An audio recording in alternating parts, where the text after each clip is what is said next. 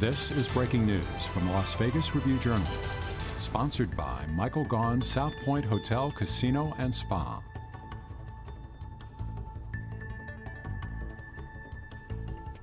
That we had at the front, and I believe that the officers have made it clear that this is something that we need to follow as far as the rules of decorum.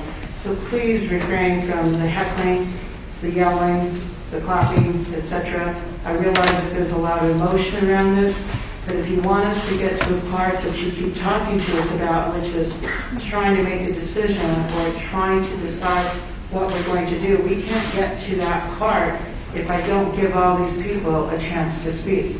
So we're going to go ahead and resume. So we're going to go with Donna, and then I believe it was Sharina. Is that correct? Correct. Thank you. Please go ahead. Donna? Yes, hello. My name is Donna Samatolsky, and I'm saying good evening, trustees of Clark County School Board. I thank you for the opportunity to express my opinion on the question over vaccine mandates. As reported in the Review-Journal today, the Clark County Education Association Teachers Union surveyed nearly 9,000 educators and reported that the majority indicated they support mandates for COVID-19 testing, masking, and vaccines.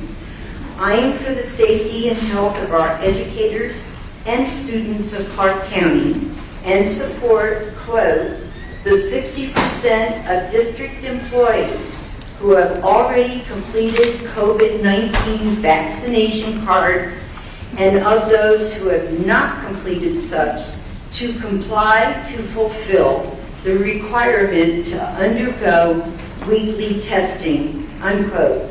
Additionally, petitions that have circulated and been voted on through tochange.org on Facebook for or against the mandates of this agenda are simply the creation of individuals with no official weight or credible validity. There is no data oversight or audit of any kind of any legitimate petition. They are simply a Facebook vote on someone's opinion, and they are not a recognized avenue to support any official cause for or against. Therefore, I am in favor of a yes vote for vaccination mandates. Thank you, Donna. Next we have Sharina, and then we have Genia Wolf, Kenneth Paul, and Anna Binder after that. Go ahead, Anna. Thank you for your patience.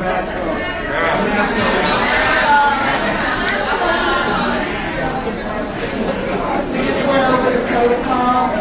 I guess you don't want us to give it the vote. Please let Sharina speak. She's been very patient. Go ahead. Hello, Board of Trustees and Superintendent Jara. My name is Tarina Zock. I'm a CCSD educator, and I absolutely love my job. Our Clark County students are amazing. Even during COVID, in the midst of some unprecedented changes that none of us could ever have imagined, we're flourishing. The students are eager to learn and connect, and I'm happy to have them back. However, it's a very challenging job that is getting more challenging every day. In the brief time that I have to speak, I can't begin to describe the mental, physical, and emotional challenges that I'm being tasked with. You ask me to move the student's reading level from grade 1 to grade 3 in 10 months, I'll do it. You ask me to teach conflict resolution while making copies and setting up for a lab, I'll do it. You ask me to use my precious time to measure student desks in order to be the mandated length apart, I'll do it. You ask me to social distance students while still encouraging cooperative collaboration. Sounds impossible, but guess what? I'm doing it.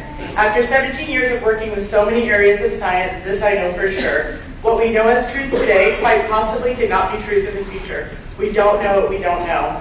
I have sacrificed sleep, money, professional time, family time, lunchtime, breathing for this profession. It has taken more than I have given it. Now you ask me to sacrifice my free will. Being forced to inject something into my body as a condition of my employment is more than I'm willing to sacrifice. To those of you who may call me inconsiderate or uneducated, I can assure you I am neither. I'm a living organ donor, which is part of the reason I don't want the vaccine, and I've dedicated my life to public education, community service, and the healing arts. I wear my mask daily. I report for COVID testing once a week. I sanitize, I social distance my students. I'm doing all that I have been asked of me to keep my students and staff safe. Forcing me to get a vaccine that truly might harm me will unfortunately end my time with CCSD. I urge you to consider the rights that I have as a human being to have control over my own body while still educating Clark County students. Although I stand here alone today, I am not alone in this thinking. I speak for all the other educators and employees in CCSD that want to continue to have this basic human right while we are... Thank you, Trina. Thank you so much. Jamie Lewis, Ken Shaw, Anna Binder, Michael Rohr. Good evening, Board of Trustees and Superintendent Jarrett. My name is Gina Wolf, for the record, and I'm a school counselor at the only recovery high school in the state of Nevada. I 100% support those that choose to get vaccinated against COVID-19. My daughters and their significant others have been vaccinated. Most of my extended family has been vaccinated. I also give 100% of my support to those that make the choice not to get vaccinated. However, I do not give my support to the vaccine being mandated. One of the principles this country was founded on was freedom of choice. I believe it's up to each individual person and family to decide what's best for them. It's not the school district's place, nor is it the government's place to make my personal health decisions for me. I am currently in my 18th year with the district and 30th year in education and want to finish out my career here. I cannot do that if I have to choose between keeping my job and getting the vaccine. I could reference articles as to why getting the vaccine is not in a person's best interest. For each article I reference, I'm sure someone could reference an article that would contradict mine. The point being, COVID and the vaccines that go along with it are still too new. I have known people that have gotten the vaccine and still become extremely ill. I have known people that haven't gotten the vaccine and had hardly any symptoms. One of my greatest fears, even more than losing my job, is that if this is mandated and the teachers quit or forced to quit, retire, whatever, is that we're going to have to go back to online learning. We can't afford to lose the number of children we lost last year to suicide. We also cannot afford... I went to homes last year. I saw my babies. I saw my kids and what they went through. We had a 13% of our students before we went out last year were no longer using, and it went up to 86% during the time we were online. Thank you. Thank you, Jan. And Anna Binder, Michael Rohr, Angela Salazar. Go ahead, Mr. Paul. My name is Ken Paul. I'm the principal of W. McLean Middle School. It is a rural school about 70 miles north of here. As part of CCSD administration, I was unaware through regular CCSD communication of this special session and agenda items surrounding this issue, and I am a site-based principal. It appears that the unions were not part of this as well. This mandate, if approved, will have a direct impact on our community, our school, our staff, and our students. I and other site-based administrators will be the ones looking the staff members in their eyes, sending him or her home without pay, and following progressive discipline resulting in dismissal. During the 1 p.m. board session, I mentioned the difference between high-trust organizations and low-trust organizations. Which one resorts quickly to words such as mandate and require? One-size-fits-all solutions and programs are to be avoided. This is mentioned in your ever-growing board policies. The decentralization movement, the reorg, was a direct result of the disconnect with communities of large school districts, yet the justification for so many things has been, quote, that is what the other large school districts are doing. Thank you. Thank you, Principal Paul. Anna Binder, Michael Rohr, Angela Salazar, Danielle Sarders-Webb. Somebody left the teacher mask up here.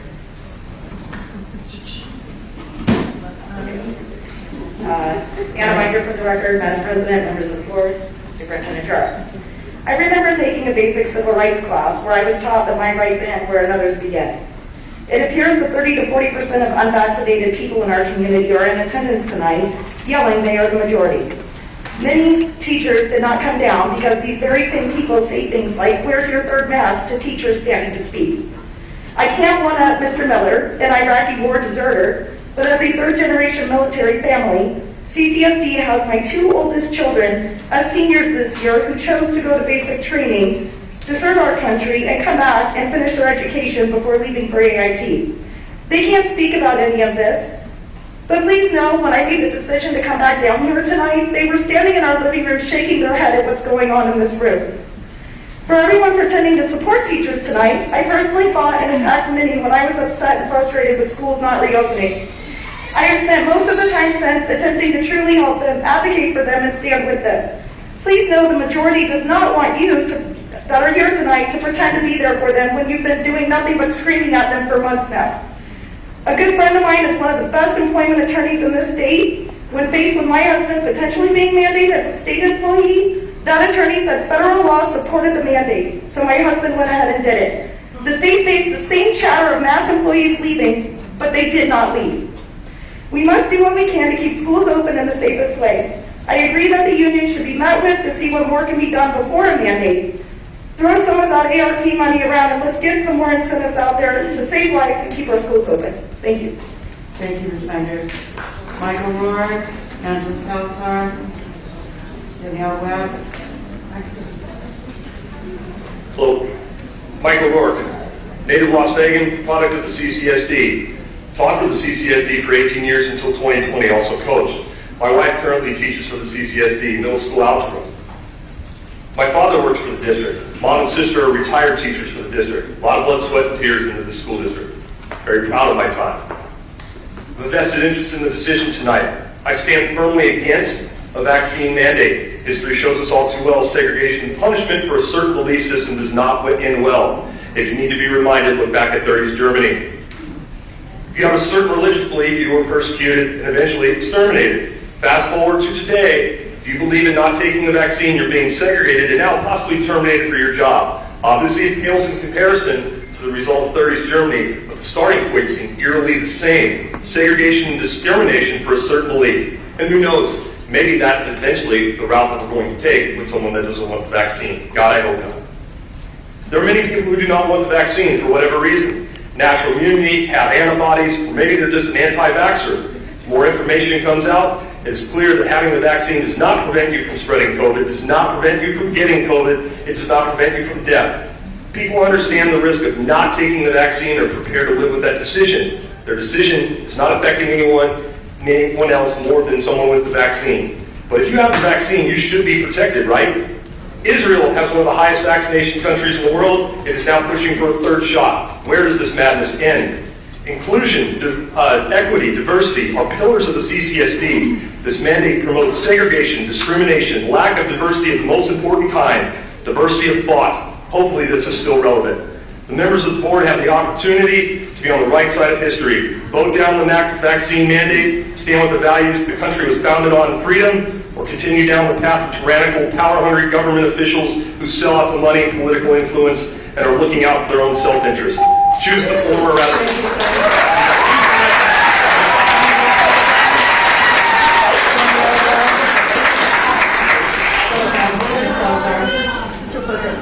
I'm sorry?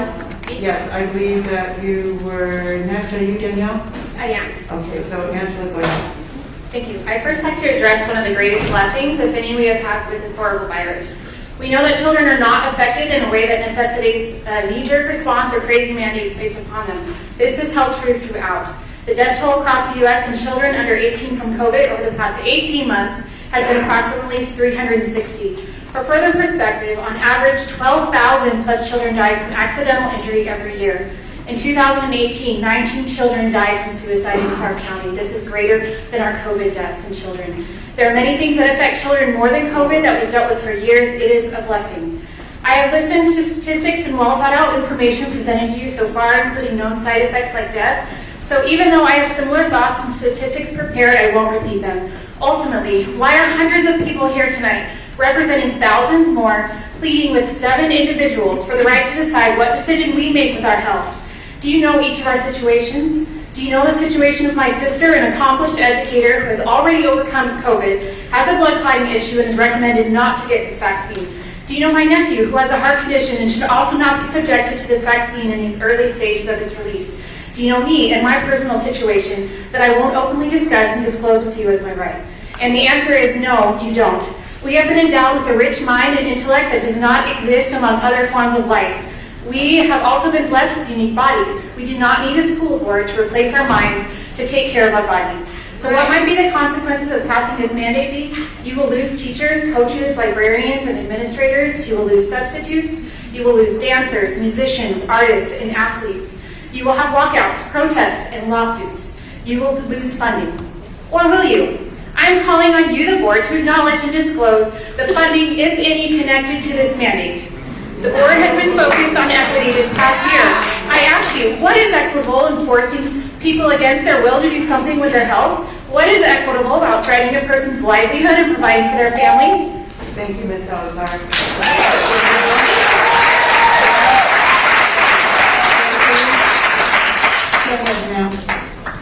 Good morning, all members. My name is Daniela Starters-Webb for the record. Like so many courageous parents before me, I too am a concerned parent who currently has 4 children enrolled in the school district, and I am also a concerned member of this community. I will not bore you tonight with credible science and statistics. Instead, I will start by sharing some of your achievements with you in an effort to build some context here, so bear with me. CCSD is the 5th largest school district in the country, yet Nevada currently ranks 43rd across the nation in education. You are currently short over 800 teachers. You have one of the worst retention rates for quality teachers because you refuse to pay them their worth. And now, on top of that, you want to strip them of their freedom to make their own medical decisions. Get vaccinated or else you're fired. You know what that sounds like to me? Coercion, which is a form of bullying. This is beyond hypocritical considering you have an anti-bullying policy that you apparently refuse to follow yourselves. It is high time that you become part of the solution instead of part of the problem. Do you honestly think that our teacher shortage will magically disappear should this policy move forward? How do you not see the critical condition you've put this school district in? At the core of it is our children who deserve quality teachers, quality education, a learning environment that they can actually thrive in instead of overcrowded classrooms and weekly substitute teachers. Cast your pride and your political agendas aside. Listen to the voices here tonight who all echo the same message. We, the so-called silent majority, hear us. Do not make the mistake of ignoring us. Be bold by standing on the right side of history here tonight and say no to mandatory vaccines for our teachers. Thank you for your time.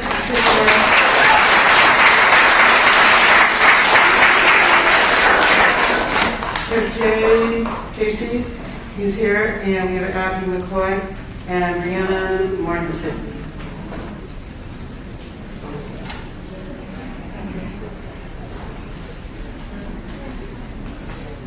We had. She can go ahead.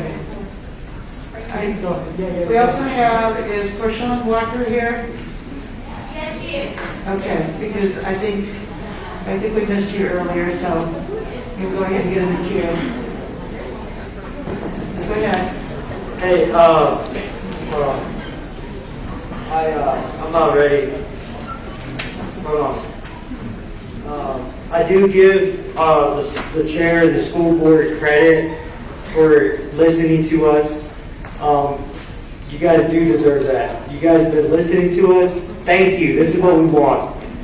I want you to listen to NRS 141.101 says the legislator finds and declares that all public bodies exist to aid the conduct of the people's business. I am here to tell you, the people behind me, their business is to not require forced vaccinations on the teachers. Soon enough, you'll meet our constitutional sheriff, who would not allow you guys to enforce vaccinations or masks. This new sheriff will also stop Dr. Jara's policemen as well. Moving on, I asked for you guys to follow the code of conduct according to the school board members' ethics. It says the board commits itself and its members to ethical, professional, and lawful conduct, including speaking with one voice. Please listen to your code of conduct. Individual board members, characteristic number 3. Advocacy focus. Board members focus on common interests by seeking to understand the multiple and varied positions of all district constituents. You may be in violation of NRS 281.A400, which says suppressing any governmental report or document because it might tend to affect unfavorably his pecuniary interest, the interest of any person to whom he has a commitment to in private capacity. That means you guys cannot suppress governmental documents. Keep that for the record. Thank you. Abby McCoy, Brianna Martinson, Sharon Wolf, and Jane, I think it's Lynn. Good evening, my name is Abby McCoy, and a couple of weeks ago we watched people hang onto the outside of an airplane in order to escape a fate worse than death. In this country, in this room tonight, we are even questioning this ridiculous overreach of power. This is political. There's no way that this is not political. There are states that are living free as a bird. Yes. There are states whose leaders, whose elected leaders are overstepping their bounds left and right. It's incredible. And I would just ask us to all have a little bit of perspective. This is the greatest, freest, most blessed land in the world.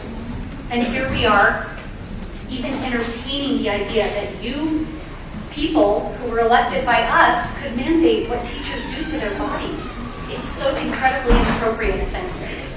I mean, do you want to be responsible for something that pharmaceutical companies won't even take liability for? I wouldn't. The last thing I want to say is that mandating what these teachers do with their bodies is not for the greater good. Freedom is the greatest good that we can possibly have. Hands down. Hands down.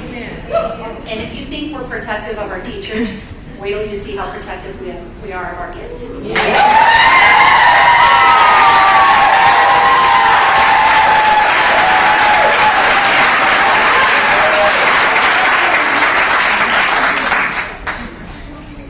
Brianna Martinson?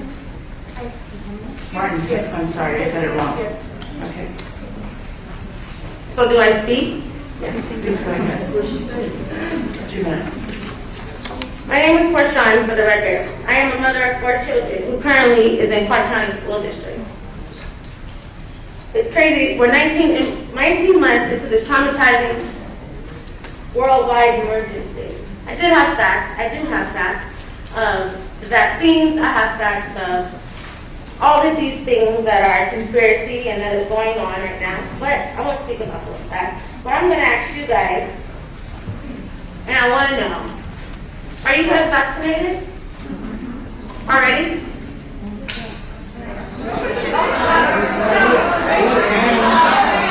Okay. So currently right now, we're getting our resources and information from the CDC, the NIH, and the State Board of Health. And everything that they have been recommending are actually contrary to all of our rules of science. I've been educating myself on a functional family medicine physician who specializes in immunology, inflammation, and respiratory. So the things that you should know about the respiratory and coronavirus. All these respiratory viruses they are spread by aerosols, particles, which are small enough to spread through every mass. Let's face it, we're not going to get rid of this virus. We cannot get rid of this virus, not with the vaccine, not with anything, but educating ourselves, standing up, speaking up, and knowing what's right. And I will speak for every parent, every teacher, every CCSD, whoever's agreeing with me to not mandate this. If I have to get petitions tonight, I will. Because this is wrong. This is against my rights. I have immunization records on file. And my kids are not allowed to get immunization. That's by law. I've been having that for 5 years. So this mandate is literally violating all of those rights.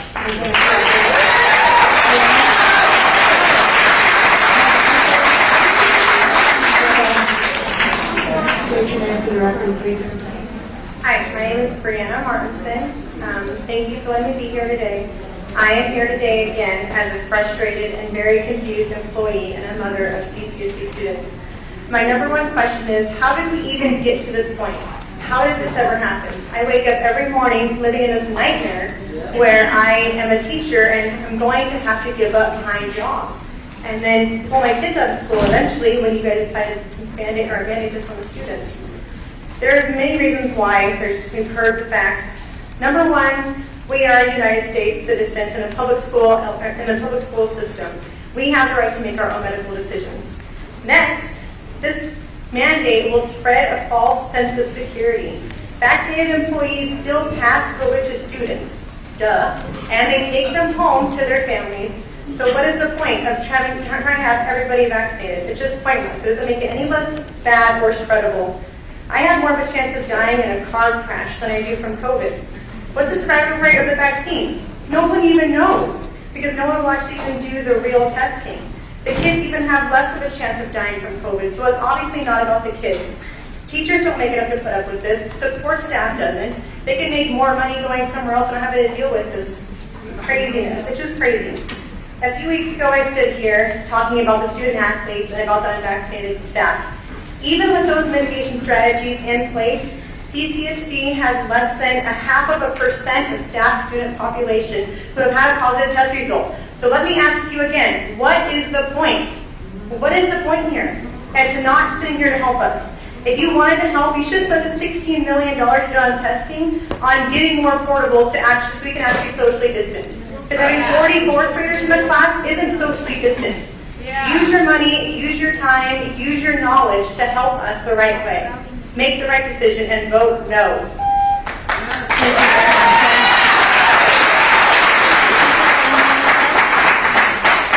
Do you have Annalisa Kimball? Is she here? I'm sorry, you were skipped before inadvertently. I apologize. So, you are Shannon? Jean Lynn. Okay, so do we have Shannon Wolf here? Because we have people, we still have a stack of people that we have to give them extra time to get here from the overflow room so that they do not get their time taken away. So we're trying to go carefully through this. Okay, so let's go ahead. Jane, if you don't mind, I'm going to have you can go ahead and stay up here. I'm going to go ahead and have Annalisa go because I had skipped her, and then we'll go right to you if that's okay with you. All right, thank you for having me. My name is Annalisa Kimball. I am part of a family of educators. Collectively, we have collected about 90 years with my mom, my dad, and my brothers. I am an educator in training en route to licensure. I've been a substitute for about 5 years, taking my time based on the current events that have happened. But I did want to emphasize that my parents have instilled in me this pride and this encouragement to be an educator for the students who don't have those mentors in their lives. And it's something that I take pride in, that I can pursue this legacy that my parents have left me. So I just wanted to say that to mandate this, it starts with the teachers and ends with the students. And for an open house that we previously had, one of my students asked the school, they said, when do I have to get vaccinated? And to hear that from them made me really feel bad, because it's not just coming from them. It's coming from their sibling. It's coming from the parents. I work at a school that's primarily ELL, so this is also a parent that is disconnected from a culture that is not unlike ours. But we still have that same message of saying, I want to protect my children. I want to protect myself. Considering I love that all the people who came here today to speak and to advocate for those children who don't have a voice and can articulate the way that we can as adults. But we should consider that with the trials and tribulations that a teacher has, with all of the requirements that they have, the canvas that we have to do, all of the planning, PLC, all of these sort of things that we do, we somehow make time. We somehow make it in our lives just to make sure that we get up at 7 a.m. the next day. So there is always that sort of thing that I always think about them, is that their reaction to me. I will always remember the students. I may not remember the adults, but at the end of the day, my teachers and my kids are with me forever. Thank you. Thank you. Sheila, and I think we have Rafael Arroyo and Donna, I can't make out her last name, and Nate Goya. So, Jean, let's go. Good evening, board. My name is Jean Lynn, for the record. I'm a former educator of 10 years and a mama bear to 5 cubs. I also swore an oath within these very government chambers, the same oath that you guys took, and along with myself and so many people in this room, I'm coming to you as a fellow oath taker. My oath was probably taken about a decade and a half ago. However, my oath never expires. And I'm here to tell you I'm sick at what I am seeing. I recognize this as a form of domestic medical tyranny happening. I stand with the CCSD teachers against vaccinate or terminate ultimatums. No one should be subjected to taking an experimental pharmaceutical product in order to live and work in the United States of America. Whether that's through being incentivized, bribed, threatened, coerced into taking a medical injection as a condition or earn a paycheck, it is wrong. Morally, ethically, legally wrong, especially because this pharmaceutical drug comes from an industry that remains liability-free. Bodily autonomy is a fundamental and God-given right. This has already been decided time and time again in the highest courts of our land. You guys can move up the cases. I stand in solidarity for CCSD's freedom of choice. Parents stand in support. They know what count day is. They know when count day is, and through the power of social media, they have educated themselves and have plenty of NOIs on standby for next week. Also, students stand in support. I hear that there is an uprise of defiance and resistance, and to me, it is warranted. Even the vaccinated teachers stand in solidarity with the unvaccinated teachers. Okay, you guys are already facing a massive shortage, and nobody wants to take the load of 2 or 3 or 4 more classrooms.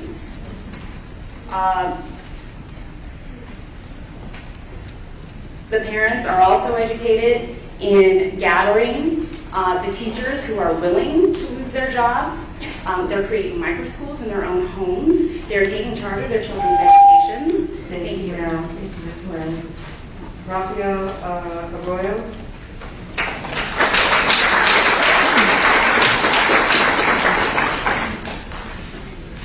My name is Rafael Arroyo, for the record. My mother was a teacher in this district for almost 20 years and I have children in this district. I'm here to talk about liability. Mandating someone to take a medication without consulting their own personal physician is flat out wrong, especially when no one wants to take responsibility for these safe and effective treatments. And it is a treatment. It's not a vaccine as we would think of it, since you have to now take a booster every 5 to 8 months. Everyone has the right to take whatever medicine they choose and knowingly assume the risks involved, but it should never, ever be forced. The pharmaceutical companies that create these treatments absolutely refuse to assume any liability. Here I have CNBC. You can't sue Pfizer or Moderna if you have severe COVID vaccine side effects. End quote there. So although everyone keeps saying safe and effective, no one is actually putting their money where their mouth is because they know they're gonna lose millions and billions of dollars. I spoke with one of the top doctors from the Southern Nevada Health District, and they admitted that this is true. They also admitted that not one doctor in the country has any liability when treating a COVID patient. This is a novel virus, and the truth is that everyone is just making their best, although educated guess. I give you 2 other things here.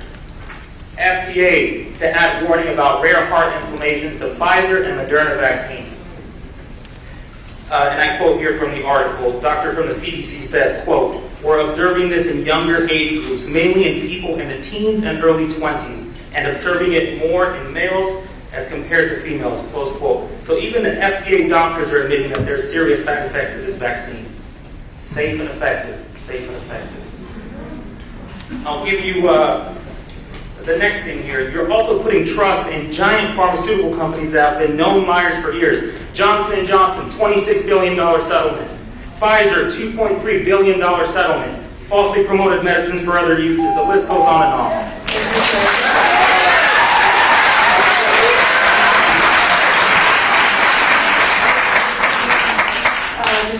Mr. Boyack, Yes. Right. Donna, is that you? You can go ahead and come on down also. I believe your name was first, and then Mr. Boyack. Okay, thank you very much.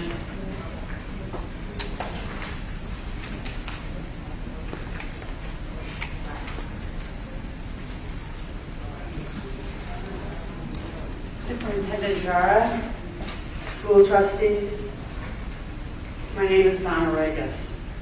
I'm a retired CCSD teacher, grandparent of CCSD students, and a stakeholder as my taxes pay for the public schools.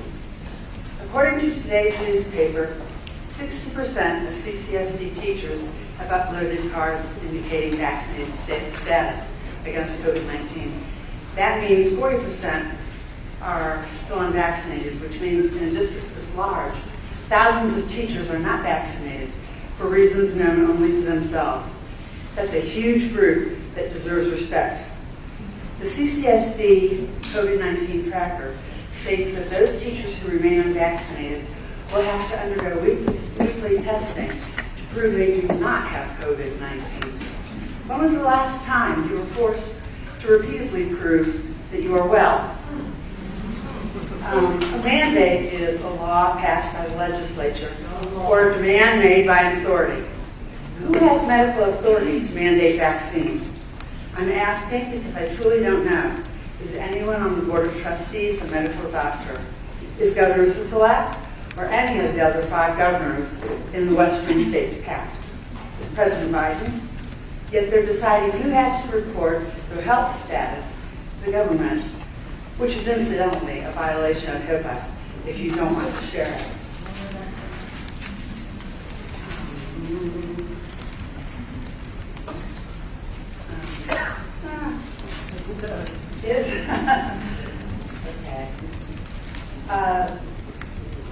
The COVID-19 tracker shows data from March 16, 2020 to now for staff and students. It shows a cumulative number of persons district-wide. Thank you, Mr.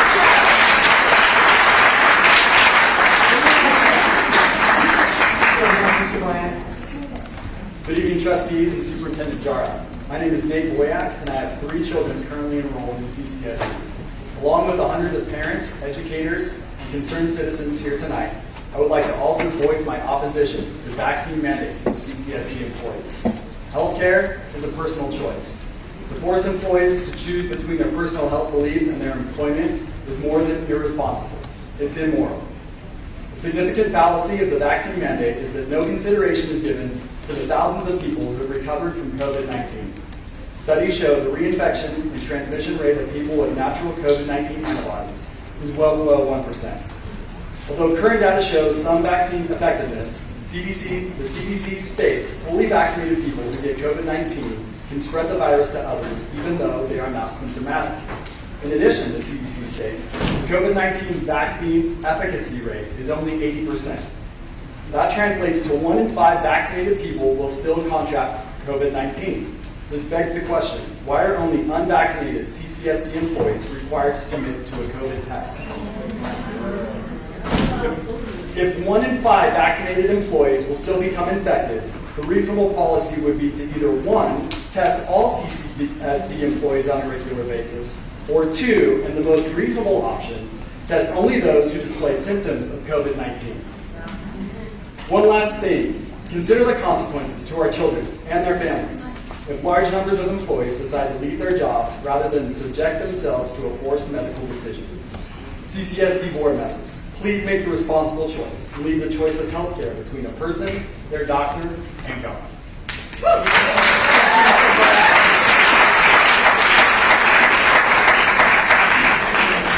We're now going to move to the in-person folks that signed up today. So we're going to start with, I believe is Loreno is the last name, Loreno. First initial is R, Daphne Lee, Jeffrey Lito. And then we do have quite a few that are listed in the overflow, so I will call them with a little bit of time for them to make their way down here. Go ahead. Okay. Just get your name for the record. Hi, my name is Ruth Mariano. It's R-U-T. Good evening, everyone. For the record, my name is Ruth Mariano, R-U-T. I urge you to vote no. I am a mother of 2 with 1 daughter in a CCSD elementary school. I am also an educator and have served this district and community for the past 7 years as a special educator and am now serving as a school counselor. As a parent, I feel quite strongly about my ability to parent my own children the way that I see fit without having interference from any entity. And I say this because I know there is a slippery slope to this proposed mandate that will have an impact on my children. It is very scary that we are here for a discussion about vaccine mandates for all employees. This district stands to do so much harm by this action, and when you think of this in the long run, it really isn't putting our kids first. The consequences will be far too severe, especially given the already stressful conditions of employment and a massive understaffing that has been ongoing for years now, magnified by the procedures in place for daily check-ins and quarantines. As a human, I am heartbroken to see these kids masked all day, masks soiled with all kinds of fluids from mouths and noses, coupled with the debris from having to wear them all day, playing, dropping them on the floor, picking them up, putting them back on their faces, and touching them. Already with social distancing, you have silenced our children. It is extremely difficult to be able to hear these children speak. It means we have to get in their faces to be able to hear them, contrary to distancing protocols. I'm sure you are aware of the damage being done to our youngest students learning to read, write, speak, and listen, and our ELLs who all require viewing their teachers' mouths and emphasis to understand the letters and articulate words.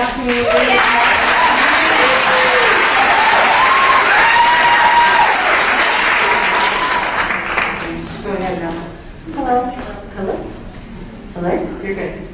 My name is Daphne Lee. I'm a lifetime Las Vegan, a lifetime Nevadan, and I have a lot of Las Vegan friends who've also been here their whole life, and a bunch of them are teachers.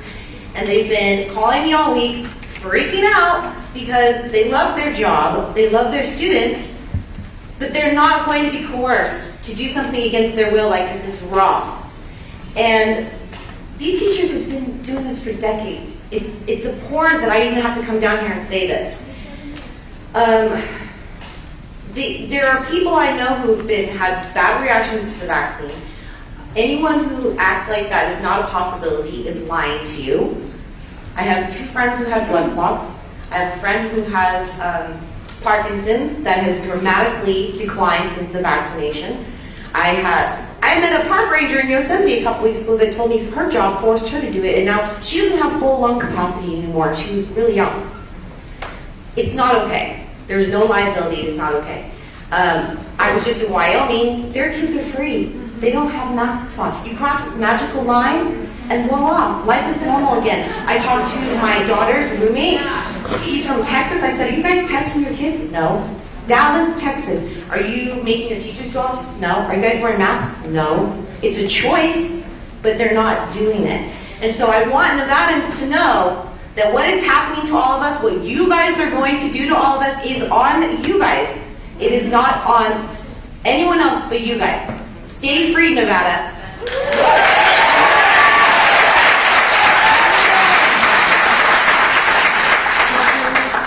Jeffrey, Rachel, Brian, Davis, Melanie, Dan. Go ahead, sir. Hello, my name is Jeffrey Lytell. I am the husband and I'm a father. Out of my darkness, I called on the Lord. The Lord answered me and set me free. These are words I live by. I have freedom. Everybody in here has freedom to make our own choices. This is not about red versus blue anymore. This is about right versus wrong. My friend, who's a firefighter here in town, got the jab. 42 years old, had a stroke. 2 days later, firefighter, healthy, stroke. I want you guys to think about it. He had a stroke. He cannot move the left side of his body, and he's a firefighter. For over a year now, you've called doctors, nurses, teachers, heroes. And now you're trying to make villains out of all of these people. That is despicable and sad and, quite honestly, pathetic. Let's get some factual data about COVID here. COVID has a 99.99x survival rate for healthy adults. 99.99x. Okay? 1,000 people get it, 1 will die. I know that's terrible, but that's not the reason to shut all this down. As of 9/1, Only 144 children have died between the ages of 0 and 4. Between the ages of 5 and 18, only 326 have died in this nation. 326. And you guys want to mandate a vaccine for this? It's ludicrous. Plus, anybody that's fired over this, the frontline doctors will represent you for free. The American Red Cross won't even allow people that have gotten vaccinated to donate plasma anymore, as it's unsafe for the people receiving it. Let's talk about the CDC. The CDC, which owns 9 vaccine patents, by the way, Johnson & Johnson, Pfizer, White House, FDA, not allowing people to get vaccinated, not requiring it. And Jara, just because you have a doctorate doesn't give you credibility. You're about as credible as Joe Biden at this point.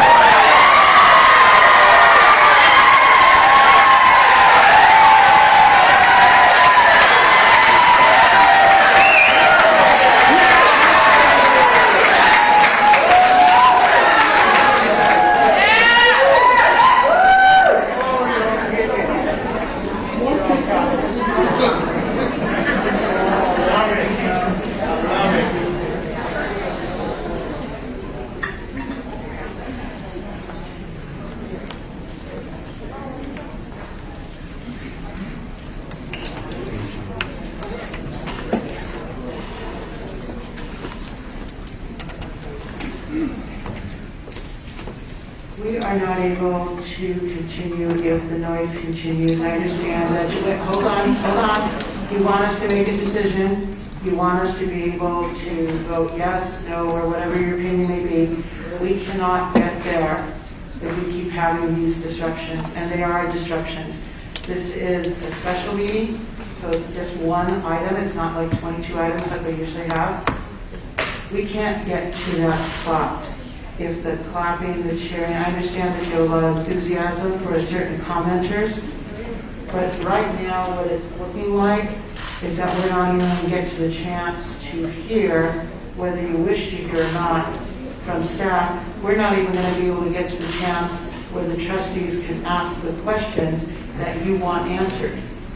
So if we continue with that, basically, we will have no choice but to clear the room and to go to streaming. And that means that that would not be fair to guess who? You guys. Because that means that we would continue our meeting, we would finish it, but you guys wouldn't be able to meet it.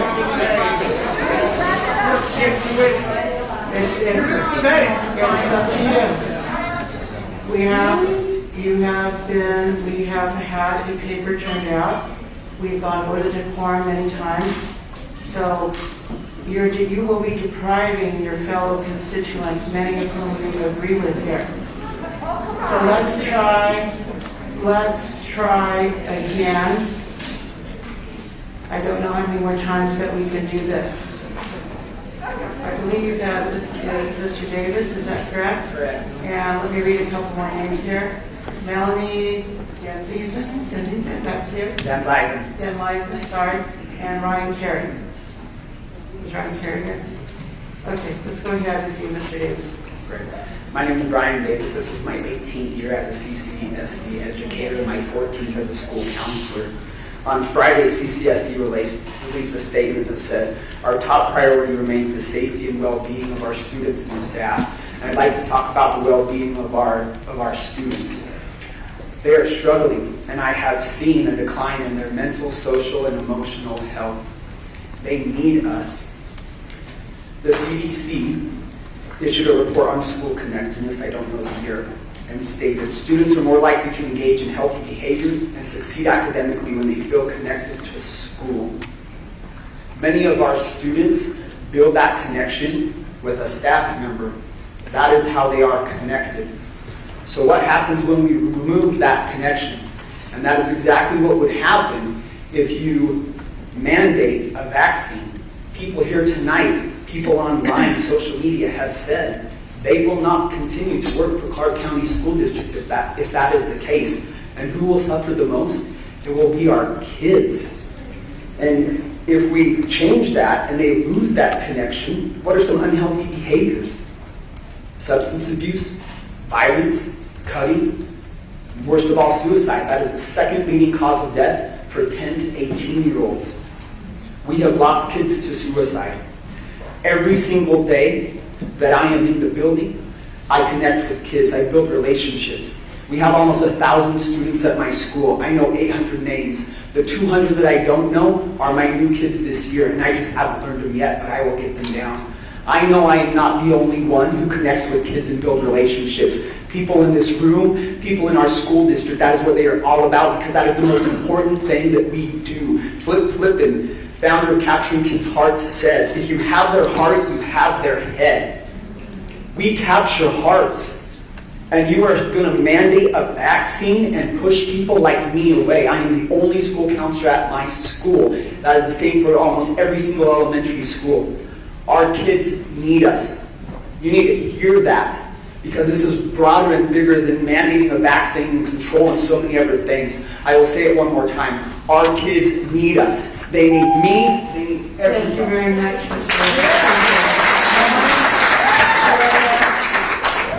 Please continue.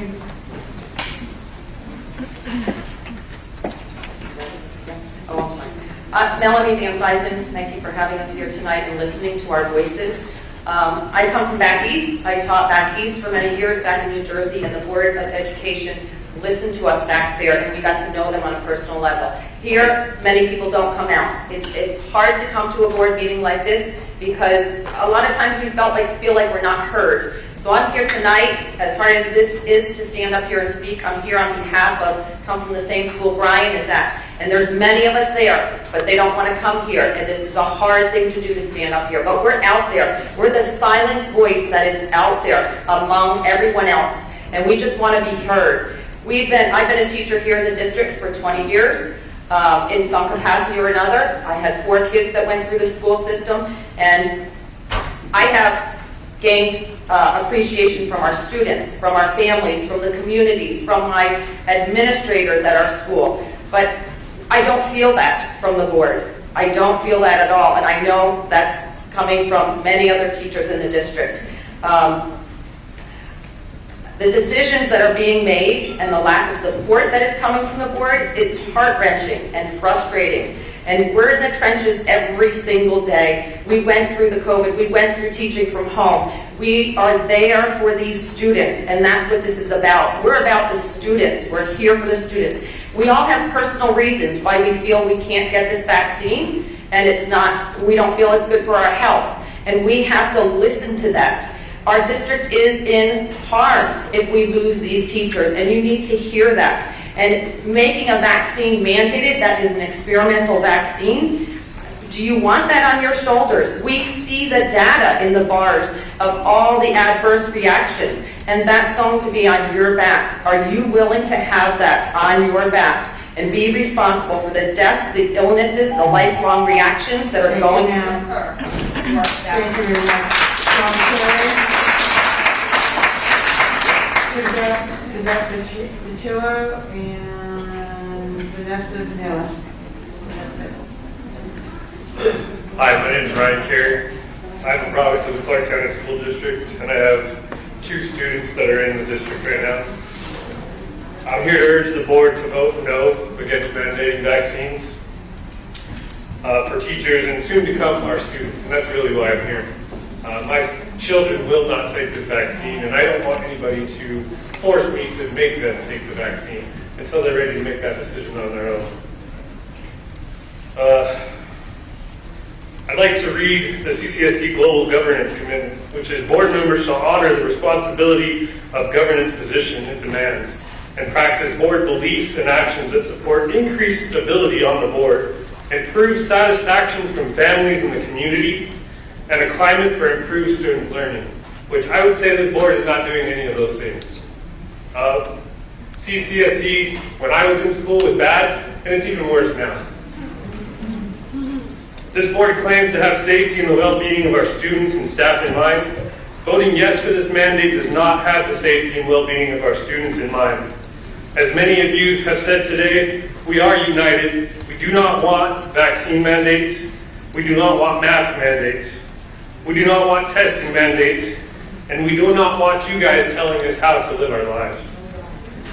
Vote no on this mandate and any other mandates you guys think of coming up with. Thanks.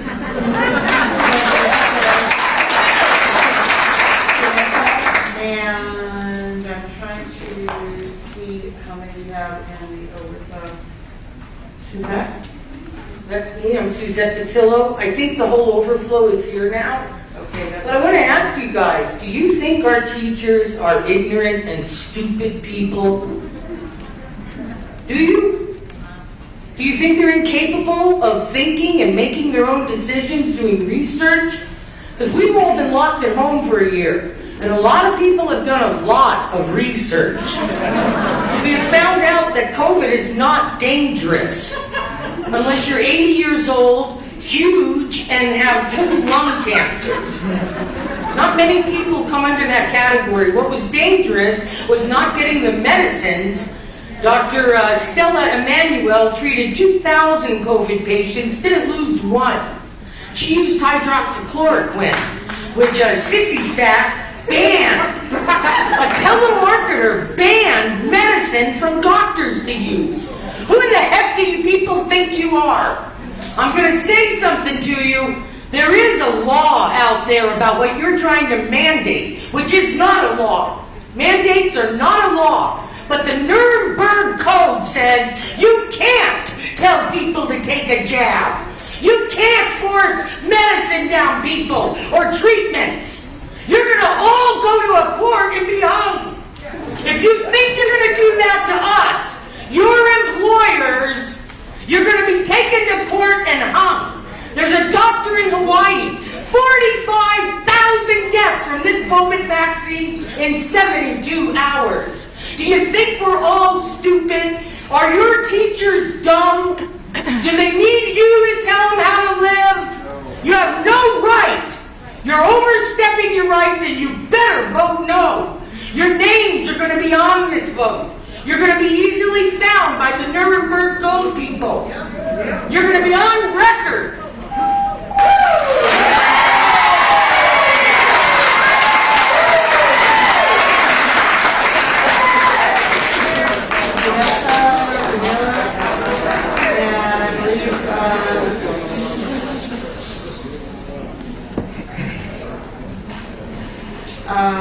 Chris Stone. This is Vanessa right here, right? I'm Vanessa Bonilla. Go right ahead. Yeah, go ahead. Okay, so do you want me to go? Yes. Okay, so before you start my time, I need your guys' consent of listening, and I need your direct eye contact because you keep drinking your Starbucks, you guys keep looking down, and it's disrespectful, okay? I tell my kids, eye contact. You guys are leaders, and this is poor leadership, what's going on right here, okay? Go ahead and start my time. President Cavazos, If you can start my time real quick. Ms. Bonilla, hold on just 1 second. Trustee Garcia Morales. I'd like to deduct time from this individual's comments. Is this part of their How much would you estimate on time? 5 seconds? 5 seconds it is. Go right ahead. Okay, that's fine. So real quick, I'm not just here for my constitutional rights, I'm here for my religious rights. I submitted my paperwork, it got declined. I paid for the union. The union's not fighting for me, okay? I also have a medical condition. I have a newborn. She has a medical condition. You guys are trying to mandate me to have my daughter and me to get the vaccination, and she relies on my breastfeeding. She has a medical condition, okay? That's unacceptable for me to have the vaccination. It's wrong. For you guys to also decline my religious beliefs exemption as well, that's wrong. Another thing, I'm a first-time teacher in the school district. My first time teaching. You guys found me. You guys needed me. My principal begged for me to be here. I'm at one of the nicest schools, but the roughest areas. I sit here and teach art. This is their escape. I have younger siblings in the school system. What they went through from the pandemic, anxiety, PTSD, okay, their dad committed suicide a couple years ago. And school is their safe place. I'm their safe place. If I only got this position to help fight for their rights, because I didn't know that this was going on until this past week, I bawled my eyes out. I feel the pain. I feel the pain from the students. And I am pissed off. I am hurt. You guys are supposed to be my leaders. I don't look up to you. I look up to them. They're influencers. And for you to decline my religious exemption and also my making me take the vaccination is wrong. I'm fighting for them and my students. I'm their escape and the safe place, and so are they. Thank you.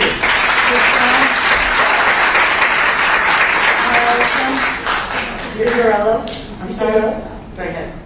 I wasn't going to speak today. I just came to support our teachers and Can you these are our I'm heroes. so sorry, there was so much noise. Can you state your name again for the record? Christine Borello. Thank you. I wasn't going to speak today, but I came here to support our little heroes, our teachers. Teachers are important in our kids' lives. I don't understand why we're putting their backs against the wall right now to decide. You're teaching really ugly things to our children, discrimination against the vaccinated and unvaccinated. I'm sorry, I'm passionate about my kids. Now our kids are talking like this. This isn't a language that they need in their vocabulary. They're little children. Now we're teaching them good versus evil. This isn't good. COVID is curable. We have treatments, medicines. South Dakota's open, Oklahoma's open, Florida's open. Let's learn from those states. Let's find leaderships. Right now, we're putting all our necks on the line.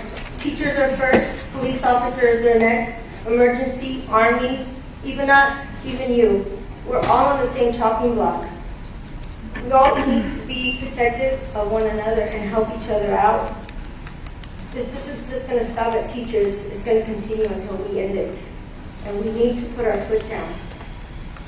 I'm not here to pick sides. I'm here to protect our children because they're going to look back at us in the future. And this is very important and critical. We're in our fight. This is a fight for America. It's for our fight of our freedom. I'm begging you, please, from the bottom of my heart, and for all these little kids that are watching, to vote no. Thank you. Thank you, ma'am.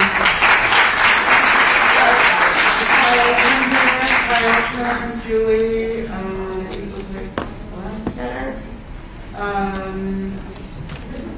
can't read the last name on this, but first name looks like Barack with a last name Z, and I have an Alexandra Armstrong. So if any of those are you, please make your way to the podium.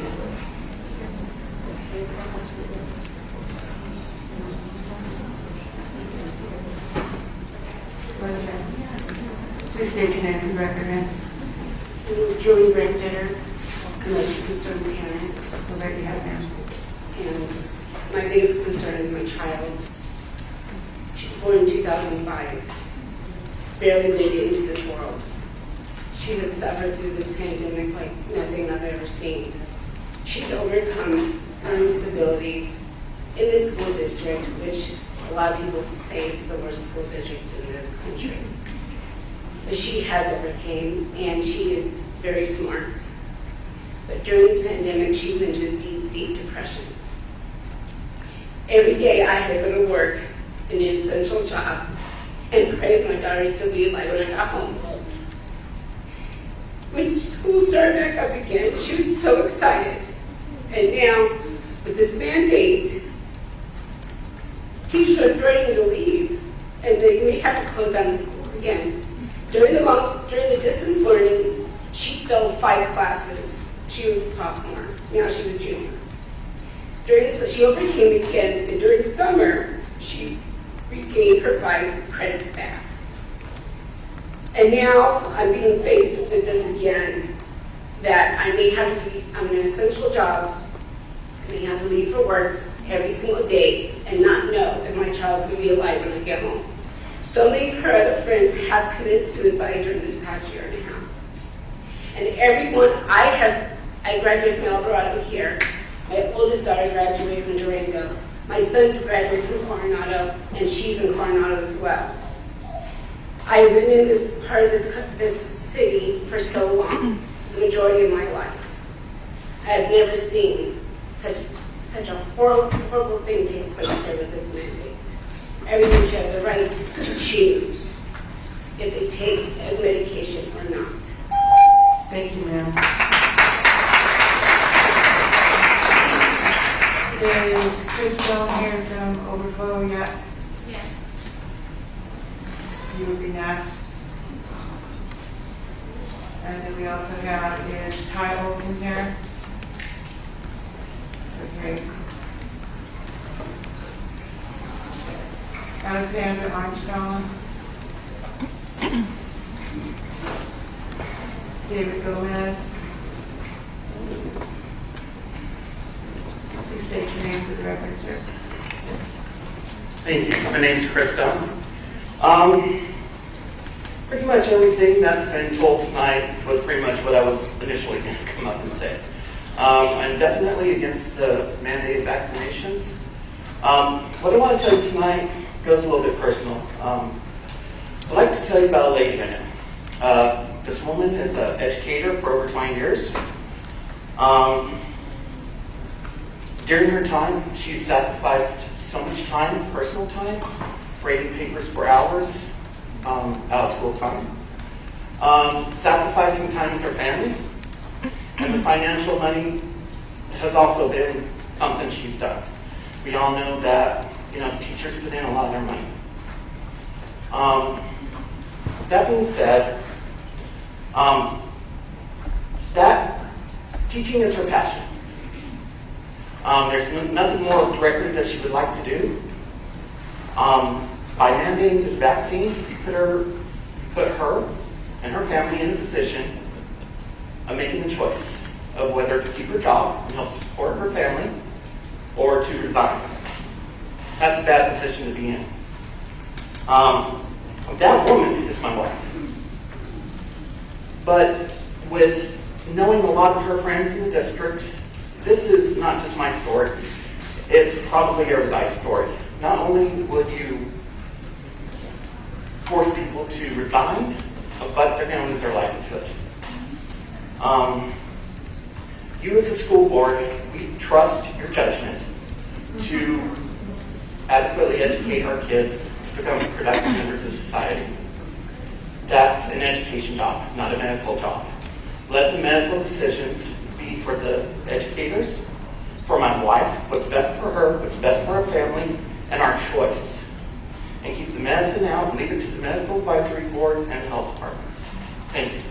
Thank you, Mr. Schneider. Is Ty Wilson here? We don't have listed as overflow. David Gomez is here. Is there anybody here that was first name, it looks like Brock, with a last name starting with Z? Is that person here? Okay, I'll set that aside for right now. Alexander Armstrong, is that person here? Okay. Brittany Haynes. Is Brittany here? Okay, if you want to go ahead and come on down. Mr. Gomez, go ahead.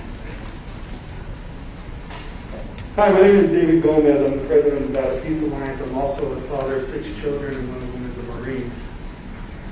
The others are going to college at this time, and we have some younger ones. But, we always want to talk about education and being educated, make an educated decision based on the merits of whatever we find or what we search out.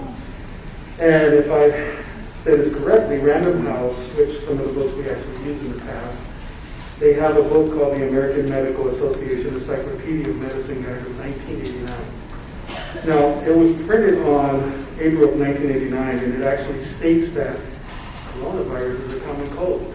And this was back in 1960 when they first came on with SARS and MERS and all these different things with the CDC. Now, I strongly oppose you forcing people to get vaccinated for the sake of government abuse or whatever they want to tell you, the CDC and how, whatever they're coming up with.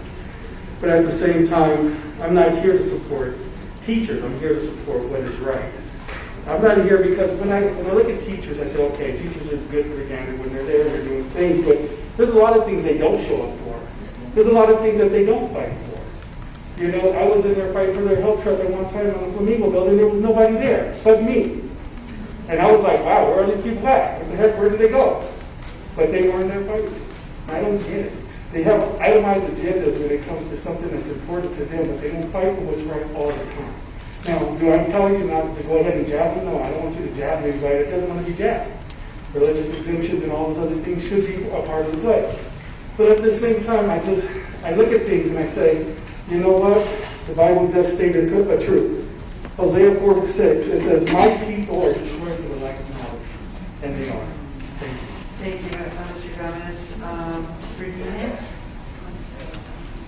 Brittany Haynes for the record. I'm a contracted sign language interpreter within CCSD. I am here to say that I do not agree with us being mandated to be vaccinated. There's not enough research on this, and we should not be forced to put in our bodies for any job or entertainment. Anyone who's not vaccinated right now is because they do not want to be. It's available anywhere at any time, 24 hours a day. If they have yet to get it, it's because they don't want it. I've spoken with teachers and CCSD staff who have said they will leave the district if this is mandated, as you guys have heard today. Teachers are already underpaid and overworked. This is just going to push them over the edge. Do you want to see the classroom fill up with even more and not be able to socially distance? Because that's what's going to happen. This will hurt our students' futures greatly. And also, we have a shortage of interpreters and teachers of the deaf in this district. It'll be even worse, and IEPs will not be able to be accommodated if you lose those of us who are not vaccinated, and that's asking for lawsuits. JAR, I truly hope that you make the right decision here. Just because other districts have implemented this doesn't mean you have to follow them. You should be a leader, not a follower. Those districts are all so much smaller than ours. There have been just over 1,000 cases of COVID this school year out of 320,000. It's obvious we're not having a mass spread. And by vaccinating CCSD employees, that does not change the kids under 12 who cannot be vaccinated, being around their families who are not vaccinated, and bringing COVID into the school, in turn giving us COVID because we can still get COVID if we're vaccinated. None of this makes any sense, and I absolutely do not agree. I am not against those who want it. That's their choice. However, it should be okay for us to not want it as well. We didn't care who had the flu shot, so why do we care now? We live in a free country, and this is against our constitutional rights. We are humans, not guinea pigs. You see how many no's we have, but I'm sure you'll still mandate it because you guys don't care about us. My son's 3, has asthma, and he survived COVID without a problem. Me and my husband survived COVID without a problem. We have the antibodies, and we are fine.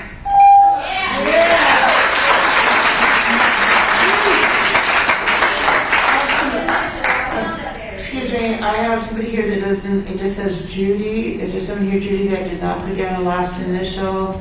It does not have an initial or last name. L-Y-N-N? I'm sorry? Judy Lynn, L-Y-N-N? There's no last name on here at all. It just says Judy, and I obviously don't want to get. 685-0240 phone number? I'm sorry, say that again? 685-0240. No, it's not. Okay, I'll go ahead and set that aside. Francisco Flores, Diane Schwartz, it's like Heather Sidman, and Tisha Ashcroft. And those folks. Please state your name for the record. Hi, my name is Francisco Flores, and I'm a senior attending Cheyenne High School. I'm here because I don't see any student representation, and rightly so, I don't see any students who are complaining about having to wear a mask or getting vaccinated in my school at least. The only people I see complaining are people who don't walk the halls I walk. But honestly, ask yourself, as a parent, as an educator, as a human being, would you rather have a child breathing through a mask or a ventilator? Your minor inconvenience or wearing a mask or getting vaccinated is not a form of oppression. It is a privilege for us to have accessible education, and the only thing the district is asking for us is to get vaccinated, for the safety of others and yourself. If you truly call yourself an educator, you would do it for the kids. Yes, legitimate reasons are acceptable because no one is going to hold you down and make you get the vaccine. And to be honest, if you're going to get vaccinated without a legitimate excuse and you still haven't gotten the vaccine this far into the pandemic, you're the problem. By not wearing a mask and not being vaccinated, you are robbing the seniors of our last prom, our graduation, sport events, assemblies, clubs, activities, and being able to socialize with their peers. No one really talks about the issues students face while being virtual. Our suicide rates are record high, and students' mental health was the worst it's ever been. Now that's an emotional, physically, and emotionally traumatic experience, not wearing a mask. If it means we need to wear masks all year and get vaccinated, we will do so, to have a somewhat normal school year. Everyone should follow the mandate protocol to ensure the safety of students and the staff. We don't want to have a virtual graduation like last year, and I don't think our educators would want to teach virtually. They're exhausted, underpaid, and understaffed. And if you can't get kids through a mask, imagine through a ventilator. And no one having the vaccine, and no, having vaccines be required does not go against our constitutional rights. If you've read it, you would know that the vaccine doesn't limit you from doing your job. Please vote yes. Thousands of children's lives lie on your vote. Thank you for your time. Thank you, Francisco. Next person is Diane Schwartz. Not here. Okay. Heather Sidman. Tisha Ashcroft. And Cyrus. I can't. Last name starts with an H, Cyrus, and Don Wade. Sorry, but before you start, this is a reminder that folks are here to engage with the board, not with other members of the community, so in the crowd, so leave folks alone. Thank you, Trustee Smith. Go ahead. Hi, for the record, my name is Tisha Ashcroft. I am here as your constituent. I am here to say that a mandate does not provide freedom of choice. As a American, we have a choice on what we do with our bodies, and mandating that for your employees removes that freedom of choice. One thing that I would like to just kind of remind you, and some people have spoken about, is when you force this vaccine on people that don't want to, and then you are then forced to fire them, because I hope they stand their ground and make it that you have to do that to them, that what are you going to do? 40% of your teacher is gone. But what I really want to ask is, you are going to allow JARA to implement a plan and to come up with this plan. And I invite any trustee that can answer this question for me to please do so. Is this plan going to be brought back before the board before it is approved to go into effect? That will be covered when we go ahead and we go into the questions. That is one of the questions that we're going to make very clear, because with email, phone calls, text messages, that's one of the main questions that were being asked. Okay. I would just like to remind you guys, and anyone that doesn't know this, that JARA is not required and held to open meeting laws. So if he is able to make that choice without it coming back to the board, you are circumventing open meeting laws that allow public to comment on either side, whether they're for it or against it. So keep that in mind, all of you that don't know that. If that decision is made to JARA, you guys don't get public comment. Thank you, Ms. Ashcroft. Heather Sidman. We have Heather, Diane Schwartz. Cyrus, can you tell me how to say your name? Oh, Jai. Okay, I'm so sorry, I could not read that. If you want to go ahead and come on down. And Heather Sidman is not here. Diane Schwartz is not here. Don Wade. Okay, you want to go ahead and come down and podium. Thank you. Go ahead, sir.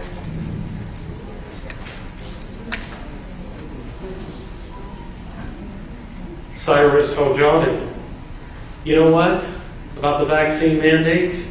Bring it on. Bring it on. Yes. It's going to be exciting. Because you know what's going to happen? A lot of people will just quit their jobs. More people, they'll just homeschool. And you know what? If you guys want to just send the police into our neighborhood so we get the shot, bring it down. I'll be hiding in a bunker. All of this stuff is going to backfire. And you know what's going to happen? You think we're going to lose? Probably not. Who's going to lose? I guess you know who the idea. And I think many of your efforts, like you say you're going to help the BIPOC community, well, it looks like right now it's backfiring. But here's the most important thing. We're paying taxes for this. And I remember Dr. Jara, I believe, correct me if I'm wrong, he lobbied to increase the sales tax about 2.5 years ago. And I was there. I interviewed you. And it makes you think, did we pay higher sales and property taxes all for this? I think we also need a tax revolt. And I also believe, ladies and gentlemen, it is time, because Las Vegas is a one-county monopoly, we need to break up Clark County and we'll have entirely new broke up school districts so we can have choice, absolutely. Because we're going to get a real education when this whole thing blows up. Because I don't believe schooling is education. I went to a high-ranking high school and my grades plummeted. Keep that in mind. Boycotts are coming. Why hasn't the Pfizer CEO taken the vax? Think about it. And I got to let you know, last but not least, the problem is not the board, it's the political machine. The mega donors, the casino elites, Jim Uren, Culinary Workers Union, their tool, That is the real culprit. Until we address that, we're never going to clean this place up. Thank you so much. Thank you, sir. John Wade, and then the other Judy Lim. I do have a card for you. And after that, I have Sylvia Medina. Go ahead, sir. My name is Dawn Wade. I am a retired registered nurse and a proud mother of 6 children. All of my youngest children graduated from California High School. Last year, my 5th child was a freshman at a large, very reputable university, and after 2 weeks of college, he commented, and this is a direct quote, "Mom, I didn't realize how behind I am coming from CCSD." With one child left at home, I knew I had to find another option for high school. Thankfully, I was able to enroll my youngest child in a charter school where the class size is controlled, the school is well staffed, and the overall morale seems especially positive. As the credibility of CCSD continues to decline, more and more people are seeking education elsewhere, and the gap between the haves and the have-nots only widens. Tonight, my kids asked why I'm here. I'm here because I care about my community and I care about Nevada. For the good of the community at large, I'm here to plead with you that the teachers and faculty of CCSD be allowed their right to choose whether or not they want to be vaccinated. Personally, I'm grateful we now have vaccines to help fight COVID-19. All of my family has been vaccinated with the exception of my 14-year-old. That said, I maintain the idea that personal freedom be preserved. For the record, I do agree that some vaccines should be mandated. Young children are not capable of choosing to be vaccinated against diseases like pertussis or whooping cough. That's a good example of a disease that is both devastating and preventable. I'm grateful that school-age children are spared from diseases such as this. But COVID-19 is different from childhood diseases like whooping cough. Thankfully, there is a mountain of data proving that children are not at risk for serious adverse reactions to COVID-19. Therefore, children should not be forced to be vaccinated, and adults should be allowed to make a choice. Do not insult the teachers of CCSD, all of whom are well educated, by treating them like children. There are a myriad of reasons as to whether or not someone wants to be vaccinated, and I respect their personal circumstances and choices. They can decide for themselves. The current shortage of teachers at CCSD is alarming. By all accounts, the morale of faculty seems to be at an all-time low. The public perception of CCSD is embarrassing, and the confidence in its current leadership is Thank you. Thank you, Ms. Wade, for your comments. Judy Lynn, is she still here? Okay, thank you. Is Sylvia Medina here?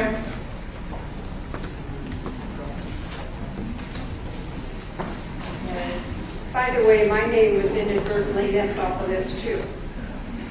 It was clearly on the next list. Should have been on that one too. On the printed list? Yep. Sorry for that. And so you are Judy Lynn? Yes.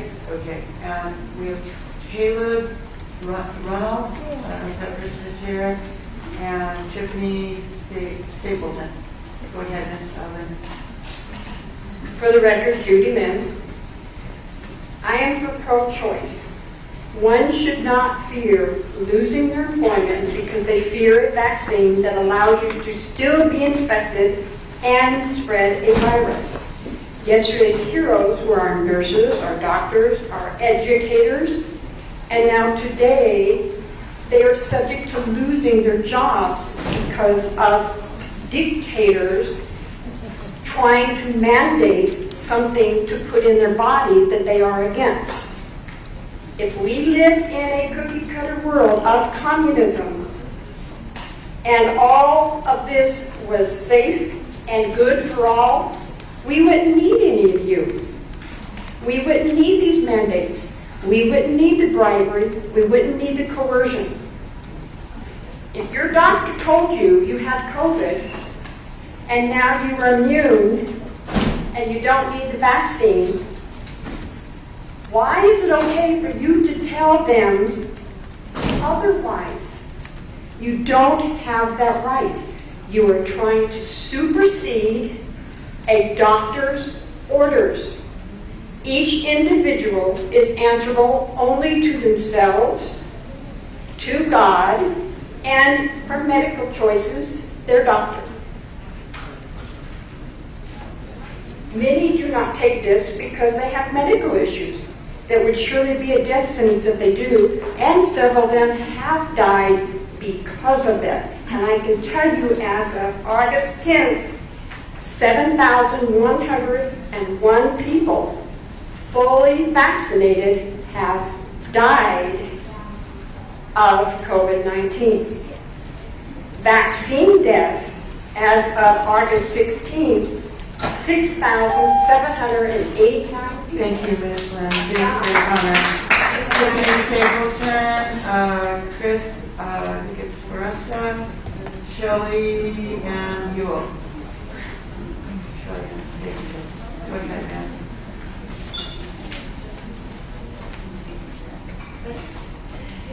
Good evening.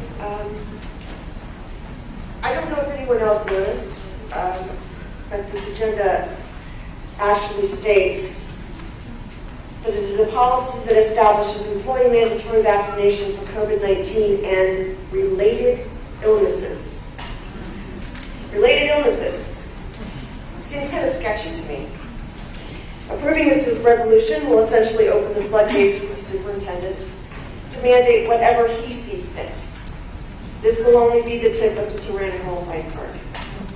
According to U.S. News and World Report, Nevada is ranked 48th in the nation for pre-K through 12 education. So it would stand to reason that we cannot afford to drive away any of our teachers from our already crippled school district. What we've been told that approximately 50 to 60% of school district employees have been vaccinated. This leads me to believe that if the other 40 to 50% have not been vaccinated yet, they likely do not want to be vaccinated or have possibly been told by their own medical doctor not to. By mandating, aka forcing, teachers and other school district employees to get the jab, you are backing them into a no-win corner. Many of them are going to simply pull up stakes, move to a state, a district, a school system that values them and respects their freedom of choice. The science simply does not support what you're proposing to do, and even if one single teacher or other school district employee gets sick from, or God forbid, dies from the vaccine that you are insisting on forcing them to get, their deaths will be on your hands. Superintendent Jara, members of the board, you have the opportunity to do the right thing, the right sane thing. Thank you, Ms. Stapleton.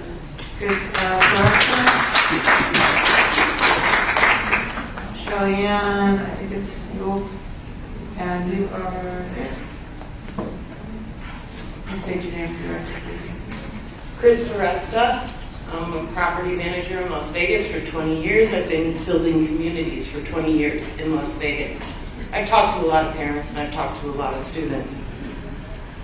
I ran a time earlier today when I came by and expressed my dismay with the fact that this is even a question.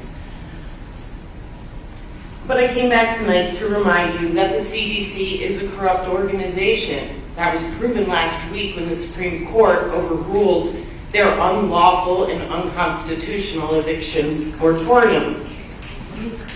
They are not credible. Don't allow them to run this ship. The spirit of my father, a Purple Heart Vietnam veteran, is with me tonight. He's got his hand on my back. He wants me to remind you that the freedom he defended is not for any of you to destroy. Agent Orange was used by our government with devastating results. It took 5 years for the United Nations to recognize and take action against the dangerous and widely used chemical. It was used for 10 years on Americans and Vietnamese people who are still being born with birth defects. Imagine the results of this vaccine. It's not properly tested. It's not liable for any injury. It's not really been studied. It's created by Fauci, Bill Gates, Wuhan Associates. There was a Department of Justice report where there was a Harvard professor who was arrested for working with the Chinese Communist Party. Check the website. It's there. Nobody's talking about it. Not Fox 5, nobody. I ask for you to please vote no on these. Thank you, ma'am. Thank you. Is Shelley-Ann here? No. Chelsea Fisher? Here, ma'am. Okay. Hold on, down the podium, and I have Kaden Belton, Julie Penke, and Deborah Clark.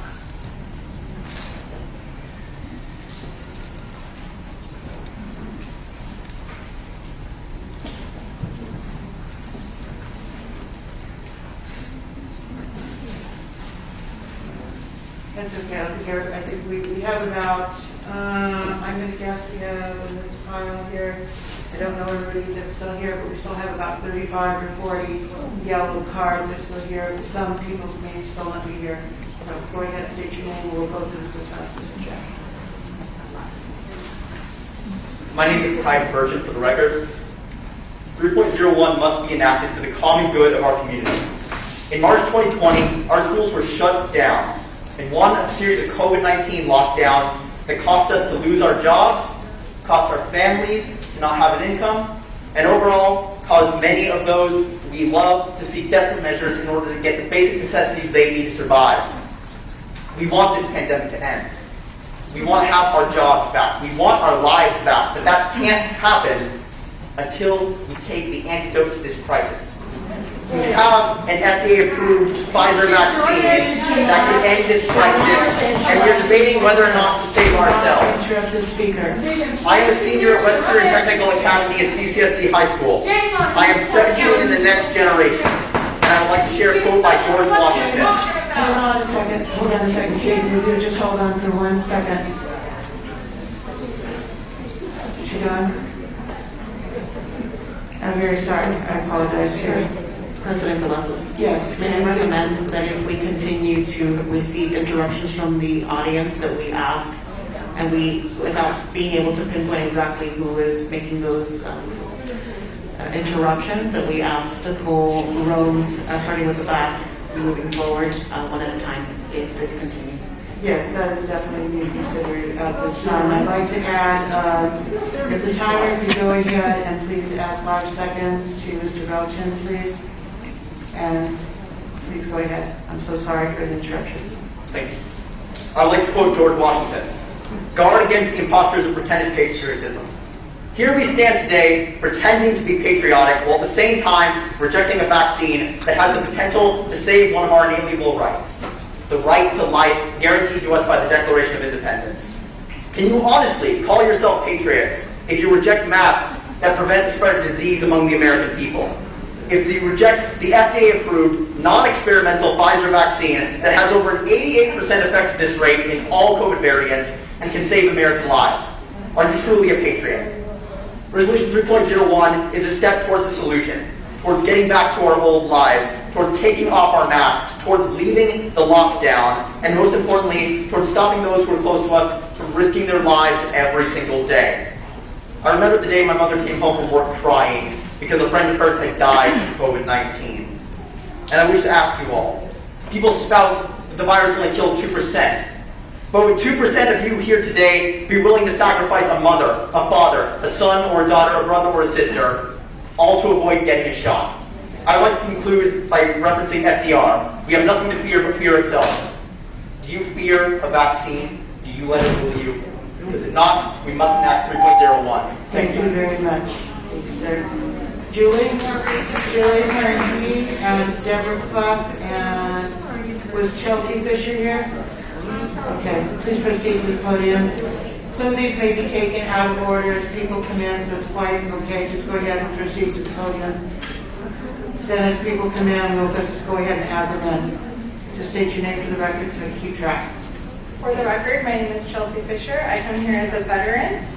I'm not going to state all my credentials because all the letters behind the name mean is that you paid somebody to get your education. You weren't self-taught. Anybody can get letters behind their name and pass a test. I also come here as somebody who is vaccine injured. Both of my children were also vaccine injured due to the negligence of the pediatrician not knowing who should or should not receive certain vaccines. Page 9 on number 14 on the VAERS compensation website, I have been told by many people, I've been called anti-vax. I've been told that vaccines do not cause immune deficiency, but like I said, page 9, number 14 on the mayor's compensation website, it's stated on there, CVID, which is what I have, mast cell activation syndrome with Mr. Jara. If you taught biology, I would appreciate you, please pay attention. Mast cell activation is highly underdiagnosed, which is why so many kids have allergies nowadays. But pediatricians and regular doctors are not trained enough in immunology or genetics to understand most of this. This is not science anymore. This is not science when you have Governor Sisolak mandating masks that are cloth that we know don't stop it. If I have COVID and I rub my nose and the snot comes through a cloth mask and I go and touch everything, that's not science. Your mucous membranes are your largest exposed, your eyes are your largest exposed mucous membranes. We know that we can contract COVID through our eyes. This is not acceptable. It's also not acceptable to force vaccinations on anybody. I don't expect anybody to get a vaccine to protect me. It didn't protect me. Masks didn't protect me. I had blood in my lungs when I had COVID last year. I recovered, so did my children. I don't agree that this should be mandated for anybody. Thank you, ma'am. Thank you very much. Children, state your name for the record, and then I'll read another group of names. Thank you. I'm going to use a word that's very popular nowadays amongst society. It's called anti-fascist, anti-fascism. I'm not going to make a big speech. Mandating the masks and a vaccine that nobody knows what's going to happen to them if they take it in the near future, that's medical fascism. Thank you. So I have read so far Deborah Clark, Angela Couch, and Diana Drake. Deborah? Jody Ludwigson. You mentioned some Judy Allison, I don't know. I filled out a yellow card. Tell me your name again, I'm sorry. Jody Ludwigson. I don't think I read that yet.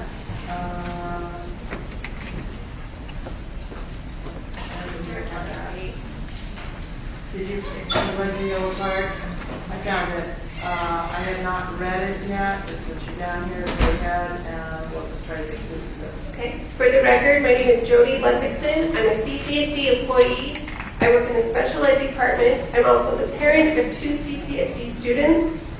And as mentioned earlier, Chicago Public Schools passed the vaccine mandate for their employees. Just one of the effects felt from this mandate was when hundreds of bus drivers quit, leaving thousands of students without transportation. If you don't think similar effects will be felt in our district, then you need to wake up. I drove an hour and a half here from Mesquite. These effects will be felt tremendously in our rural schools. I don't think that we're thought about out there as often as we need to be thought about. These effects will cripple the rural schools. Mandating this experimental shot to employees is in a district already short over 750 teachers, and paying substitutes up to $1,000 bonuses would be an absurd decision.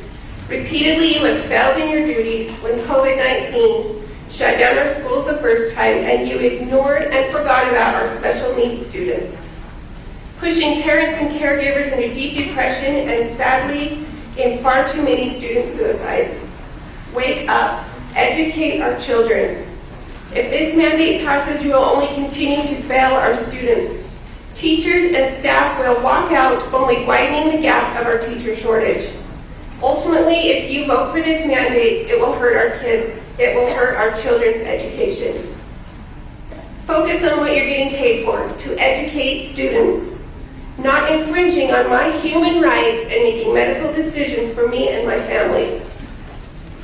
I've been blessed with a God-given immune system that has antibodies proven to be 13 times more effective than an experimental shot to fight COVID-19. I also had God-given rights protected by the Constitution of the United States of America, that I have the freedom of choice and autonomy over my body. Thank you so much for your comments. I will not be forced to inject the vaccine. Next speaker, please. Please state your name for the record. Hi, Angela Crouch. I don't teach with Jody, I teach across town. I also drove an hour and a half to be here. I'm going to make this short and sweet. I happened to read your reply, it's from the CCSD, so I'm not sure who wrote it. It says, adopting and implementing required vaccination for COVID-19 is the responsible, common sense course of action we've seen many other government agencies, companies, institutions, and organizations pursue.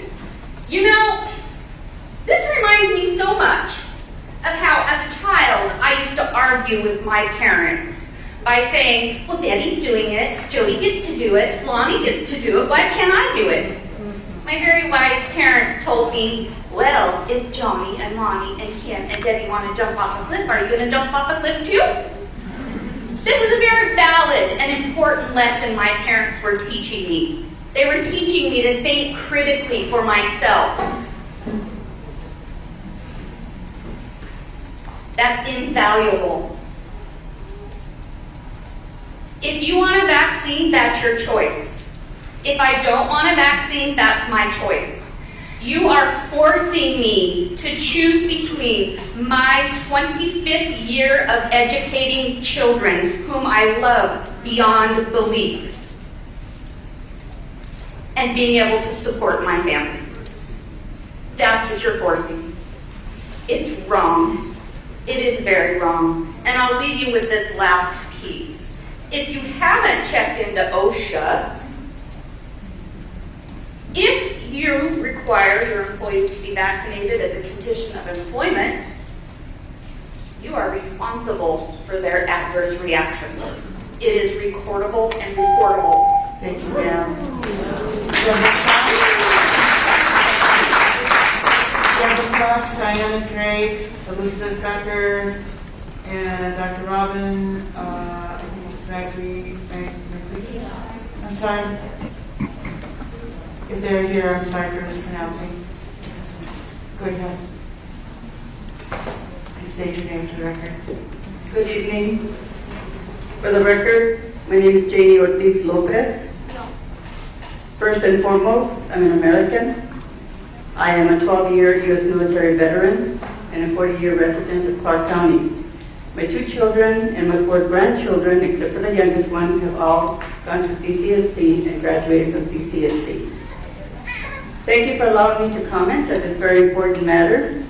I'm not going to address whether CCSD should be approved to force their employees to get vaccinated. Instead, I want to remind you, Dr. Hara, and other officials at the highest levels at CCSD, that the Constitution protects a person's freedom of choice in medical care, including the right to refuse unwanted medical treatment, in this case, an alleged vaccination.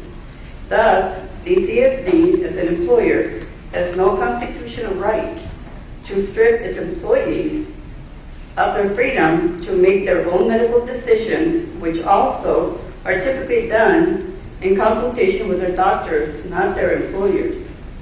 Secondly, another consideration is an individual's religious rights. Do you know there are federal equal employment opportunity laws that prohibit employers from discriminating against an employee for exercising his or her religious beliefs by harassing them and treating them differently, as CCSD is doing, by forcing their unvaccinated employees to test twice a week and possibly be subjected to termination of employment? Pharmaceuticals have zero liability, but not you as an employer. So I asked the CCSD, are you willing to assume 100% responsibility for covering any and all expenses incurred by an employee who may suffer? Thank you so much for your comment. And it was Ms. Ortiz, is that correct? Okay, and you had filled out one of the yellow cards? Yes, ma'am. Thank you very much. Thank you. Deborah Fox? Diana Drake. Diana Drake. Is Deborah, one second, is Deborah up here? No. Let me get a few more people here. Is Elizabeth Becker here? Okay. Dr. Robin Rico?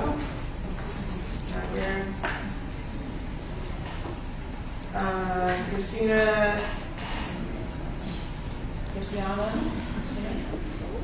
Bowler. Do we have a Christina Bowler? And Lindsay Piazza. Is Lindsay Piazza here? Okay.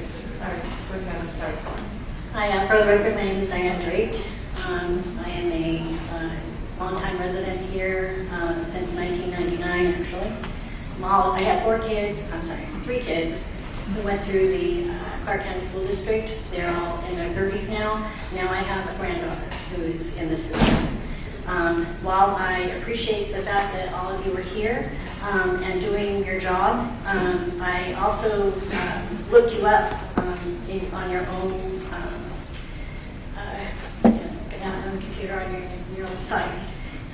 Each one of you are all well educated. You're a psychologist. A lot of your families came from foreign countries to be here to make sure that you had an education. These people are making sure that our kids have an education. I want to know, we already know that, but you're not a medical people. You don't have any medical degrees. You don't have any medical anything. So let me show you something. I don't know, do you guys know who Stephen Anderson is? He is the director of the Center for, let's get it right. The Center for Biology's Evaluation and Research for the FDA. Right, FDA, it's a pretty big thing, right? I mean, everybody knows what the FDA is. There's a list here. FDA Safety Surveillance of COVID-19 Vaccines Draft, a working list, which means that these things are going to be added, of adverse event outcomes. So let me just read to you. Adverse event outcomes. Let's just start with a simple one. Anaphylaxis, acute myocardial infarction. That's a blockage of blood flow to the heart muscle. Did you know that? Probably not. So, ma'am, thank you for your comments. Appreciate it. Go ahead. Christina Dowler. Thank you. It's Dowler, D-O-W-L-E-R? Yes, D-O-W-L-E-R. Thank you. I'm here. I'm a parent. I have 3 kids in the district. I'm here to support our teachers and my children. This isn't a pro-vax or anti-vax debate. This is a right to choose what is best for yourself. That's why we live in America.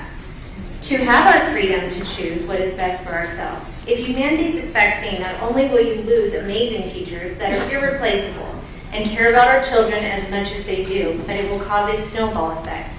They'll lose the children in the district whose teachers have quit due to their choice being stripped from them.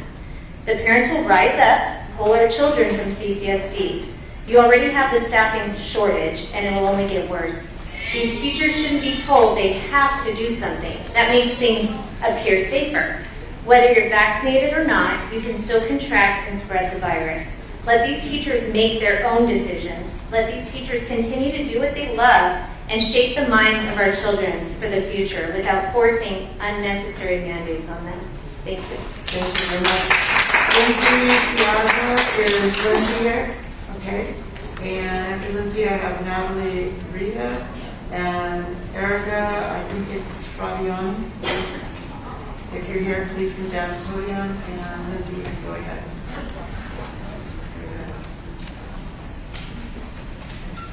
Good evening. My name is Lindsay Piazza. Thank you for having us here today. I was born and raised in Las Vegas, Nevada. I have 5 children who are products of the CCSD. One is no longer in CCSD as he has graduated when we moved to a different state. We recently relocated back here due to personal decisions, and I'm deeply regretting my decisions. Earlier this evening, Patrick spoke, and I may not feel the same as he does, but I appreciate the fact that he has that choice, which is what we're all here for. We don't want our choice removed. I'm actually contracted as an employee for CCSD, so I'm also here on behalf of all the teachers who do not want that choice removed. I also didn't approve when Ms. Morales stood up and left the room for over 20 minutes, but then was very petty, asking for 5 seconds to be taken off of someone who was trying to ask for you guys to be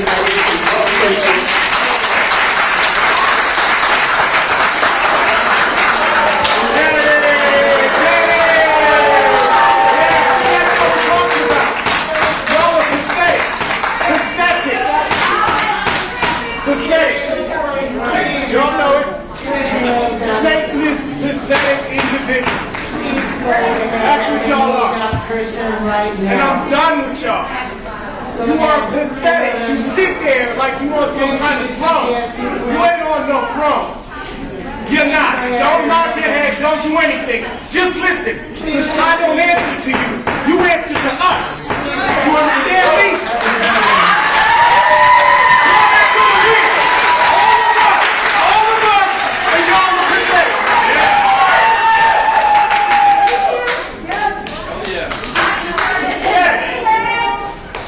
Hello, I am Natalie Rita, and I have been a special ed teacher in Clark County. This is my 16th year, and I'm seeing the pattern here tonight. It seems like there's a lot of special ed teachers.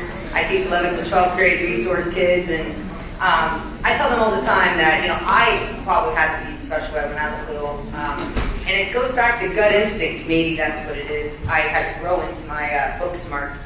But I wrote a little list while I was sitting out there. Let's see here.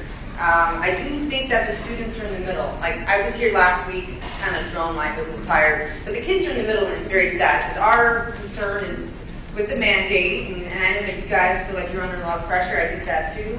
But the kids, at the end of the day, are in the middle. They don't like when I take a long weekend. They get, upset about that. They want me there, so it's kind of sad to think that I may not be there. I don't know. It's sad. It breaks my heart. Obviously, I'd be financially in trouble if that happened.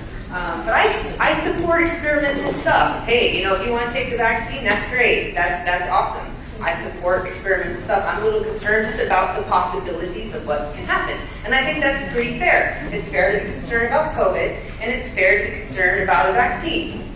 Who knows what the odds are, but we know that they're out there, it can happen. And it shouldn't come down to having to look it right in the face for us to learn that bad stuff can happen. And you know what?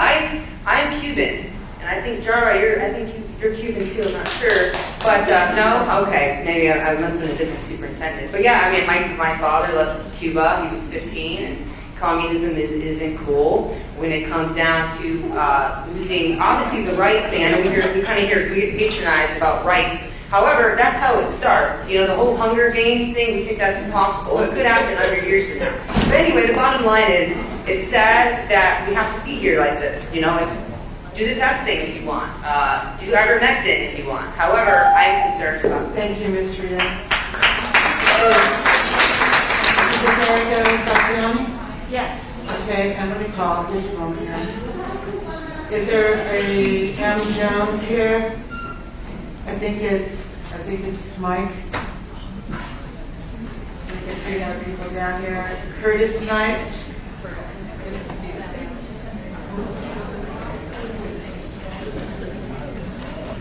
Gabriella, looks like a Melly. Is Gabriella here? Catherine Trask. Okay, go ahead, Ms. Trasiani. For the record, my name is Erica Crottiani. I've been in the district for 21 years. And I want to start by saying that I have been waking up every morning with knots in my stomach, wondering if I'm going to lose my livelihood, my insurance, and my retirement because of this. That being said, I want to say you have stated that you are considered this mandate to protect students and staff, especially those under 12. On July 30th, the CDC found that vaccinated people infected with the Delta variant have the same viral load as those that are unvaccinated. This means that the vaccinated can contract and spread the virus just the same as the unvaccinated. With this being said, some studies suggest that vaccinated can also have mild to almost no symptoms, making them a bigger risk to children when they are coming in contact with them, because they won't know they're sick. Also, those are the same people that are not getting tested, why we are getting tested every week. These teachers are also the ones who are not getting tested, with different studies coming out all the time about natural immunity possibly being stronger than that from the vaccine, and younger children having such a high recovery rate being unvaccinated isn't really a threat, and forcing those who have already had the virus to take the vaccine doesn't make sense. I would be more concerned about losing more teachers and staff. We are already short over 700 teachers, 200 bus drivers, support staff, and subs. I can tell you that in my school, we are short a 3rd grade teacher, a 2nd grade teacher, a 5th grade teacher, and our art teacher had to teach autism. And our buses come 45 minutes late every single day. Losing more staff due to being forced into doing something they are either not comfortable with or have other health issues that cause concern about taking this vaccine would ultimately be a greater danger to students and their education. I would also like to know if the school district is going to take the liability for those who have an adverse reaction to this vaccine.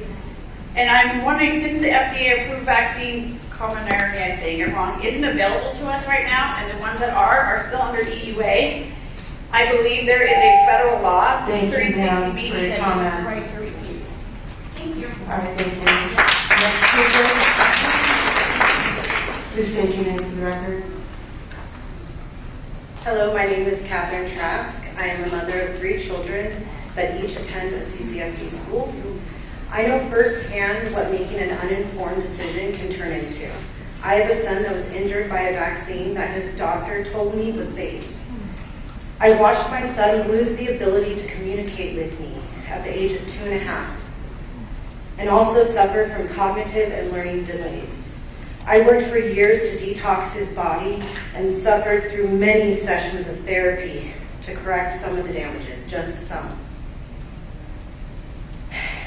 And this was a vaccine that had been through 10 to 15 years of study, not 6 months. There has been more deaths reported following the COVID-19 vaccine than there has been combined for 16 years of all the other vaccines that children are mandated to get. So please allow the teachers and the parents to make up their own minds on whether or not they should take of any vaccine, especially considering how much we know or don't know about it. If there is risk, there must be a choice. It is a person's freedom of choice that you are voting on to remove. This is cruel and wrong. When you use coercion, you are no better than a boss that threatens your job if you don't have sex with them. Think about that. I hope you all reconsider what you are doing and think about the repercussions that will follow. Is this district ready to lose teachers and students? Choose wisely, as schools already appear to be understaffed and underfunded. Thank you. Thank you. And then Ben Cross, Miles, I can't quite make out the last name, but it starts with an H. State your name for the record, you can go ahead. Hello, my name is Gabrielle Mueller. I am a parent and a teacher here in CCSD. My uncle in Brazil was hospitalized 5 days after his 2nd dose and later passed away. A close friend of mine, Young, has blood clots after the 1st dose. I know a healthy 26-year-old athlete who after his 2nd dose had a heart attack and was in a coma for 2 weeks. Vaccine injuries, there's so many vaccine injury stories. How dare you try to mandate an experimental vaccine that can cause injury to your employees? A recent study in Israel that a lot of people have mentioned before even states that vaccinated people are 6 to 13 times more likely to get the Delta variant than someone with natural immunity. So if I had COVID, I choose not to get the vaccine. The vaccine does not stop transmission. There are thousands of unvaccinated teachers. Are you ready and prepared if we are all forced to quit because we will not comply? Medical decisions should be made by each individual, not the school district and not the government. We live in America and we should be free to choose. Thank you.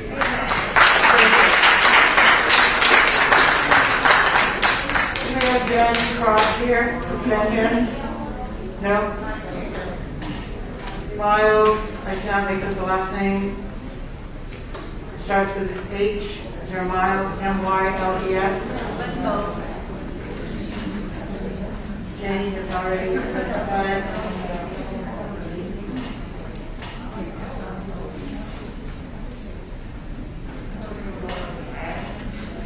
We have a Michael Mitchell. Is there Michael Mitchell here? Dyer Lawrence, Philip Osborne,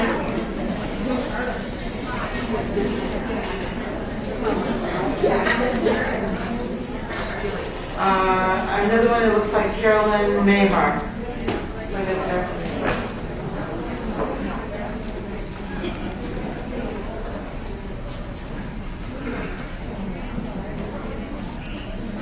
When I was in 7th grade, our teacher put on a video. Can you please state your name for the record, please? Mike Mitchell. Thank you.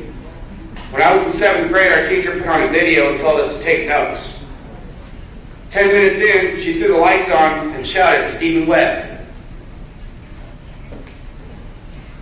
telling him he wasn't taking notes and should have been. But the thing was, Steve was taking notes. I saw it. We all saw it. The teacher asked if anyone wanted to stand up for Steve. A few of us choked out some words of defense, but were immediately squashed. Quickly, we were all very silent. Steve was sent to the principal's office. The teacher came back in the room and said something like, "See how easy that was." We were reading Anne Frank. Any history teachers in here? Now, as far as I know, none of you guys have a medical degree. And I thank God every day I'm self-employed. I don't have to put up with this nonsense. But it's crap these people do. That's why I sent my daughter to a charter school. This is nonsense. I grew up here. I went to these schools. They're garbage. And it starts at the top. I see all these cops around here in masks, and I pity them. These are the men that are supposed to defend us. They're supposed to pretend to be afraid of a virus. I don't know what's going on here. But I'm happy to be part of the clown show. Most of us know that your votes have already been made. We know where you're going with this. Also, I'm curious. I know that the vaccines will be mandatory for staff, but not for any of you elected officials, correct? No. That's right. And last but not least, the majority is not the authority. Ask 1930s Germany.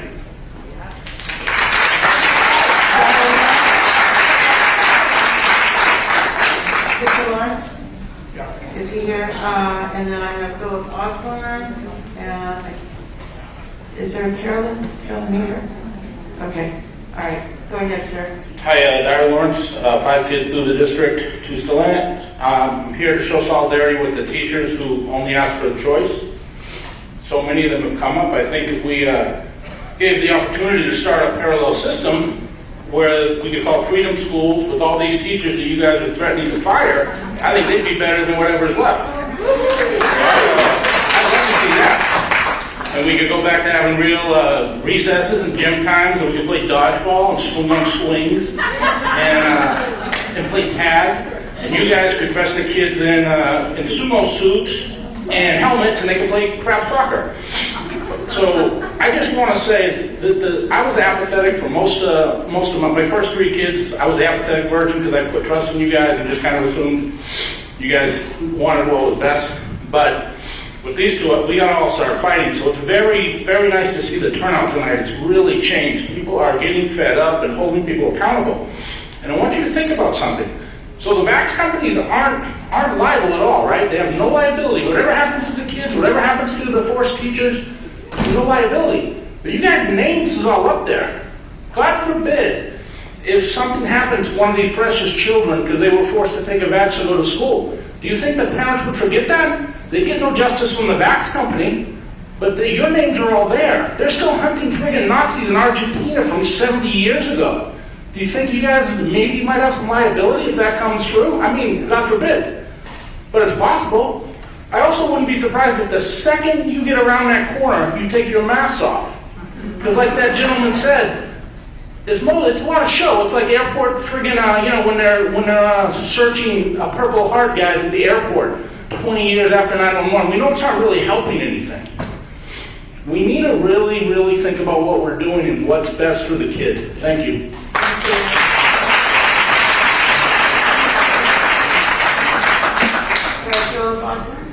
Please come up.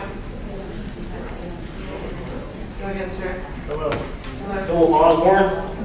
a lifelong Nevadan. I grew up in Indian Springs, went to Western High School. I remember 1983, the Thunderbirds wrecked out in Indian Springs Air Force Base. That next day or the whole week, we had a moment of silence. And tonight, you guys could do a moment of silence for 13 service members who died from a incompetent administration. I think we should do that right now. And I will try and name them all off and name them correctly. Marine Corps, Lance Corporal David Espinoza, Marine Corps Sergeant Nicole Gee, Marine Corps Staff Sergeant Darren Taylor Hoover, Army Staff Sergeant Ryan Noss, Marine Corps Corporal Hunter Lopez, Marine Corps Lance Riley, Marine Corps Lance Dylan R. Mirola, Marine Corps Lance Corporal Kareem Naku, Marine Corps Corporal David William Tyler Page, Marine Corps Sergeant Joanne Rosario, Marine Corps Corporal Humberto Sanchez, Marine Corps Lance Corporal Jared Schmitz, Naval Hospital Corpsman Max Soviet. Can we take a moment of silence, please?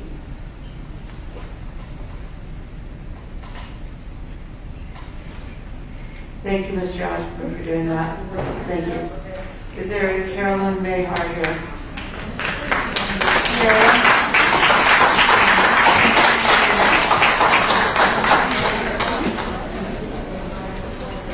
Unless I missed somebody that was, and I don't think I did because I did give sufficient time, we are at the end of the public comment. I believe everybody's names have been called. If not, please let me know. Yes, sir?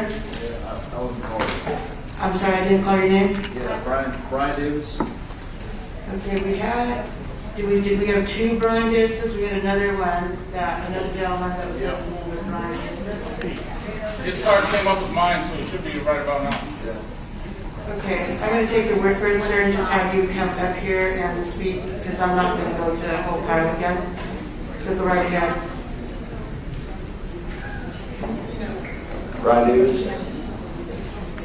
I just wanted to say that if you guys already made the decision, that's fine. If you guys make a mandate that requires the shot, I'm sure that people will put over it. I lost my job over not taking the shot. My company mandated it, and I said no thank you, and they fired me a couple weeks ago. So I say bring it on. You know, the best thing you guys can do is bring down mandate and have half your faculty quit, because then they have time to organize. They have time to protest. I'm sorry, please address You guys are going to have to fire me, that's for sure. It's better to not work at a job where you got a knife at your back. Let me tell you that from personal experience. Thank you, don't sir. want to have a knife or a needle in your back, and you want to vote these guys out and get rid of them. And if that could happen tonight and replace all you guys with some of these patriots right here, I would take that miracle right now.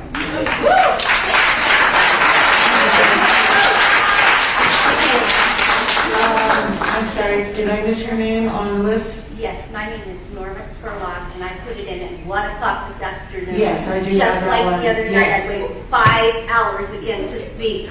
Okay, we had that on a separate list because it was, I think you did put it in with the previous meeting, so, and sir, if I could get your name? My name is Daniel Mitchell. Okay, all right, go ahead, you can go first, Norman. 5 hours to speak again. Facebook and Google are partnering up to make compiled reports on how to manipulate people to get the vaccine using their reputations, the public image, and shopping habits and religion. 3 new possible side effects of the mRNA vaccines, including kidney failure, retinal disorders, and a kidney inflammation. Another thrombotic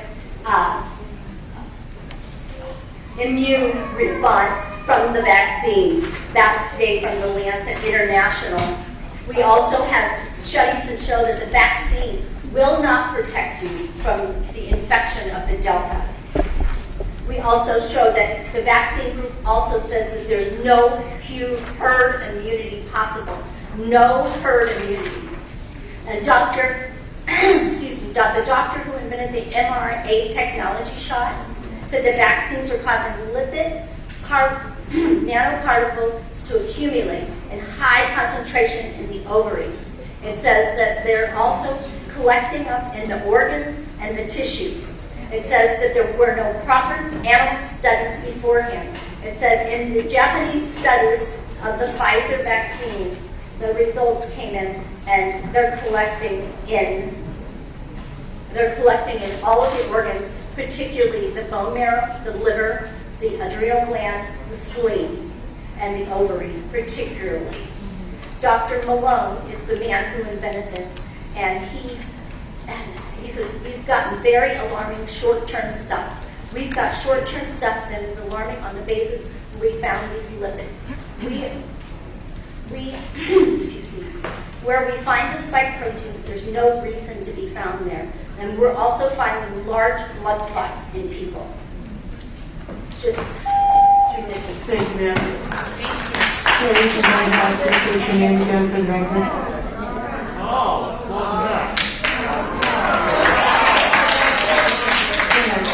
State your name for the record, please. Thank you. My name for the record is Daniel Mitchell. Thank you. Ms. Evelyn, thank you for finally having some respect for the people around here and showing us to do your job. Sir, no personal attacks, please.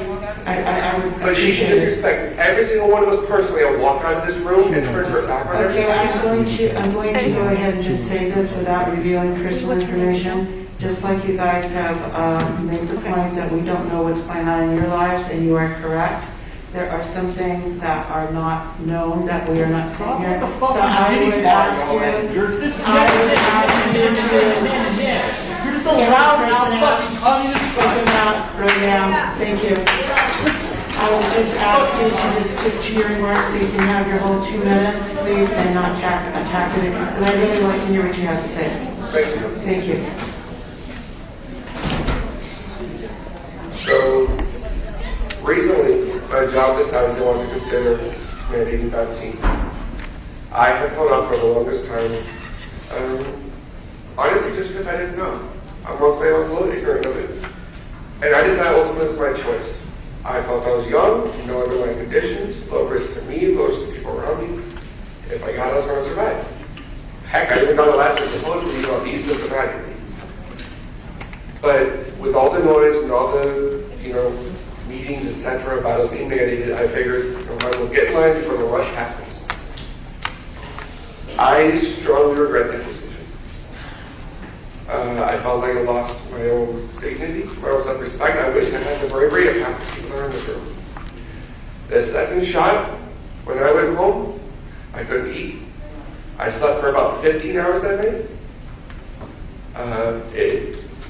Going to the bathroom, going back to my room where I lost my breath. I felt nauseous, I had chills, everything. Don't force people what is a personal choice. I made that choice and I suffered my consequence for it. Don't make these people do the same thing. Thank you.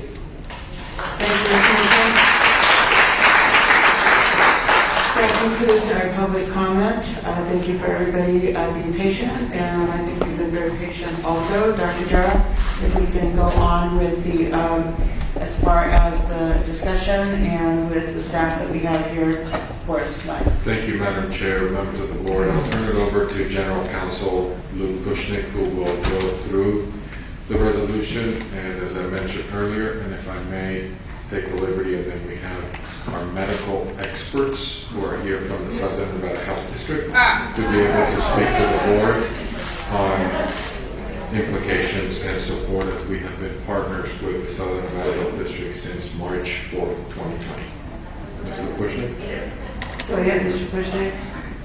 Yes, good evening, Madam President, members of the board, school trustees, and Superintendent Job. My name, for the record, is Luke Bushnick, General Counsel for the Plum County School District. Mr. Bushnick, I'm so sorry to interrupt you, but we can't hear you very well. Can you speak directly? Agenda item 3.01 is a request by staff to authorize by way of resolution the superintendent to begin the process to draft and implement, subject to accommodations, a mandatory vaccination plan through which all school district employees will be required to be fully vaccinated against COVID-19. Resolution generally provides that the process will take into account accommodations based on medical and religious circumstances. In addition, the plan will also begin the process to confirm that vendors and other third parties that seek to conduct business on CCSD campuses will also be vaccinated. I will now turn this over to Letitia Miller, Chief Negotiator, to discuss legal aspects and labor issues. Just a moment, please. Thank you, Mr. Kushnick. And Ms. Crown, could we get the entire resolution? Dr. Jar, I think did you want to make a change in the sequencing? I do, Madam Chair. Can we have I'll turn it over to Dr. Cortez, who has been working with the Southern Nevada Health District. Thank you. Thank you. Dr. Cortez. Good evening, Madam President, members of the board, Superintendent Jar. My name is Monica Cortez, Assistant Superintendent for Student Services Division. We have a team of experts here tonight that we've partnered with in opening our school for this year. At this time, it's my pleasure to introduce Dr. Loaf, who is the Chief Medical Officer of Southern Nevada Health District, and Dr. Lockett, who is the Director of Disease Surveillance and Control. At this time, I turn it back to Dr. Jar. Dr. Jar, go ahead. Yeah, members of the board, I think they're here for any questions that the board may have. Please be quiet in the audience, please. That the board may have of our medical experts to share with you. I know that they presented to the county commission as well. So I turn it over to you, Madam Chair. Thank you, Dr. Jar. So, trustees, we're going to go ahead and start with the doctors from Southern Nevada Health District, and we do have Dr. I believe I got this right, Dr. Lockett and Dr. Love. Thank you. I want to mispronounce the name. So, trustees, at this time, I'm going to open discussion. I know I have a lot of questions, a lot of inquiries and comments, but I'm going to defer to the rest of the board to go first. Trustee Guzman. So I just want to clarify, President Cavazos, this is just to ask the doctors questions at this time? I believe that is the case, that we're going to take the staff one part at a time. Is that correct? Yes, Madam Chair. I think that there's been some questions about the vaccine. I know that they're here. They're our experts that have been partnering with us. So there's they're here and available. So I appreciate them spending the evening with us. Okay, so we're just going to go ahead and sequence it, trustees, so that basically this is not a presentation, but they're here as resources, and they have had the opportunity to listen to the questions. So now it's our turn to be able to ask the questions. Thank you, President Cavazos. Gentlemen, I have just a couple of questions that were brought up during public comment, and I want to get some clarification because I am vaccinated. One of the questions that was stated is that COVID-19 vaccination benefits are waning. Is that accurate? Yeah, so yeah, at the very bottom.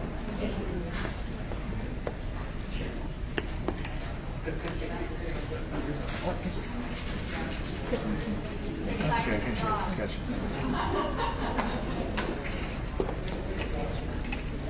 Sorry about that, they're a little bit tricky sometimes. Yeah, so for the record, my name is... I can't hear you.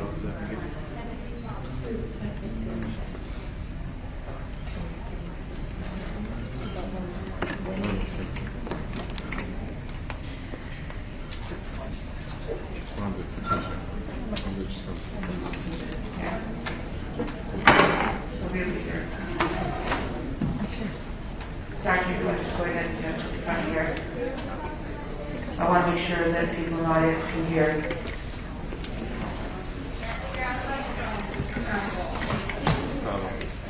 Sorry about that.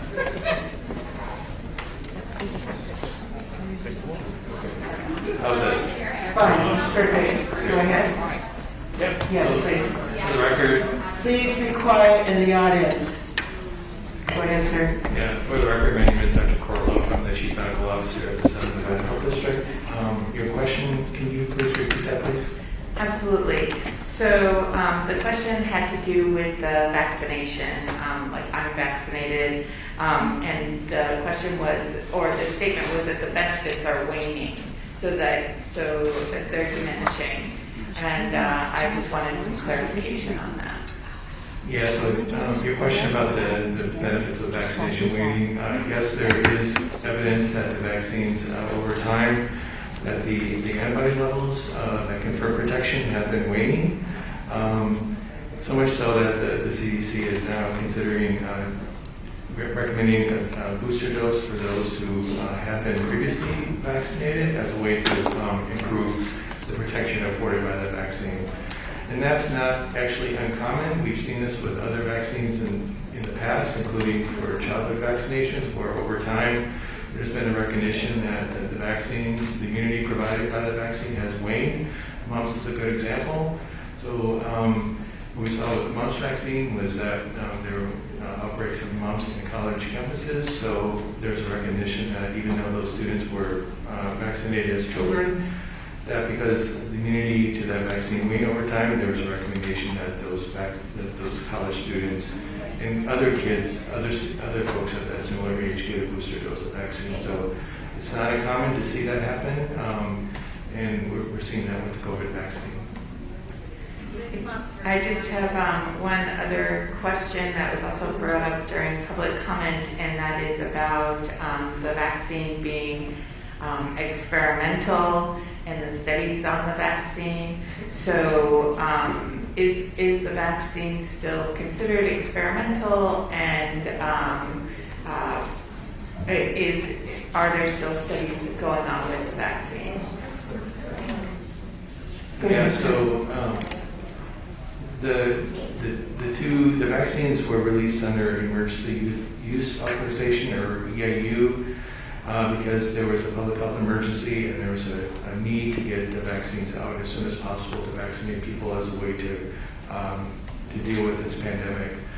Now, one of the three vaccines, the Pfizer vaccine, has recently been given a full approval and authorization. Please be quiet so that we can hear that you've been here all these hours so that you can hear what we have to say, what we want to ask. We cannot get answers if you are making noise while they are trying to speak. Please show some respect. Thank you. Go ahead, sir. He does have a medical degree. You asked if we had medical degrees. We do not. He does. Please be quiet or you will be removed. You will be removed. Go ahead, Doctor. I apologize. So this idea that it's an experimental vaccine, I recognize people's concern about that, because it's a vaccine that has, to the public's viewpoint, has been released very quickly without a lot of good studies or data behind it. And that is not the case. The technology around the mRNA vaccine has been in place for a couple decades. And the vaccine, the COVID vaccine that has been developed, although it was developed very recently, the FDA still went through all the same steps that it normally goes through to approve a vaccine, except that those steps were expedited, and in some cases, some of the phases of that approval process were overlapped. So what happened with this is that they continued to study the safety and efficacy of the vaccine, while at the same time they were actually starting to produce the vaccine. So once the safety and efficacy data came back, they actually had vaccine available to start to vaccinating individuals. Thank you, President Cavazos. Are you here for right now, Trustee Guzman? Yes. Next trustee. Okay, Trustee Brooks and then Trustee Garcia Morales. Please go ahead, Trustee Brooks. Thank you, President Cavazos. I also had somebody explain this to me a while back. This is not really a question for you, more of a comment that normally the vaccine research community is relatively small, and then when a global pandemic happened, everyone focused their attention to that, which sped this along a lot. I think once I heard that explanation, and I think that was one of the explanations that I was able to convey to my mother that actually got through to her, because it wasn't something that people were actively researching, but once it impacted the entire world, then that's where all the resources went to, and then that's where we focused our research. A couple of questions. One is vaccine recommendations for people who previously were infected with COVID. Yeah, so the CDC continues to recommend vaccination for those folks who have a prior infection with COVID. And they're doing that because there's insufficient data now to show that prior infection will confer long-term immunity. We know that the vaccine does confer immunity, so the CDC continues to recommend that people get vaccinated even after having a past infection. Although I will say that in the future that may change. There may be more evidence that suggests that a natural infection may confer appropriate immunity for the life of the individual. We've seen that with other vaccine preventable diseases in the past, but at this point we don't have enough real good data to suggest that that is the case, which is why we're continuing to recommend a vaccine for those folks. And then a follow-up on that is, if somebody had been infected with COVID and received a vaccine, would there be any harm to that person? There will not be.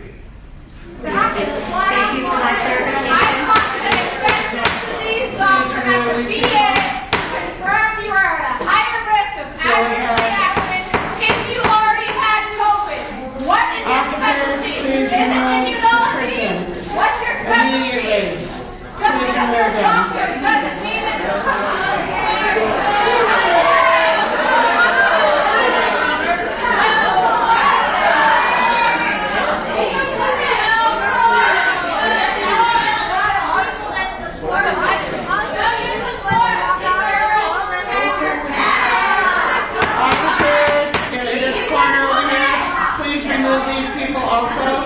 they are disrupting the meeting. Please remove them also.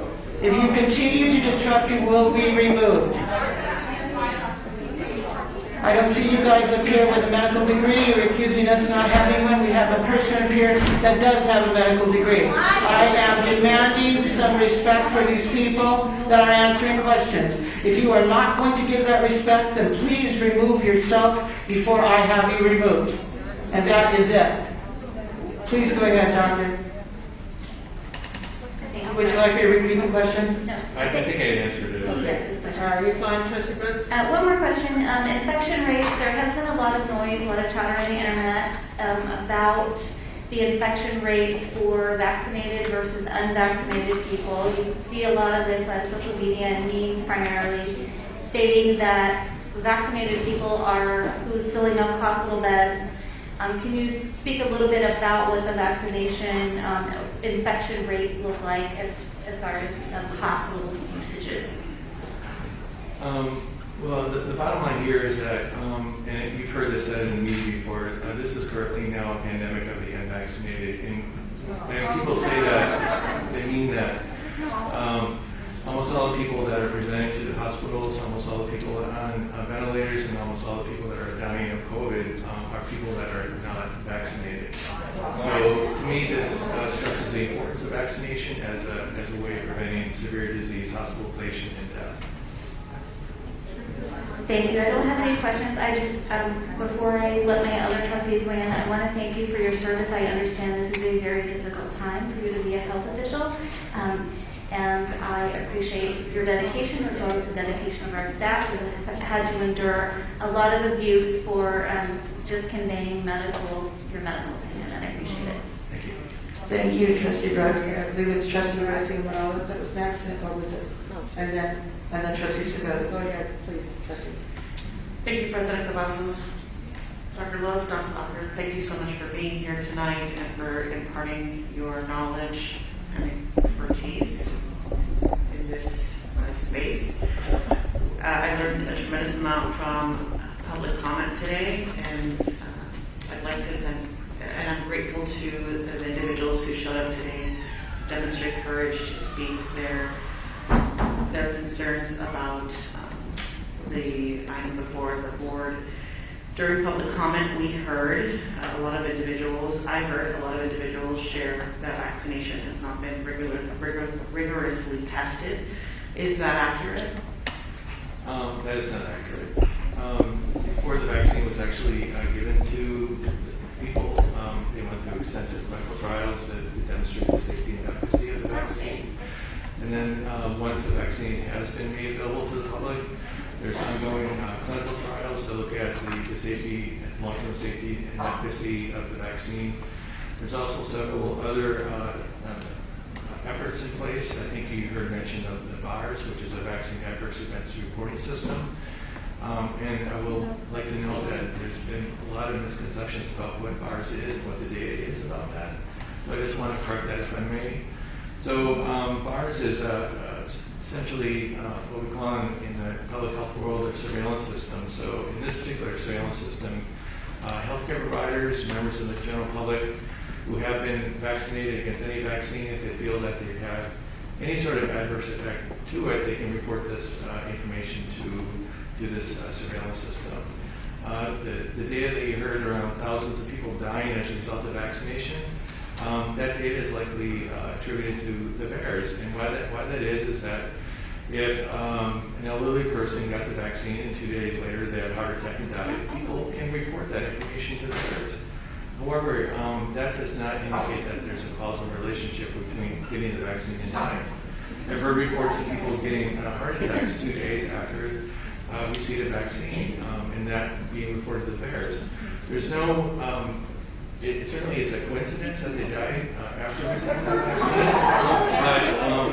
but physiologically and pathologically, there's no reason that the vaccine would have caused that person to die from the heart attack. It's likely a long-standing coronary artery disease that led to that. So we really have to separate this mess, if you will, of people attributing these side effects to the vaccine to really look at what the true side effects are.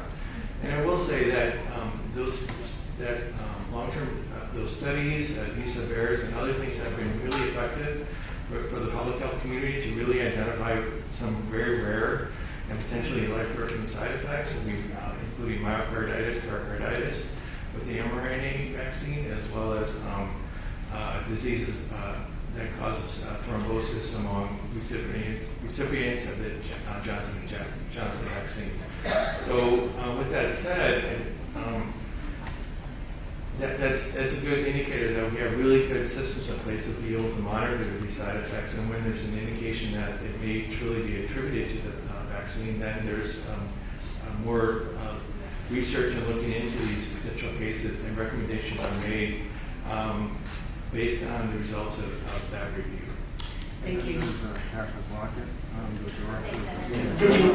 Director of Disease Surveillance for the Southern Nevada Health District. I'm sorry, we can't hear you. Yes. I'm Cassius Lockett, the Director of Disease Surveillance with the Southern Nevada Health District. And just for the record, I'm not a medical doctor. Just want to make that clear. I'm an epidemiologist by training. But I just want to add to what Dr. Wolf is saying. And I want to acknowledge that with the Vaccine Adverse Events Reporting System, I know there's been concerns, especially over the fact that there's been myocarditis reported. I think that's been a discussion across the United States. And it has been a problem that's been identified. A small number of cases, approximately probably 300 or more events associated with younger children, things of that nature. But I will just say that more than 12.4 cases per million doses is probability of getting myocarditis, and then it's even higher if you are infected with COVID-19. In fact, it's 16 times higher. You're more likely to get myocarditis 16 times more likely if you get COVID alone. So still the benefit of getting vaccinated outweighs the risk there, which is extremely small. And again, most people get myocarditis. I just want to make it clear they actually recover. Thank you. I have one more question. Go ahead. Right now. Thank you, President Cavazos. Another item that was brought up during public comment is that the vaccine is not effective and that this is not the best way to save lives and prevent sickness. Is that also accurate? Yeah, again, that is not accurate. The vaccine, of course, is effective. It's actually very effective. It's very effective at preventing very severe illness, hospitalization, and death. We know that just by the statistic I provided you before. It's also very effective at preventing infection and subsequently then preventing transmission of the disease. I will say though, it's not 100% effective. We obviously know of cases of COVID in folks who have been fully vaccinated. These are called breakthrough infections. We are monitoring that. The CDC is monitoring that. It happens, but again, it happens infections happen much less among people who are fully vaccinated than among those who are not vaccinated. Yeah, and just to add to what Dr. Wolf is saying, when it comes to breakthrough cases, those are, people who after 14 days receiving their second dose end up testing positive for COVID. In Clark County, we're looking at about 86% of our population, all the cases currently are, if we just look from June 1st into the current, 86% of the cases are unvaccinated. That means 14% were fully vaccinated. Now, what's leading this is the infectious nature of the Delta variant. It's so super infectious. In fact, we haven't seen anything like this outside of measles in probably 100 years. It's extremely infectious. It's extremely transmissible. So we want to make that clear as well. But that's what's driving. You're going to see more cases, and as you see more cases, you're going to see more breakthrough cases because the vaccines weren't intended to be perfect in the first place. But, when you have such a transmissible variant like this Delta variant, then what happens is it does exploit the imperfections of the vaccine. And that's what we're seeing, and that's what we're observing. But yes, we have breakthrough cases. You're fine, Trustee Garcia. Thank you very much. I'm okay. Thank you. I'm going to go ahead and go to Trustee Seville and then Trustee Ford. Thank you. There was a question earlier in the crowd regarding the vaccine neutralizing antibodies. Is that true? So again, this is another area of active research. According to the CDC, the evidence around the levels of antibody, if you will, in your blood, correlating to some level of protection, either short-term or long-term.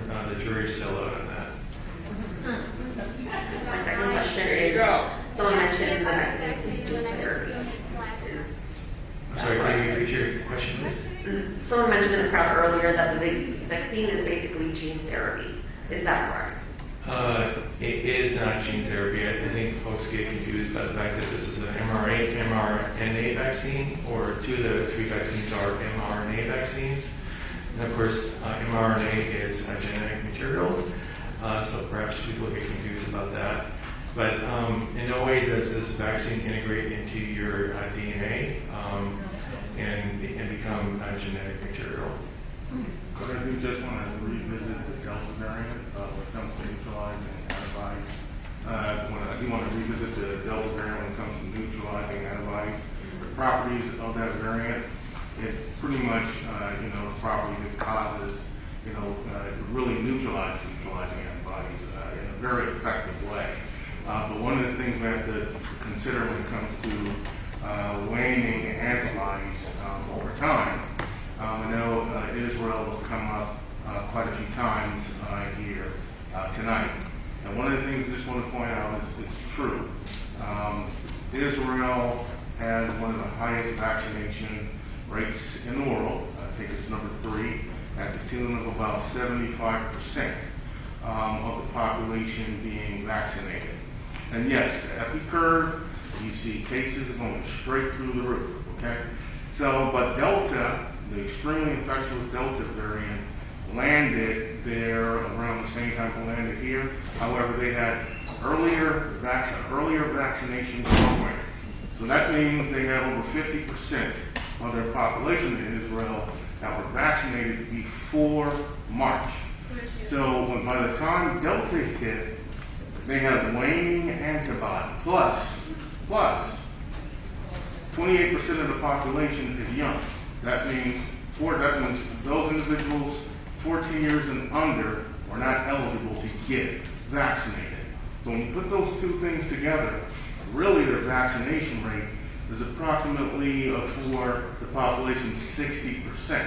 And that's why you see the need for them to even look towards getting a third dose or a booster shot, which again will increase significantly the neutralizing antibodies, and they're starting to see a turnaround in specific populations with that third dose.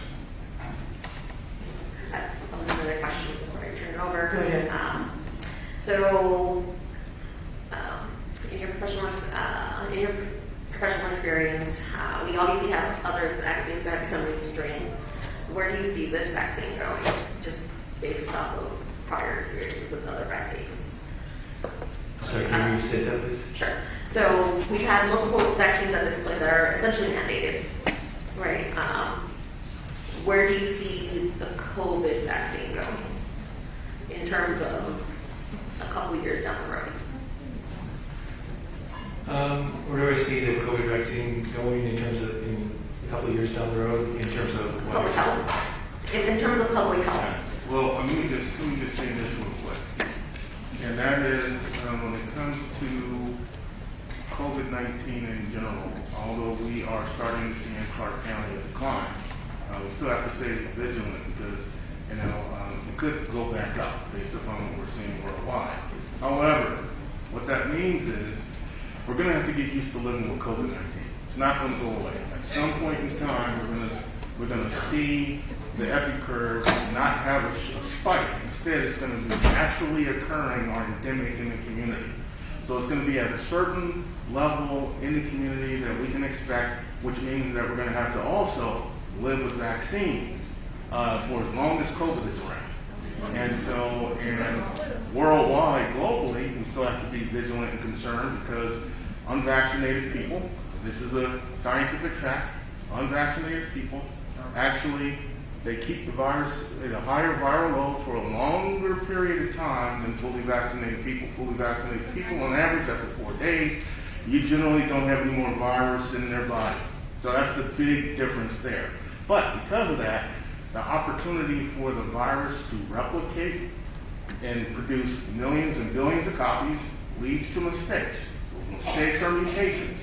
And so we can expect that we're probably going to need, doses in the future based upon and different vaccines based upon new variants that might emerge just like influenza does. So we're going to have to live with it. Thank you. Trustee Smith? I'll seize my time. Okay, all right, Trustee Ford. Thank you so much. I really appreciate a very thorough explanation. It's really helpful to me. A couple questions regarding COVID and the vaccine. My first one is, how long would the vaccine last before we would have to require a booster shot, assuming that we went forward with this? I'm trying to think forward, if this was to pass, when would we expect that employees would then have to get either their second or third shot? Yeah, so what we're currently hearing from the CDC is that the booster dose may be given 8 months after the completion of the primary series. So if you finish your primary series of either the mRNA vaccines in February, for example, then 8 months later you would be eligible for that booster dose. Again, this is pending full review and approval by FDA and recommendations by CDC. Okay, so currently we're not even selling our employees on just getting vaccinated. We're kind of going to have to assume that they'll be continually getting vaccinated at least. Trustee Ford, you need to speak a little bit closer to the microphone. My bad. So I'm just saying we're not just only selling on getting vaccinated within the next 45 days. We're also, there's an expectation that they will have to get vaccinated again or get another booster 8 months later. I just wanted to know. And 8 months later. And maybe. Please be quiet in the audience, please, so while the trustees talking. You haven't got the vaccine. Another kind of. I'm sorry. I mind if I answer your comment on your question? Yes. Go ahead. So again, there's no recommendation as to yet to get a booster dose. The data is still being reviewed by FDA and being considered by CDC. It's been said that we might be able to begin to start giving a booster dose as early as September 20th, but at this time there's no recommendation to do that. Pending review of all the data and issuance of some recommendation. And as for future booster doses, again, we don't know if that's going to be needed or not. The science will help inform that decision. What we do know is that the Advisory Committee for Immunization Practices, they're considering prioritizing, it kind of makes sense if you look at the data across the country with the individuals over the age of 65 still being the majority of breakthrough cases and having sort of a lower immune response. They're looking at one of those groups to prioritize a booster seat.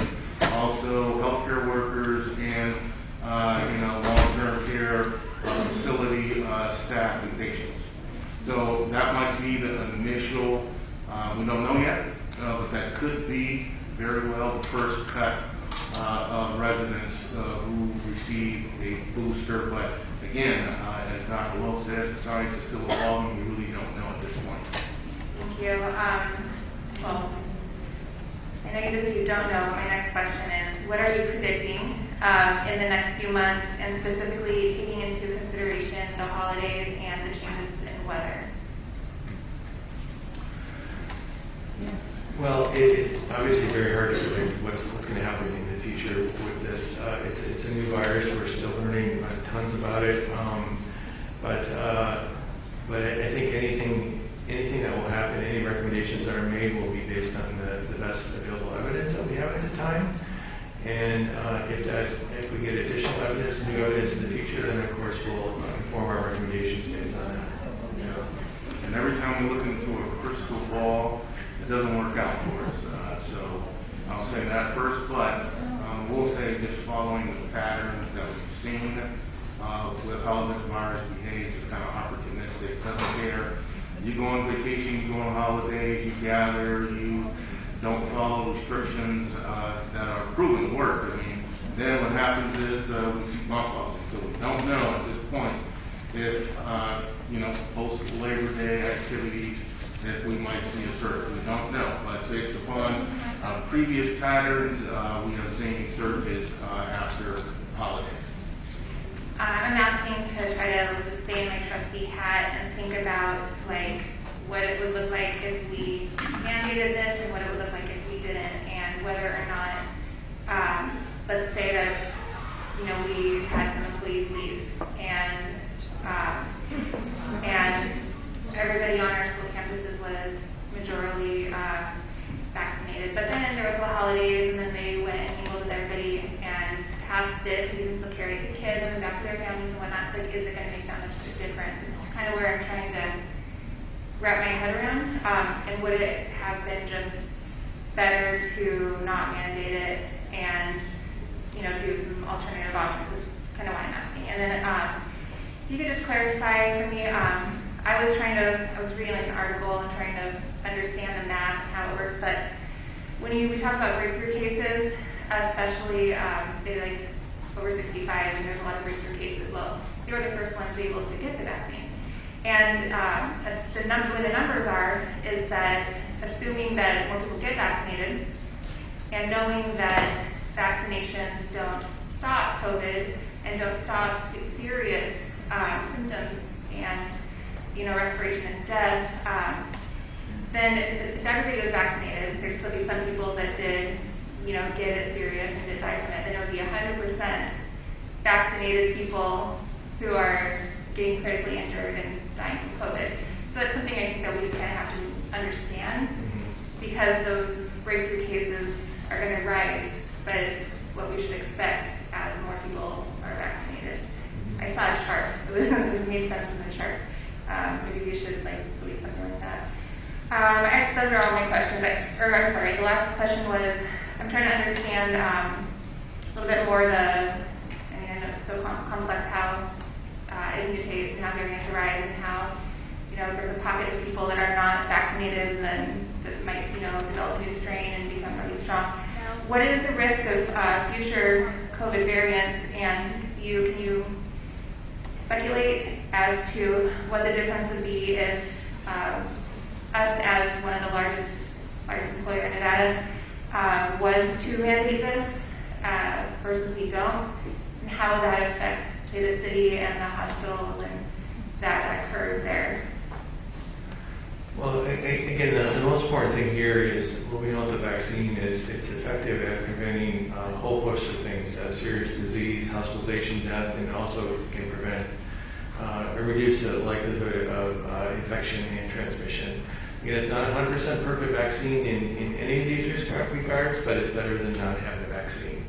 So I think in the context of that, I think you want to speculate, if you will, about if you do mandate the vaccination of all your employees and staff, and you get a high participation rate, then what you're going to, based on what I just said before, what's going to happen is that you're going to reduce the likelihood of transmission of this virus within the classrooms, among teachers and between teachers and students.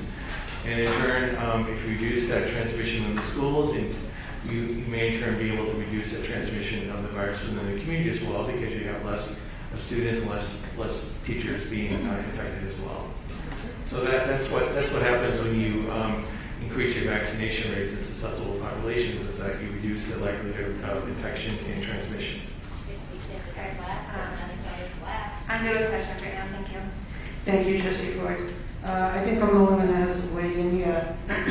Since we were asked several times, are you vaccinated? I will say I will only speak for myself. I am vaccinated, have been since last spring. I think that's a fair question to ask. I did that with my own choice. My entire family. I understand what you're saying, and I'm using that term purposely. And it was my choice, okay? So I'm basically listening to what you're saying, and I'm saying that was my choice. Most of my family is vaccinated, and I'm just going to make that statement before I go on to the doctor to ask him the questions I have. Most of the questions have been answered already by my colleagues' questions. I wanted to find out, what is the Clark County transmission rate right now? I've been trying to follow it, but just haven't had time every single day, and I know that it varies greatly. And I look at both the state rate and then I look at the Clark County rate. So what are we looking at right now as far as transmission rates? Yeah, so we are currently, if you're looking at looking at the transmission rate compared to what CDC uses, their definition, they look at the number of cases summed over a 7-day period per 100,000 population. Anything higher than 100 cases per 100,000 using that formula is considered high transmission. So right now, the last time I checked, I believe we were around 190-ish in terms of our current transmission rate, so that's still fairly high. I will say, probably 3 weeks ago, we were looking at closely around 300. And then obviously the masking directive sort of came down, and we started to see that case go down. What we want to see is about 330, just to keep it simple, we want to see about 320 to 330 cases coming in every single day. So when we do that calculation, we fall below 100 cases per day. We want to get to 99. That'll put us at moderate transmission. And so, and then at that point, we're out of the high transmission rate. But that's where we're at today. We're making significant progress. That rate continues to go down. It's been going down significantly, I would say, or actually moderately over the past week. Thank you, sir. And I'm sorry, but just breaking it down as far as what most of us look at, like for instance, in the media.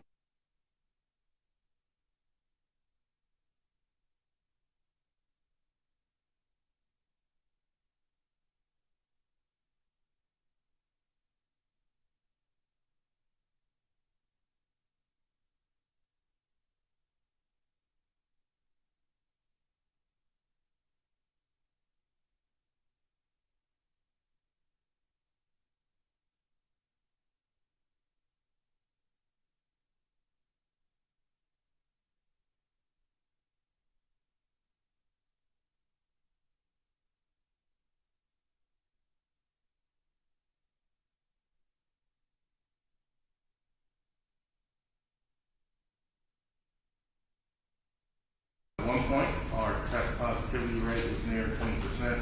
CDC guidelines state that the test positivity rate should be less than 5%.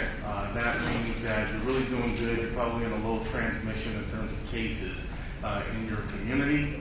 And, over the past 2 weeks, our test positivity rate is declined from around 18% to around 11%. I believe it's around 11% today. So I know we were stuck for a while at around 13% until we implemented our community-wide testing plan, because we have to test more.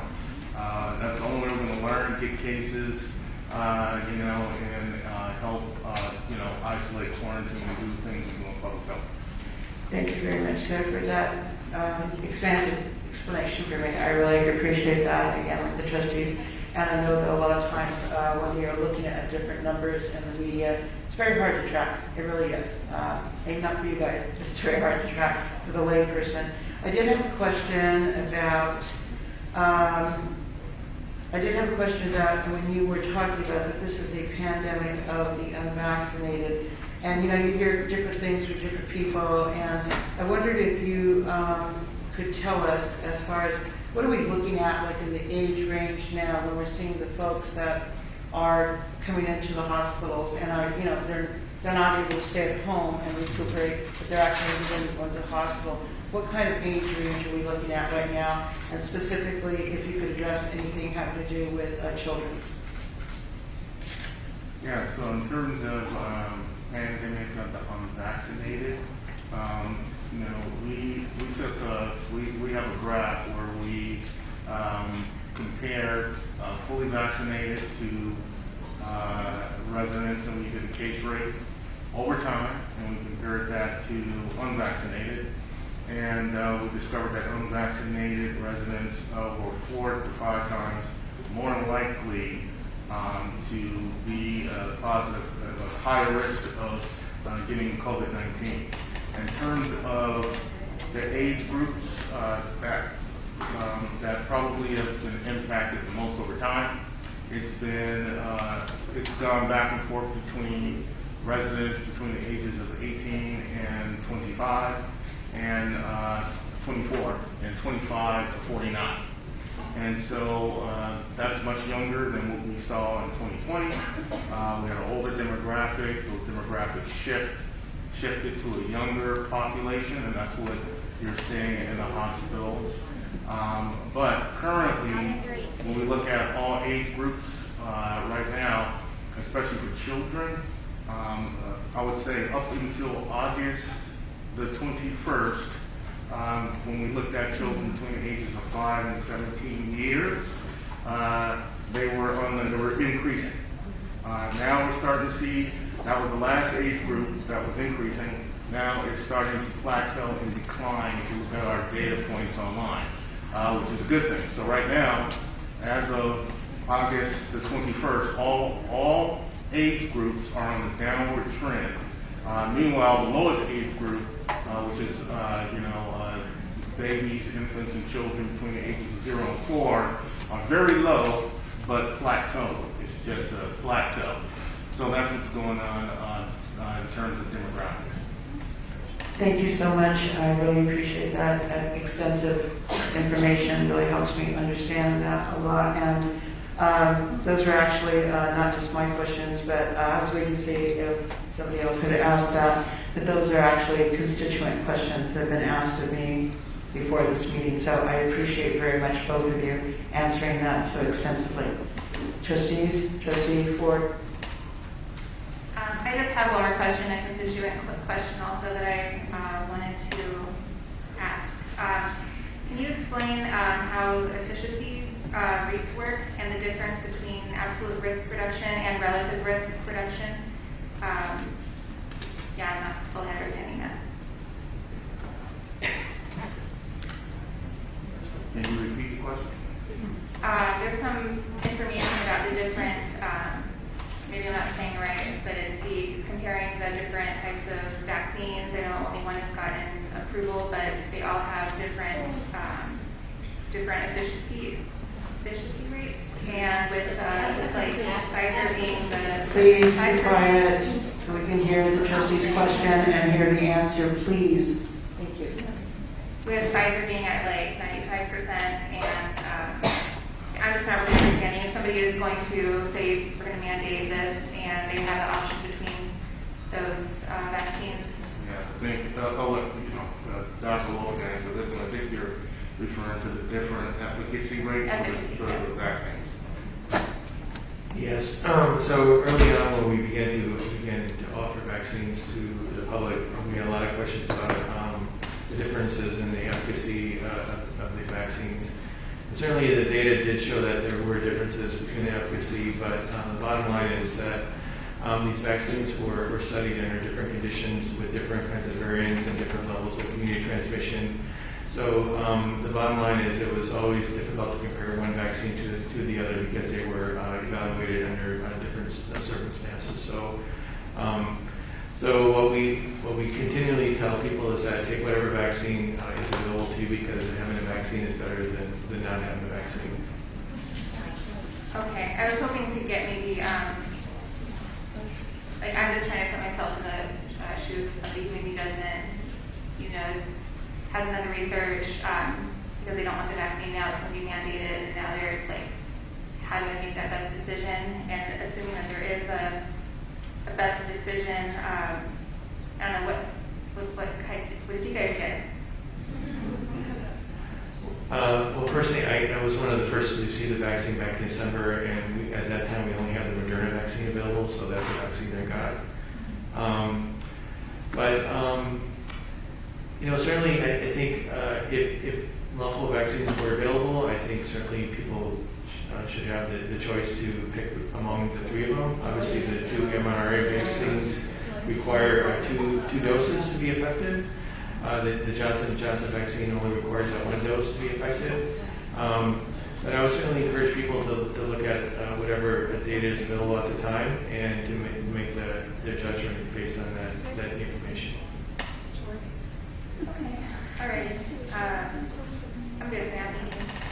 Thank you, Justice. I appreciate it very much. Thank you. Any other trustees?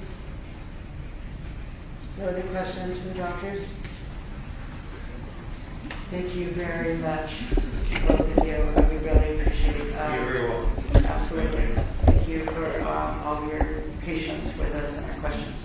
Yeah, and I'll add, if you have additional questions or in need of specific kinds of data, studies, research, feel free to reach out to us and we can certainly provide that to you. Thank you very much. We greatly appreciate that. Thank you again.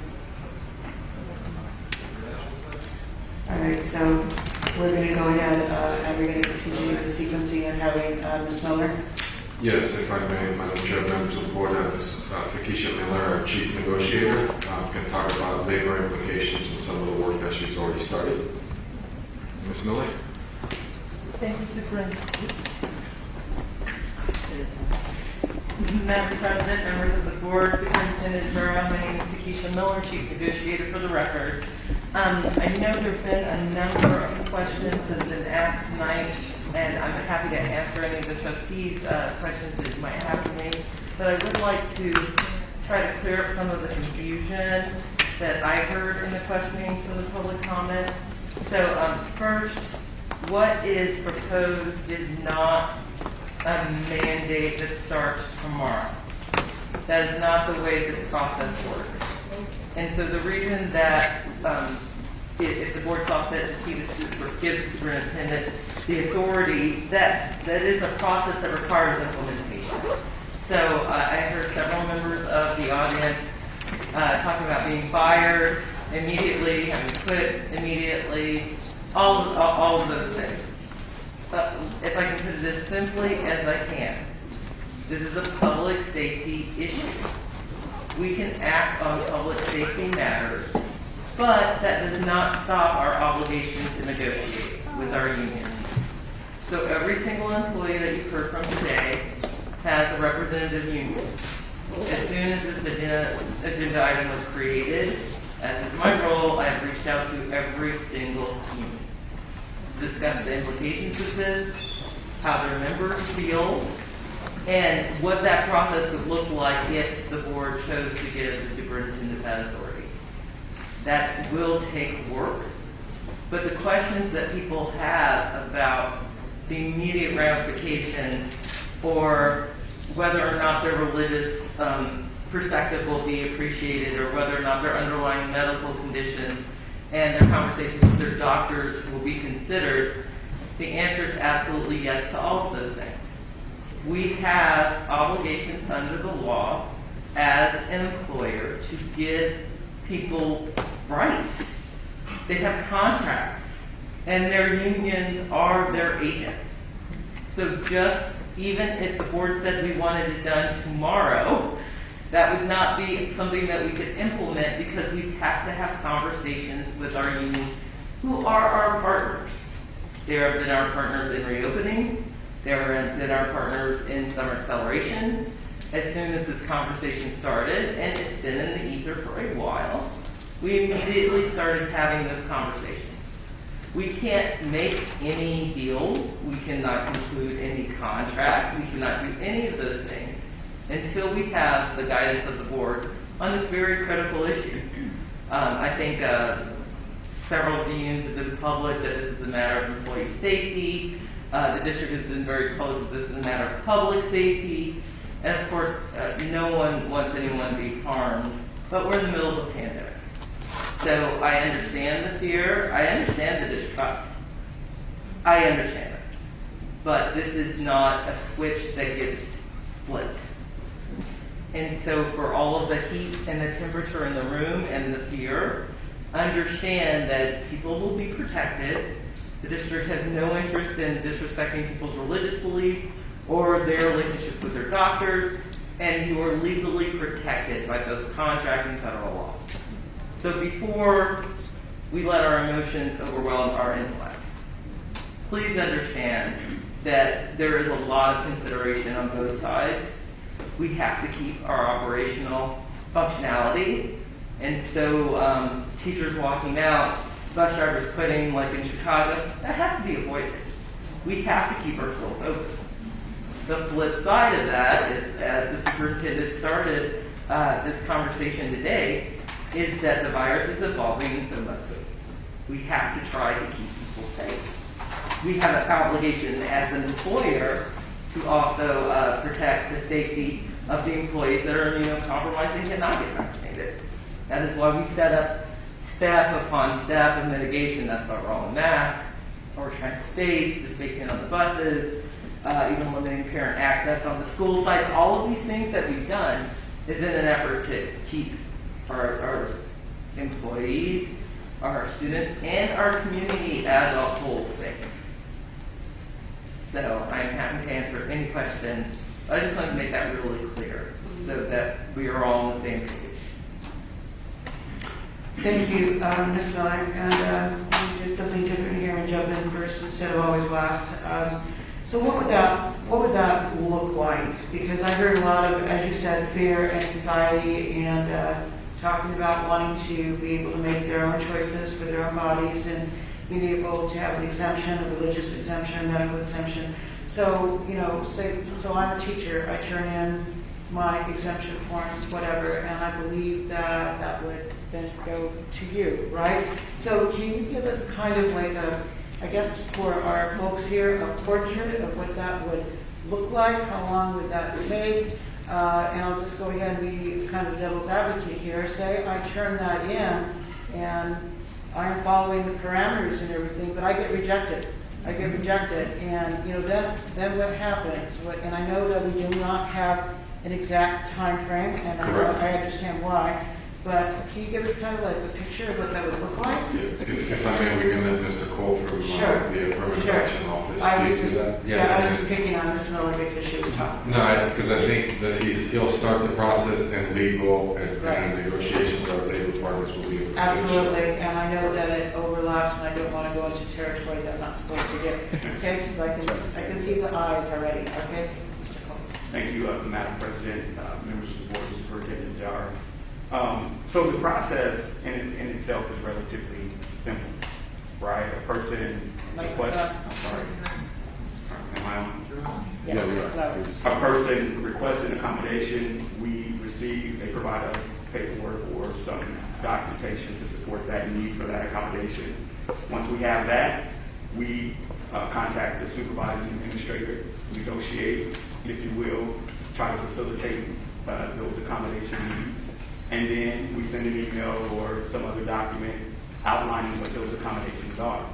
Now, in 2020, COVID kind of, had us change that process a bit, and so we flipped it on its head because we were receiving so many accommodation requests. And so we modified that process a bit, and we requested that employees who needed an accommodation send us the information about their medical condition or religious needs, then contact their supervisor and have the supervisor call us. That way we could discuss, if you got 10 people in your building, we can do all 10 in one phone call as opposed to us calling 10 principals 10 different times. So we modified the process a little bit, and we anticipate using that model if we get a surge like we saw this past year. Thank you very much, sir. Thank you, Mr. Cole. So again, being the troublemaker here, just asking these questions, and as a former teacher myself, I'm trying to put myself in this place here and walk in their shoes. So how many folks do you have in your office to handle the accommodations requests that would come in? Okay, right now we have 4 people in our office. Myself, a director, another director, a coordinator, and a secretary. And the superintendent has already authorized us, though, to hire additional staff if needed. But again, the process that we implemented this last year really showed us how to process accommodation requests quicker, so it's streamlined. We are no longer doing the 1 by 1. It's 10 people at a time, or 20 people, however many are in your building. So that helps. If we're unable, or if we don't think we can manage that workload, again, the superintendent has already authorized me to hire additional staff.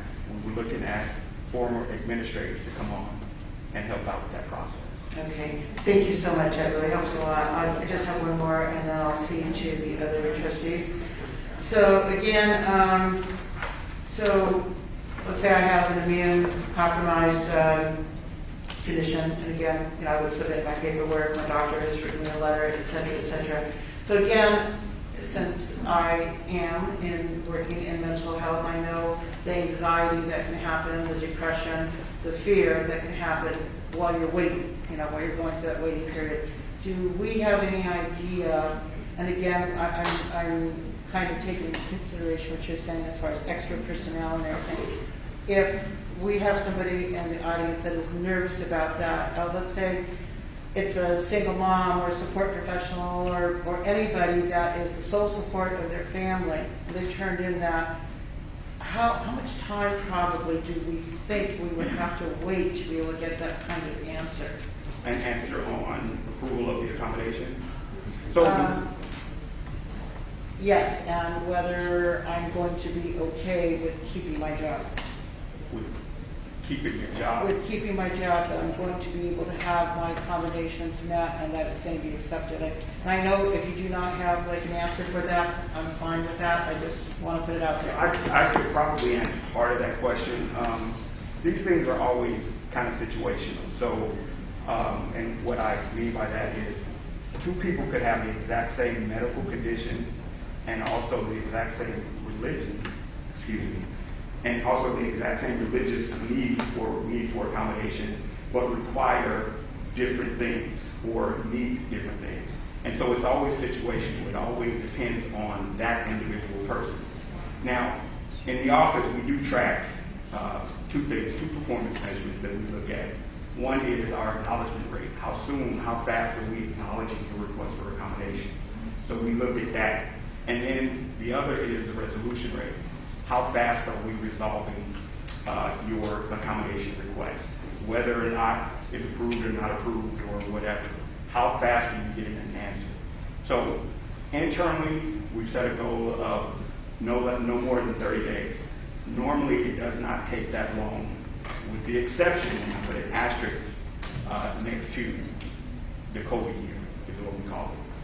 It took a little bit longer to process then, and again, we had to shift and refocus or retool our process because of so many requests. Thank you, Mr. Cole. I appreciate it. And that's, I'm going to go ahead and say to my other trustees here, and I believe it's Trustee Guzman and Trustee Cepeda, and then we'll go on to the other ones. And I thank you very much, both of you, for your information at this time. Trustee Guzman. Thank you. Thank you, President Cavazos. Mr. Cole, I was not a trustee during the last time that we had to go through ADA accommodations, but I have done some digging. And I am trying to, and I'm hoping that you'll help me understand, there's an interactive process during the ADA process, and you need to have that one-on-one. Tell me how you're doing that when you are servicing 10 cases at once. Are you having that individual conversation with them, or how is that happening? Right. Madam President, members of the Board, Superintendent, Jar, yes, I mean, that process, again, is always situational. Sometimes it's one thing, that's all it is. Sometimes it's multiple. But that individual, 9 times out of 10, they're going to provide us with documentation. We're going to ask for them to provide us with documentation that kind of outlines what they expect to need. We also ask for their doctor's input. So I don't know if you remember, we had an ADA packet that we sent out. That packet gives us a lot of information already. If we can get the requested accommodation done, then that's what we'll push. If we have additional questions, then of course we go through that discussion with them. So it just depends, and the timing always is situational. So can you explain then, when you passed it off to the principals, what type of training you gave them on that interactive process? Because I'm trying to understand, so I understand ADA and I understand the interactive process, but what I don't understand is that when you pass it off to the principals, what type of paperwork comes back to you? And I know that that gets like into the weeds, but what I'm trying to understand is, are the principals trained in that interactive process to know that there are certain accommodations that have to be made? So those are the discussions we have with the principals when they call our office.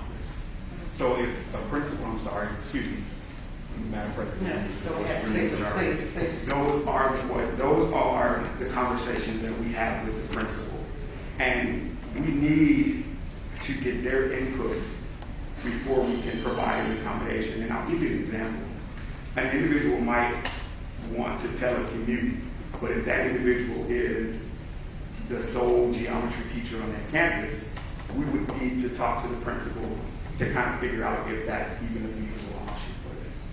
So the training that the principal receives is pretty much contact our office so that we can walk you through how to provide these accommodations and what accommodations are needed. So just to follow up on that question, there are checks and balances. You're checking back on that documentation, not just saying, okay, Principal A, you have to take care of this, turn it in when you get to. Absolutely not. Okay. Okay, that's great. Okay, one more question. That's okay, go ahead.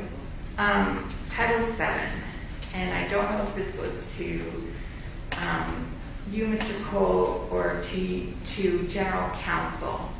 There are 2 classes implicated for the vaccine mandate, and it's disability and religious.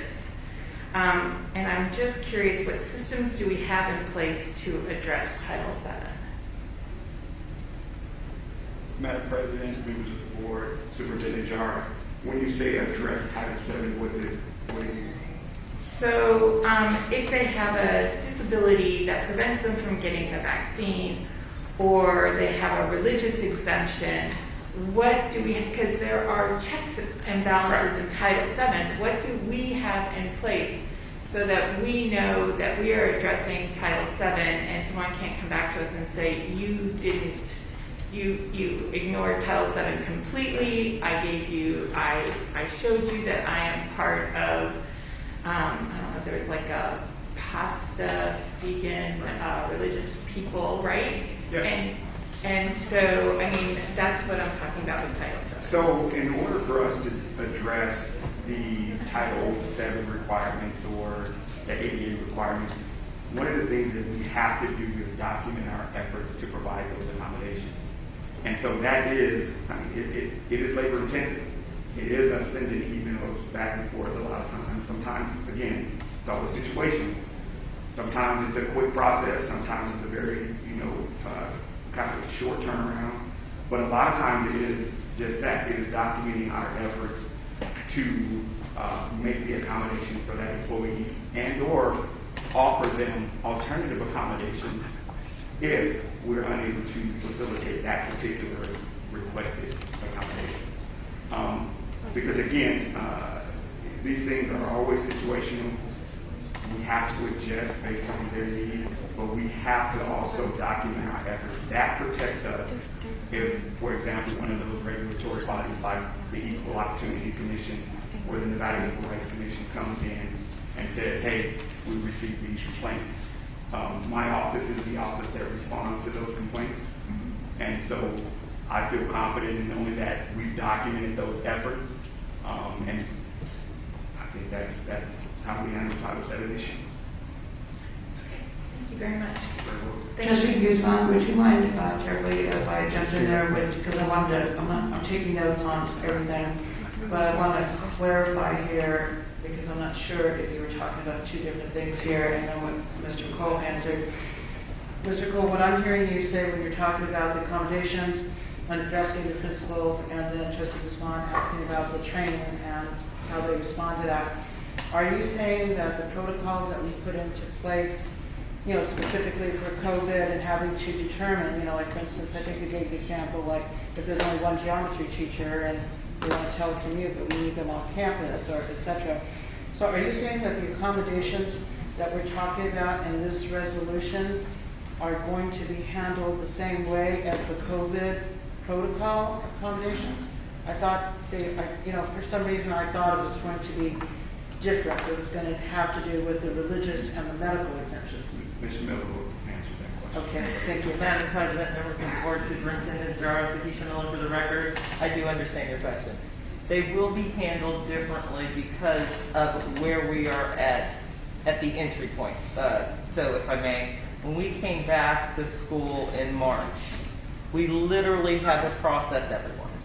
So that's all of your accommodations requests. Most of those, and the board saw the documentation, we were looking for vulnerable people, workers that are protected under the Pregnancy Act, and people that are also either living with or had other family members with compromised situations. So because we had such a huge volume, because everyone was coming back at the same time, and on top of that we also we were delivering in two different modes, that process looked way different. Because, and what Ms. Ricker just said about we were able to do 10 at once, that was because of the site-based needs. The principals had that list. And then we had all of the information coming through from people who were requesting those remote accommodations. So we could basically do a match, right? And basically all those medically fragile people we kept home. Well, once we came back into this full school year, very minimal teleworking is available. But as the COVID variants started to increase, we saw a very large movement of our student population back into virtual school. And so also we were able to address most of those medical accommodations for teachers. We've been doing that full time. So because medical statuses are also not stagnant. You might need an accommodation for a short period of time. You might need it for the remainder of your career. Just depends on what your own medical situation is. So as those situations develop, he does this job every day, so any time. At the point that we're expecting the newest wave, and I would say that the newest wave is going to be religious accommodations, we're already developing that process. And I think I want to go back to Trustee Guzman's question about it's the spaghetti monster, is the religious case. It is not CCSD's business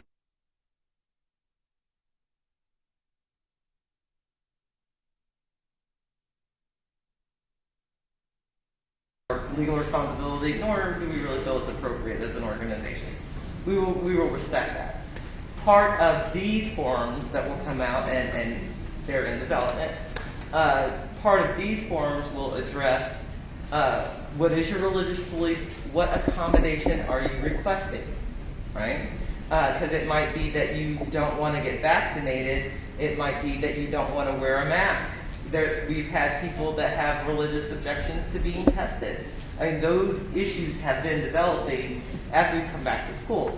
So we ask those questions, and whichever accommodation you're requesting, if we can accommodate it, and it doesn't affect us operationally, your principal's fine with that accommodation. We've been making those accommodations already. We just believe it's because of the public comment and because of our communications with our union partners. They've already talked to a lot of their employees and know what their concerns are. So we're preparing to address those. So we are going to have to do the same interactive process with the accommodation. It just depends on what the accommodation your religious practice is requesting. So we have done this process. We can do this process. But we've already made some fundamental steps and worked out a lot of the rough parts by doing this twice before, if that helps explain. Thank you very much, both of you. And I'm good for now. And Trustee Guzman, did you have any follow-up questions? I think I had Trustee Suzanne next and then Trustee Brooks. No, I'll have some later, but I'm good for now. Thank you. Thank you. Trustee Suzanne? Thank you. I think it was kind of covered, so it's just a point of clarification to this. Is this essentially a new process specific for this mandate? No, it's not a new process because you've always had your Title VII protections. We just think because this is a vaccine requirement, it's requesting you to put something in your body, more people are going to have objections. But also, I want the board to be very mindful, we're at 60+% vaccination rate. So we're not talking about the entirety of our 42,000 employees.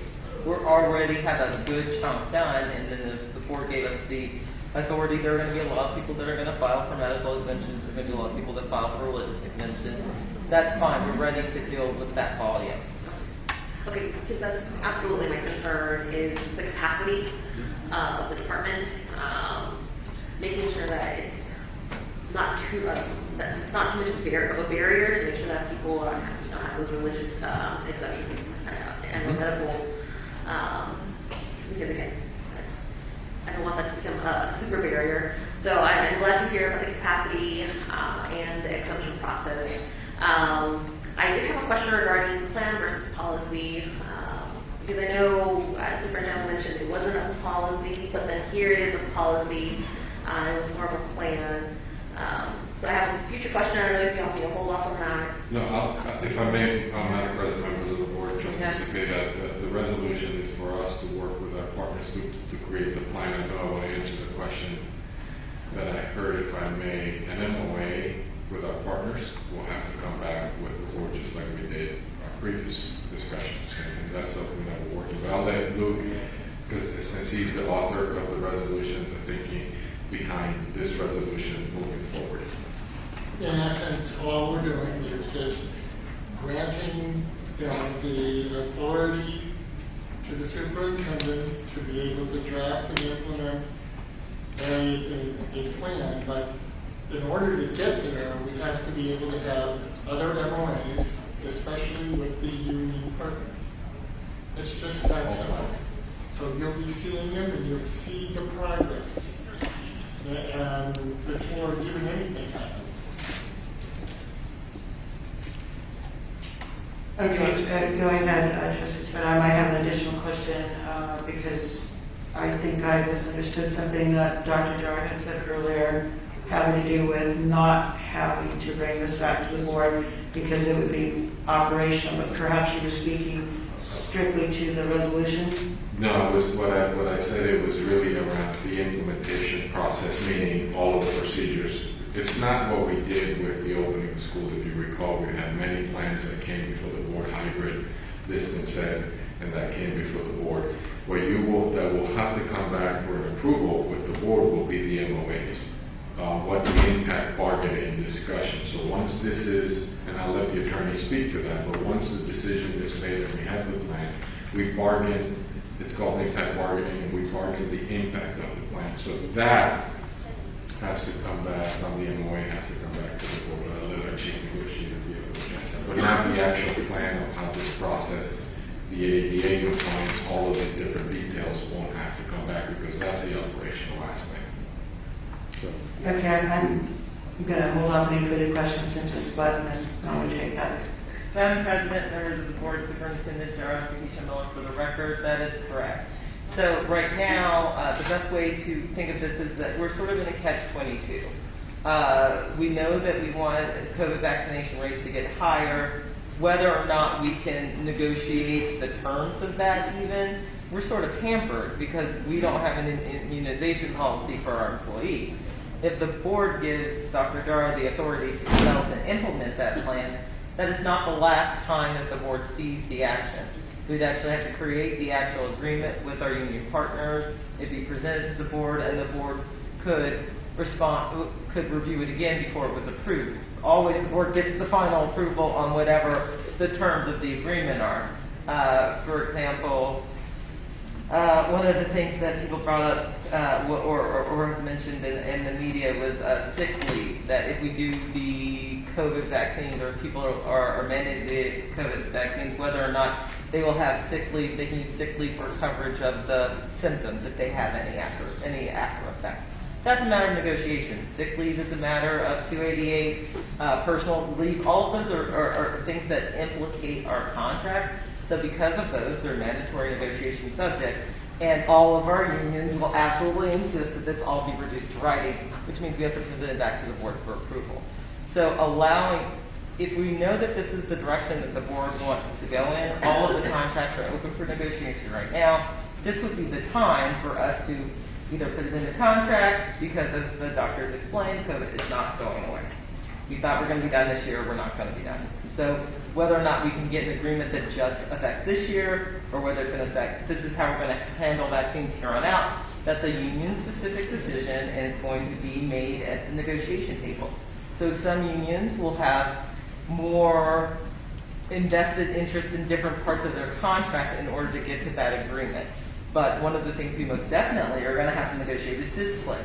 I heard the audience say over and over again, it's either going to be vaccine or fire. Termination is a mandatory subject of bargaining.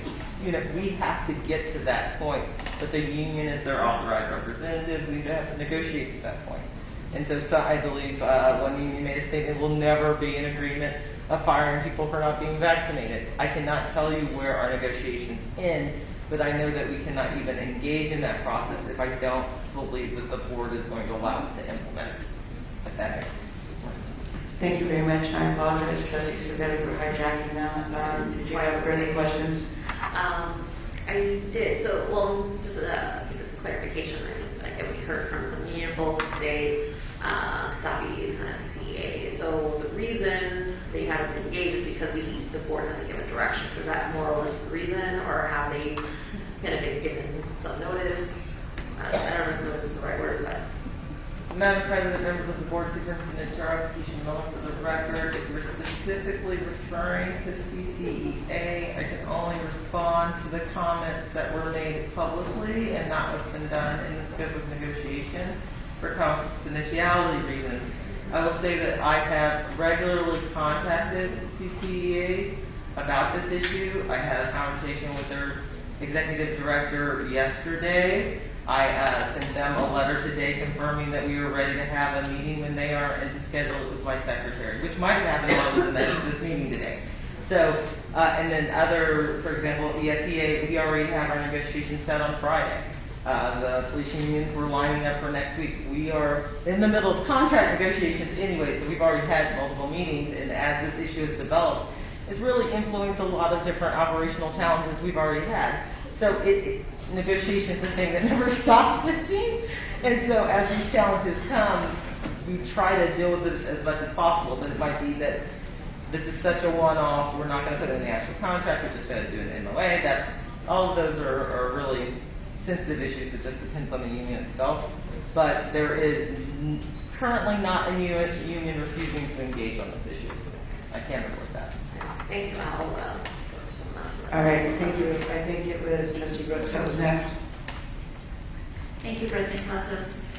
I actually don't even have questions any longer because you answered them all. So I appreciate the thoroughness in which you answered all of this in the process, and I especially appreciate the fact that you highlighted the fact that the unions are going to be involved because ultimately they are the representation for staff member and the board staffs.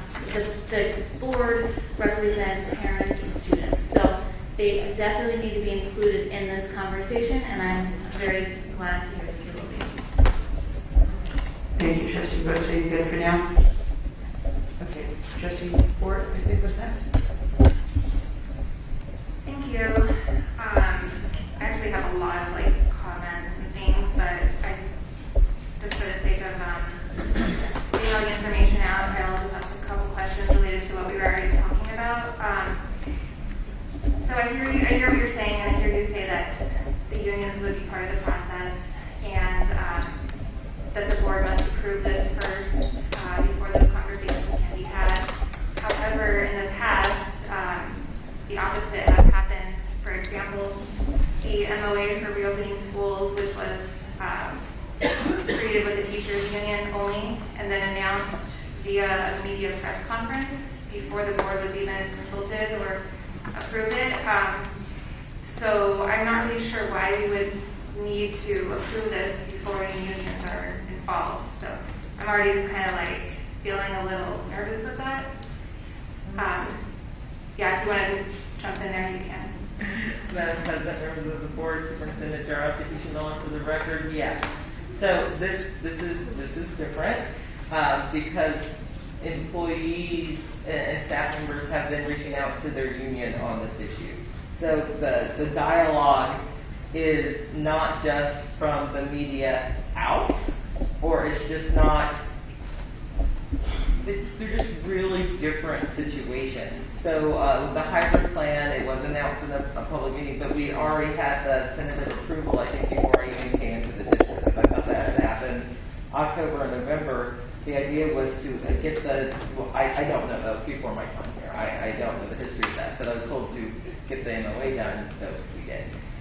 This situation is a little bit different because, and I understand why you would think it's tenuous. Theoretically, we could draft agreements, put it all in contracts, and present it to the board for approval, but the connection between the unions and the service that we provide to students, it would only be strength if one or two of the unions were agreeing to a vaccination mandate and then another larger unit did not. So, and always in the process of negotiation, no one wants to go first because they don't want to get short-sighted. Nobody wants to go last so they don't have any money left. And so there's just union dynamics when you're in the middle of negotiating that they will ask for a lot. I will put that clearly. Any union, and all of our unions are worth their salt, are going to ask for a lot for whatever kind of concessions, because as you can tell from the public sentiment, people are passionate. This heat will not only come to this board, this heat will not only come to Dr. Jara, this heat will come back to the union representatives themselves. And so and that's the process of negotiation, that is the purpose of unions, to get consensus within the particular work staff so that we don't have huge walkouts or people just leaving. That's why we have unions. That's the benefit of unions, that they help us organize our labor. So part of any agreement that we would cut regarding a mandatory vaccination requirement would have to have a union saying that we're going to make sure that our workers stay at work. Otherwise, what good is the negotiation for the district as the employer, and to ensure that we are operationally sustained and we can still provide the service to the students. So it's a dance. It helps to know at least what the tempo of the music is. So we have to be able to at least know the parameters.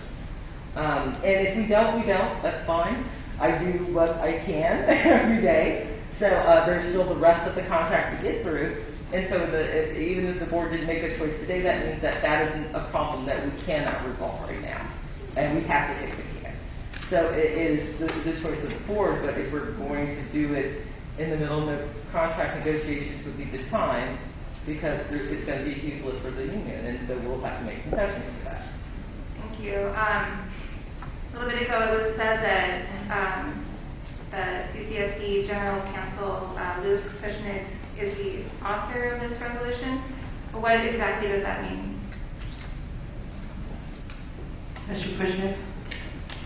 Well, in essence, it came down to me drafting it up from various sources to be able to move things forward. That's all it was. It was just trying to be able to move things forward and to do what the superintendent wanted to necessarily do. And this is the method by which we came up with.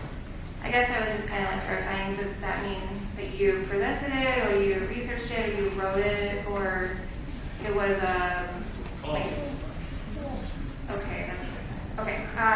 Next question is, would it be possible for the district to bypass negotiated agreements with the union, since this is a public health emergency, as it's noted in the resolution that's up for consideration tonight? Like, would that be possible?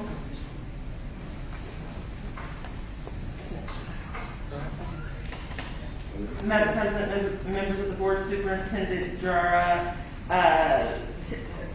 Trustee, there is a very clear answer to your question in the statute. There is an emergency mandate in which we could suspend the operation of our entire collective bargaining agreement if that's what we wanted to do. That would probably draw a lot of lawsuits. It would probably make a very difficult work environment. It is the extreme atom bomb nuclear option. If we thought that there was some kind of immediate danger, and literally the statute provides in cases of emergency, riot, terrorist attack, it has to be very, very dramatic. And so we don't feel like we're there, but theoretically we could. It would probably totally destroy our relationships that we're trying to build and work on, the trust of our staff and the community, if we just said we're going to do it anyway. I think the reason why we are trying to be open and transparent is because we know it's a heavy lift, and it is not something that should take place over cover of darkness, right? This is not a backroom deal. Everybody needs to know what's going on. Everybody needs to know who's responsible and who's going to answer. So for the employees, whether it's the teachers union or the support staff, they have paid negotiators and lawyers to look after their interests. The district has paid negotiation lawyers to look after their interests. And that's the way that we can work it out without trying to be the bully, basically. We could just bully it and just, while we're doing it and people are putting left and right and we're overpacking schools, we'll just fight it in court. And maybe we pay money in the end and maybe we don't. But that is a horrific situation. It does not help our children. And it doesn't try to give us the stability that we're trying to have in a pandemic. So the thought, there was internal thought, do we just bully? No. I mean, our partners have been our partners. And we said this is what we need to do because our numbers are rising and we don't want our kids sick. They said it's going to be a heavy lift. And I would say that between the time that this got published and today, I've probably spent no less than 15 hours between the unions talking to them about, do we know what the board's going to do? What happens if this way? We have to be ready because our staff and our employees are not waiting. And they're scared. Just seeing the resolution made people scared, and they automatically thought, I've got to start looking for a job. I'm not going to do this. I'm going to get fired. No, that's been discussed even, much less negotiated. This is because we're talking about transparency. I'll disclose why I'm asking, actually. I'm asking because I was doing some research, and the mandatory employee vaccine resolution from Philadelphia is identical to ours, except for the names of the district are different. The name of the health municipality is different. And the only other thing that's different is one single line that ours has that theirs doesn't. And it says, it was added in the fourth whereas, it says, which is a public safety concern. And then when you line them up, these are Clark County and Philadelphia, but when you line them up, all the yellow is identical and the green is different. And this one doesn't say that. But then I started thinking, why would that be in there? So I looked into NRS, and in NRS, it is NRS 288-150. It is listed that those subject matters which are not within the scope of mandatory bargaining and which are reserved to a local government employer without negotiation include, it lists a bunch of things, and it also says safety of the public. So I was like wondering, why would we add in, why would we duplicate this exact policy, change the name of the district, change the name of the Southern Health Authority, and then only add in the line, which is a public safety concern that they didn't have. So it makes me feel like a little uneasy, based on what I've seen happen in the past, and based on sometimes I really felt that our decision was taken away from us, and things were kind of steamrolled through. So I'm not feeling super comfortable about this. I have way more comments, but if other trustees have questions right now, then you guys can go ahead. All right, Trustee Ford, you're okay for right now? All right, Trustee Garcia-Morales, I'd like to weigh in with you because I think the rest of us have all weighed in. Thank you, President Cavazos. Ms. Miller, Mr. Cole, thank you so much for being here today. As an employer to the 42,000 employees of our district, what legal contractual obligations do we have under the law to ensure that we protect our workforce and our students? Madam President, members of the board, Superintendent Jar, Keisha Miller for the record. We have a lot of obligations under the law. I understand Trustee Ford's concern that I think safety of the public is a big, broad tower that this vaccine mandate, if the implementation plan would affect. That's not the only way we have to look at this. We have an obligation to provide a safe school environment for our students. We also have the obligation to give them a free public education. So we have figured this out, and I believe that even in the founding documents, every MOA, we've had everything. We believe that students are best served in school. That's their best social needs are met. That's where their psychological needs are met. That's where their educational needs are met. And so in order to do that and maintain public safety, you could just do what we're doing, but that's not the end of the analysis, and that's not how 288 works. So even if, I guess the worst reading from Trustee Ford's example is that we only want to use emergency powers, we're only going to do it this way, that's not the end of the analysis. The law and the case law is very clear. We have to negotiate the impact of our actions. So what people are concerned about, can you get fired? That is a question of discipline. That is squarely, it is a mandatory subject of bargaining. We have to go to the unions and figure out if that's what we want to do. If we ultimately want to fire people, what does that disciplinary process look like? Where's the progressive discipline at? How many allowances are we going to make? Those are term by term, unit by unit, those sort of decisions. So that's one avenue of that has to be mandatorily negotiated. The other thing, and literally when this policy came out, the first few letters that I got from all the unions was, well, this is all about employee safety. And I think one of the things that really hasn't been discussed today is just that. Some of our employees are immunocompromised. They cannot get the vaccine themselves. And so we have responsibilities on how to keep those employees safe in the workplace as well, while respecting liberty, freedom, and all of the other things that we enjoy by being Americans. But I think that it is a hard call. I think that these things are diametrically just against each other because of where we are right now. It's just the vaccine, the variant, all the change, sick and tired of the pandemic, sick and tired of stress, emotionally worn out, 12 p.m., or needing some help, all of those things come together, but that doesn't stop our obligations legally. And believe me, the unions are very happy to file lawsuits and ERB complaints and do all of this. They all have lawyers. We all know what we're doing.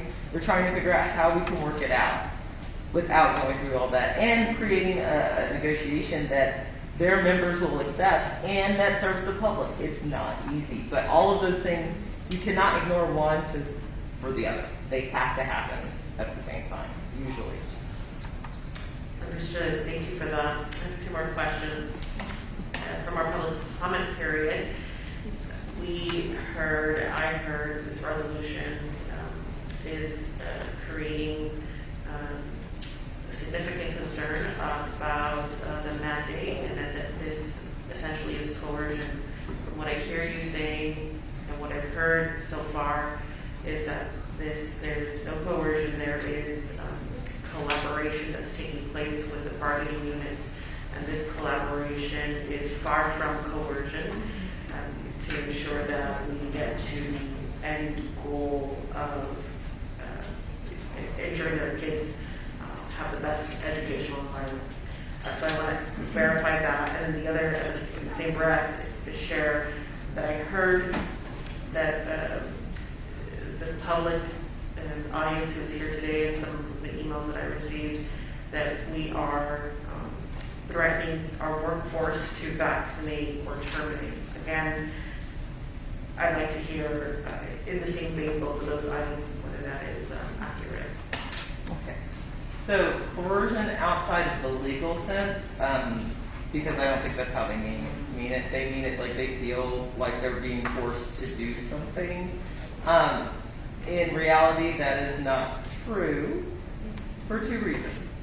First, you are an employee with a contract. Your contract very clearly says that the term of your employment, the terms of your contract, you have a representative agent, that is your union. If your union is willing to agree with your employer that this is a condition of your employment, you have an option. You might not like it, but you have an option.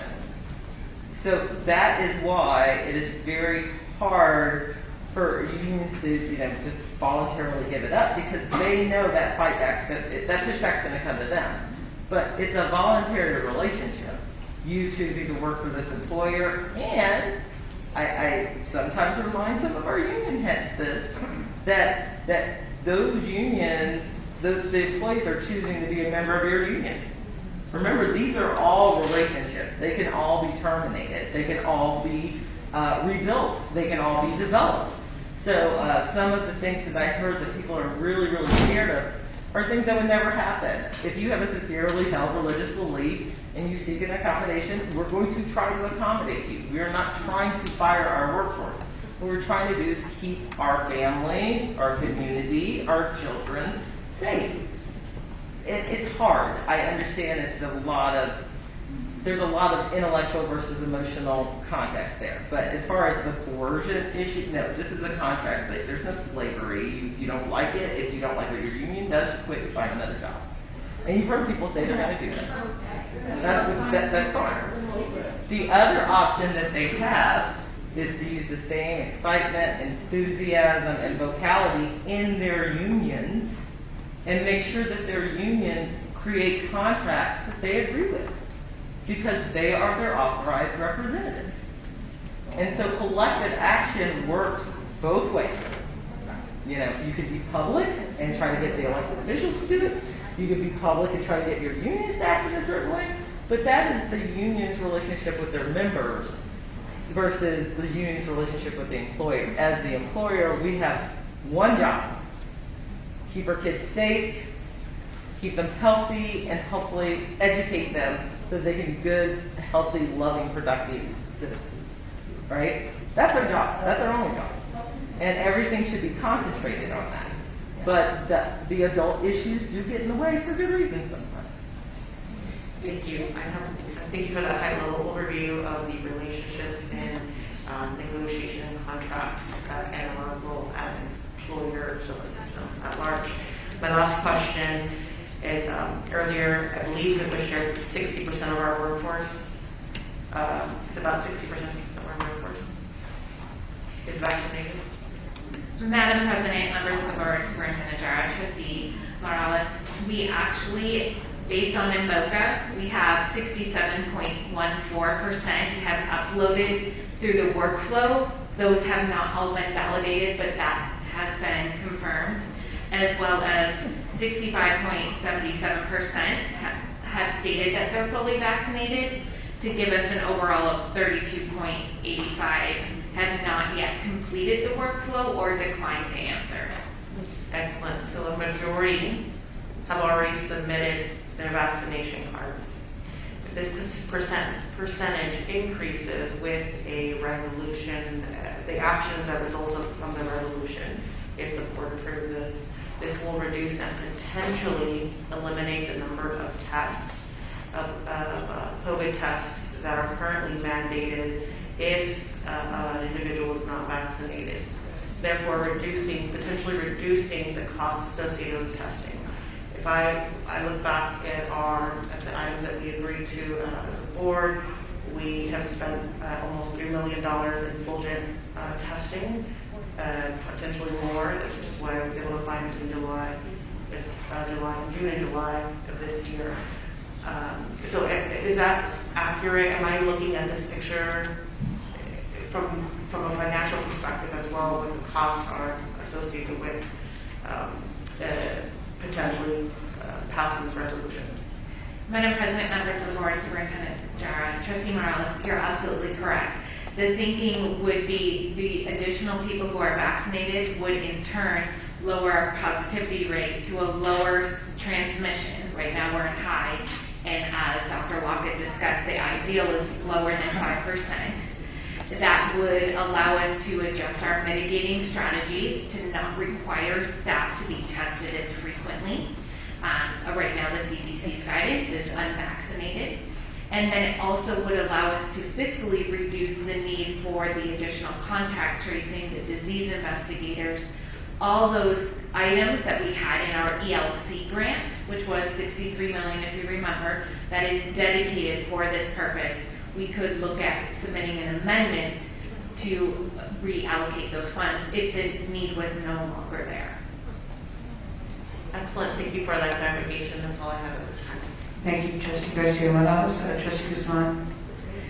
Thank you, President Cavazos. There were a couple of things that came up that I just kind of would like some clarification. And Mr. Pushnik, I'd like to start with the regulation because I don't understand why the plan would not be brought back to the board because I know I have a fiduciary duty of care, knowing that the information and oversight, I need to be able to know what that looks like. And so why would the plan not come back to us? Why was that put into the regulation? And Madam President, members of the board, school trustees, Superintendent Jara, members of when it was discussed, we were trying to be able to make it so that the superintendent could go over and implement this in a relatively quick manner. But it was also, we wanted to be able to go over and have that flexibility and provide that flexibility to both the trustees and the Superintendent Jara to be able to make this work, because we needed to be able to address these concerns, like I said, relatively quickly. So if it's not that the superintendent can't discuss it with us and bring it back to us, it was just that this is so that it would be faster? Is that what I'm understanding? I just want to make sure that I understand what you're telling me. That it was, and I'm sorry I didn't catch that last statement. So that it was faster, so that It was a little faster in regards to dealing with that type of issue, but it also gives the superintendent the flexibility to be able to get things done and to, and address those public safety concerns, like I said, in a quicker manner. Okay. So the only thing that would have to be brought back, I'm sorry, I'm processing. So the only thing that would have to be brought back to the trustees would be the MOAs by the union. The actual plan would never have to come back to the trustees. Is that what I hear you say? Madam President, members of the Board of School Trustees, Superintendent John, Member Goodman, yes, that is absolutely true. If you approve this resolution, the actual plan itself would not necessarily have to be able to come back to the trustees to be able to be approved. Okay. Thank you. And I just have one more question. And this has to do with changing our focus from testing to vaccination. Is there a plan that we would have like pop-up stations, work with the Southern Nevada Health District, that kind of thing? Or is that part of negotiations and I shouldn't even discuss it? It was just because you mentioned an amendment to the grant. I'm sorry. Madam President, members of the board, Superintendent Jara, Trustee Guzman, you're absolutely correct. And we have been working with not only the Southern Nevada Health District, but our local agencies throughout this whole pandemic and offering, I believe it's over 84 opportunities. If you also remember, we had a partnership with UNLV for vaccinations. We did start this week 4 different sites that are open to not only our staff, but our community and students from 8:30 in the morning to 6 p.m., 5 days a week, Monday through Friday. And that is free to the public, our staff, to begin vaccinations if they so selected. With students, it's always required to be with a parent, consent.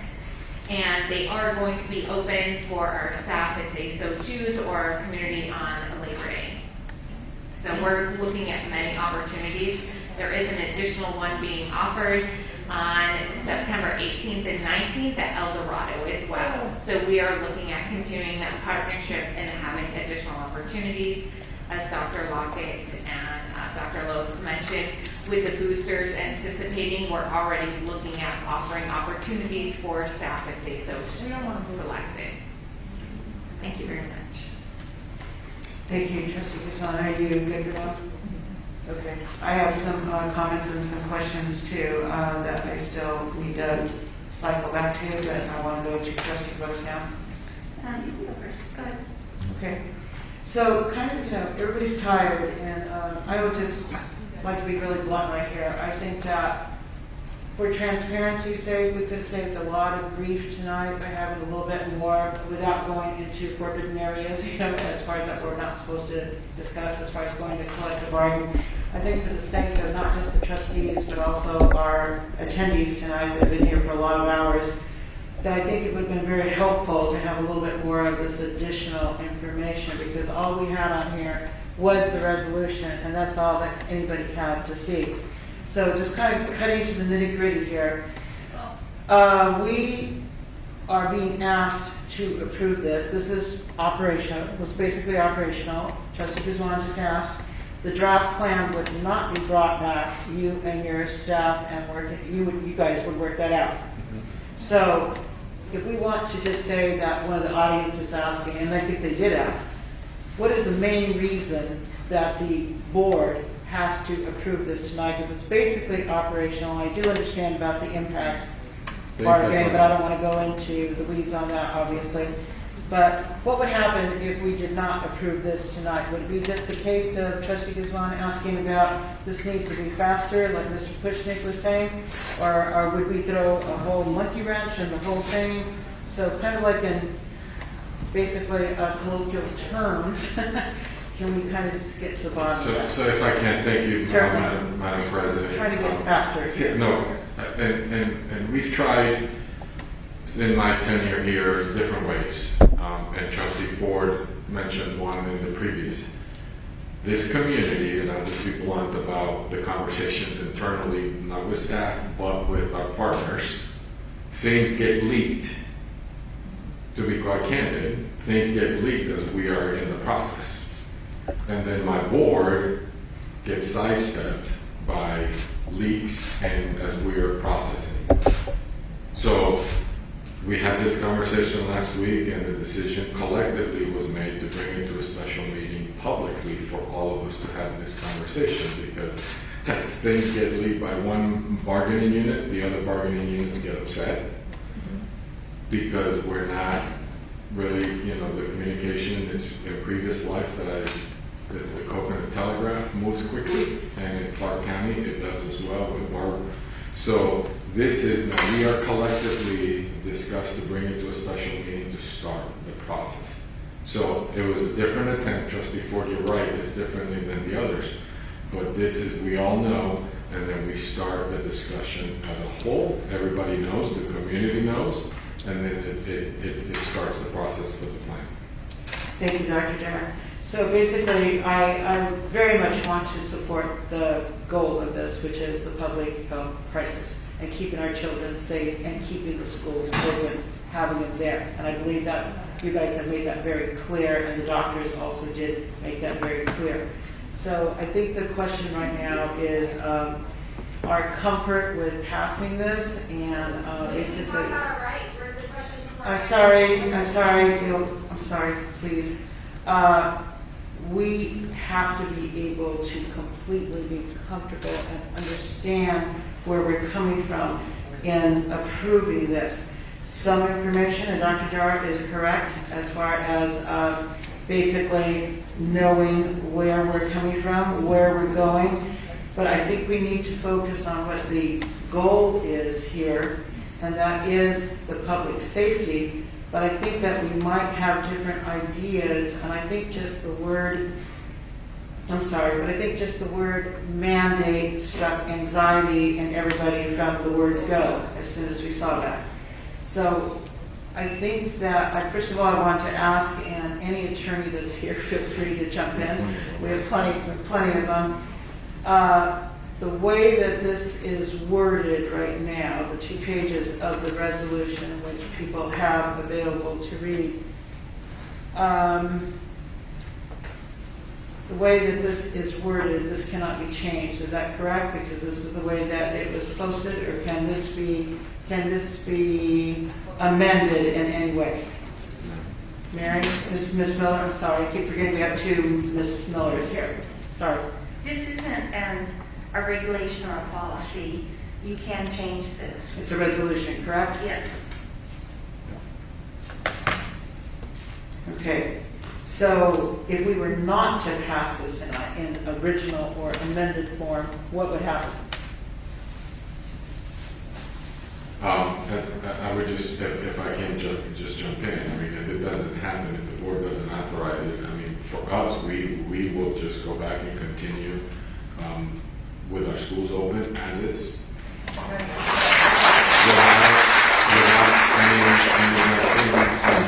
Any implementation. Right. So, but what you're saying is that without us approving this, you would not have the authority to go forward with this. So even though, and I think I'm trying to do this because I am the devil's advocate here, I know I am, but I want everybody to understand that this would not be us, as Trustee Guzman brought up, we would not be writing the plan for putting this into effect. You guys would be, when I say you guys, I'm sorry, I mean superintendent and staff, I apologize, you guys, it's late. but we would only be seeing the MOAs that are coming back to us after you have negotiated that. Is that correct? But I would need direction from the majority of the board, and I'm looking at board council. I would need direction from the board if that's where we want to go. Thank you. I'm done with my questions for right now. I believe that Trustee Brooks was next. Thank you very much for your answers. Thank you. Appreciate it. Thank you, President Cavazos. I appreciate Superintendent Jarrett's candor. I want to spell it out more clearly for what he is trying to say, because I think he's being very politically correct in his ask, and it's late. What he's looking for is the board to take a stand for staff mandates for vaccines so that he doesn't have to take all the heat by himself. He knows the board supports him, and that the board will support him and will not post on social media about how he's killing everyone. That's really what he's asking for. He's never going to say that, but I guarantee you he would like this to be a collective decision, and he would like you or us as board members to make a strong stand for our students and the families and the staff that we serve, that we will protect them, and that this is a public health issue that we are willing to stand by his side on. I know I'm putting words into his mouth, but I'm fairly certain that was implied in his statement. So I understand that it's easier to just say, well, we're not going to make a decision, we're just going to let him take the heat for all of this. But personally, I think that we should explore this avenue. We have heard from medical professionals about why it's important. I would like to one day end this pandemic and return to normal, and it is absolutely 100% our best chance. So I understand the pressure from this group. I understand. I'm not a health expert. I'm an expert in sifting through information and determining which sources are the most credible at this moment in time. And I recognize when somebody has expertise in a field like epidemiology that I don't have. And I don't have countless hours to do this research. I trust the scientific community, I trust the medical experts, and this fear, anxiety, and hesitancy, it's not a new phenomenon. Every stage of medical and scientific advancement in history has been met with this type of resistance. This is not new. I understand the fear. It took me 6 months to convince my own mother, a person who loves me unconditionally, to get vaccinated. And I definitely don't think I'm going to convince a room full of people who don't even know me. In this short period of time, honestly, nothing has really changed since Catherine the Great inoculated herself with smallpox a long time ago. Some people are harder to convince, and that's the facts. So the question is, am I vaccinated? Yes. My husband's vaccinated. My 14-year-old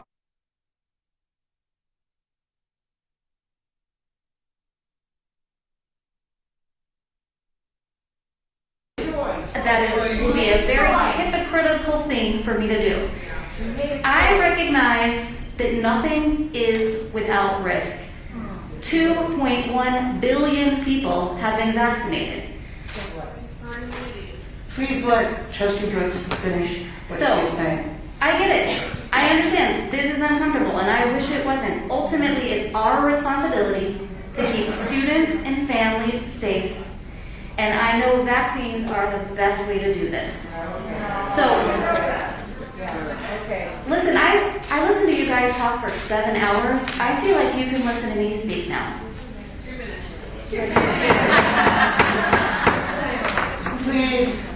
Please. Listen, I know this is a difficult decision, especially sitting here with a room full of people who want you to make a different decision, but it is my suggestion for this board is to rise to meet this moment. This is a requirement for us to keep this community safe. The unions are going to be involved, and there's no logical reason for us not to support this other than we don't want to take the political hit and the dissatisfaction from people. But it is the responsible decision. Thank you, Trustee Brooks. Are you good for now? Yes, it's late, so we need to make a decision. Past your bedtime. No. Trustee Garcia Morales? It's past my bedtime too. I may become a pumpkin here soon. When I was elected, I called my seasoned colleagues on the board and asked them for advice. Among the pearls of wisdom that I received was the significant responsibility that comes with decision making and the importance of hearing all perspectives and incorporating them into your decision making process. Since I joined the board in January, and especially over the last 5 days, I've received messages from polar opposite perspectives on this very topic. I've also obtained messages from people in the middle asking for a compromise, and I am listening. Today, I heard concerns related to the workforce, employment, accommodations, vaccine efficacy, the safety of our students. I've also taken into account my own personal experience that I had and that my family and friends have had over the last 17 months of the worldwide pandemic. My role as a parent and as a person who has personally contracted COVID last year.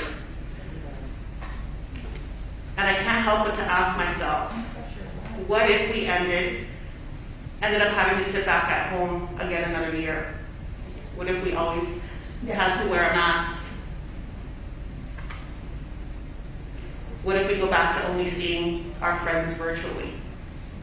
The reality is that it's not late until it actually is. And for me, this comes down to two really important areas. The need to protect our students and the most vulnerable in our community. If our workforce is ill, if our workforce transmits the disease to other colleagues, if our workforce infects our students, if we fail our students, we fail to help our students achieve academically, which is what we've been told today time and time again, and what we know is the item that we absolutely have a responsibility to. And if we know that there are cost savings associated with this item that will help us identify.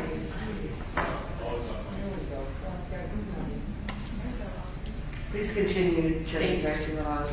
Thank you, Trustee Cavazos. This is a public safety item for me. And this is why today at 12:16 a.m. on September 2nd, I'd like to make a motion to adopt the resolution to authorize the superintendent to develop and implement COVID vaccine process for the school district employees. And Trustee Garcia Morales, just to clarify, and I don't know, ask Ms. Miller's, since she had said that this was able, are you stating as is, as presented?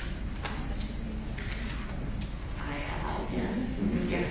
Okay, I just wanted to clarify and make sure. So we have a motion for Trustee Brooks. I will second that, but I would like to offer an amendment to ensure that staff and the superintendent work with the legally recognized bargaining units to draft MOAs and bring them back. Just as an extra added level.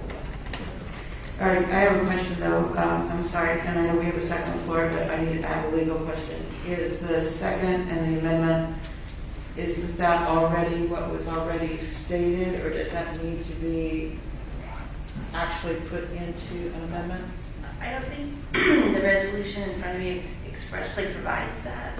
So it's an appropriate suggested amendment. Okay, all right. And I don't see any idea. Trustee Ford, and we do have a motion by Trustee Evelyn Garcia Morales and a second by Trustee Brooks, but we do still have to. Trustee Ford, the question?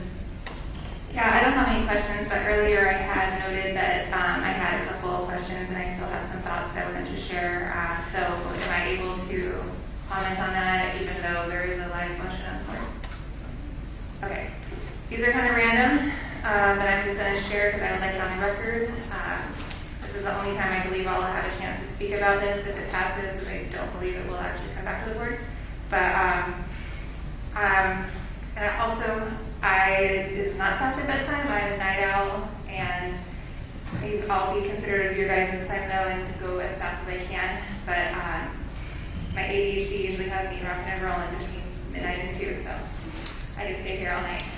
Some of my thoughts are that the teachers union, the admin union, we heard from today, are not happy with how things have rolled out operationally through COVID. They want a seat at the table. They should have been included before this resolution was brought to the board. That concerns me. We haven't yet allocated COVID relief funds that are supposed to help make schools and classrooms COVID safe and support student learning. We haven't exhausted all social distancing measures and invested into those. We haven't considered making big changes that could make a dent in the way we operate, like for instance AM and PM schedules, or adding in optional distance learning in all schools during COVID that could help give different options for staff. We haven't implemented any type of employee outreach campaigns for staff who might be vaccine hesitant and who might choose to get vaccinated if we had made it easy for them to ask questions to local physicians. I'm concerned about medical accommodations actually being upheld, and then if we did uphold all of them, please hold your applause till the end. If we did uphold all of them, then I feel like so many people would not be vaccinated that it wouldn't make a difference anyway. I'm really concerned that this resolution was copied from Philadelphia without taking into account the unique circumstances and needs of CCSD. I believe that we should discuss alternate options. For instance, a CCSD educator, Robert Cole, sent in an email to us talking about an incentive program to maybe try first to incentivize all staff that is fully vaccinated within 45 days by offering, say, $1,000 extra. There's also, some other districts are having any employees who don't want to be vaccinated opt out of using their health care for COVID-related care. That's just what's happening that we haven't even considered yet. I have some questions like, why do we have to fire employees? Why can't we do long-term leave and bring them back later on? Or some sort of innovative temporary work options at a reduced rate. Why, and actually this is the most important one, why is this on us? I feel like this should be a county or state leadership decision. And so a lot of people brought up questions like, what are you getting out of it? And if there is anything political or any kickbacks happening, as has been suggested, I don't have any knowledge of that. But it does make me wonder why we're being asked to mandate vaccines, like if we're being asked to mandate that so that someone else might have to. There is a world where I would support this if we didn't have such a severe staff shortage.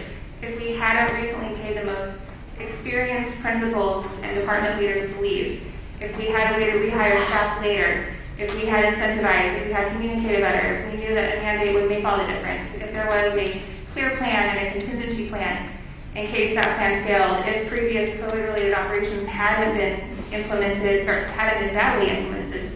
What I'm hearing from a lot of educators and staff is that they're nervous about unvaxxed coworkers, or some of them are, but far more educators are nervous about having to get the vaccine that they're not comfortable with. They're nervous about having to face unemployment from not getting the vaccine, and they're nervous from even larger class sizes and extra workloads from their coworkers leaving.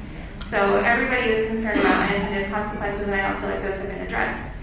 At this point in time, my personal opinion is that the biggest threat of school shutting down is by not having enough staff to operate effectively, because we would have approved a mandatory COVID-19 vaccine for all employees. And I think that what would happen at that point is that a large portion of our schools would be handed off to become charter schools, which is the same thing that happened in Philadelphia throughout the first few years of the current Philadelphia superintendent's employment. A superintendent who was part of the same superintendent grooming program, Chiefs for Change, as Superintendent Jara, which stems from Florida and is controlled by Jeb Bush through his Foundation for Excellence. So frankly, I am not interested in any more national initiatives or draining the resources from our schools and bringing in charter schools to turn them around. Our employees are assets, they're valuable resources, and I don't feel like this was done with respect to those resources, so I won't be supporting it.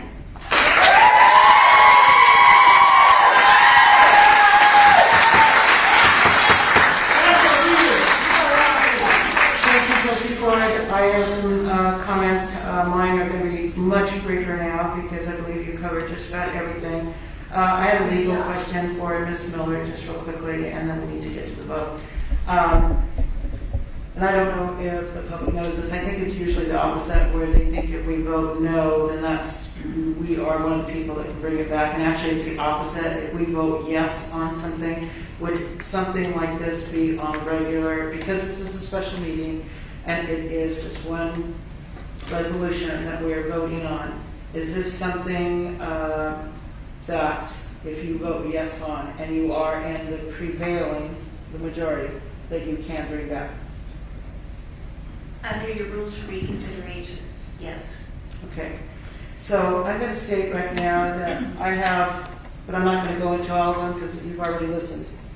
I have some concerns having to do with transparency, and I don't want to keep Dr. Cortez here all night, but it would be her that I would be asking the questions of, having to do with the considerations that have been sent into, and I know it's not just me, but the other trustees, because we are stating that we want this to be because of public safety and to keep our students and our staff safe. And you all are giving us our word, your word, that the concerns that have been expressed as far as it's not going to be where it's like vaxxed or terminated, that it's not going to be that. We do have a very serious teacher shortage. We have a very serious employee shortage, period. I was very, very concerned about the number of special ed instructors, the teacher that talked to us about working with the hearing impaired, the interpreters. When we think about that and then losing those folks, it's very concerning to me. It's very concerning to me. At the same time, I have to put some faith in our experts. I just do. I have to put some faith in our experts. So I am going to put that faith into what you are asking us to do, but I am going to be very honest that I do have some serious concerns. Even the transparency that has to do with people asking about the quarantine numbers, the COVID dashboard, things not being updated. Not only do our educators deserve to know that, but the parents need to know that, the community needs to know that, all of us need to know that. So with that being said, that's basically going to be the end of my statements, and I am going to put my faith in our staff and that we are going after a goal. I am not really, shall we say, thrilled about how this was rolled out. I think that, and I'm going to take part of responsibility for that, I think that we could have done a better job.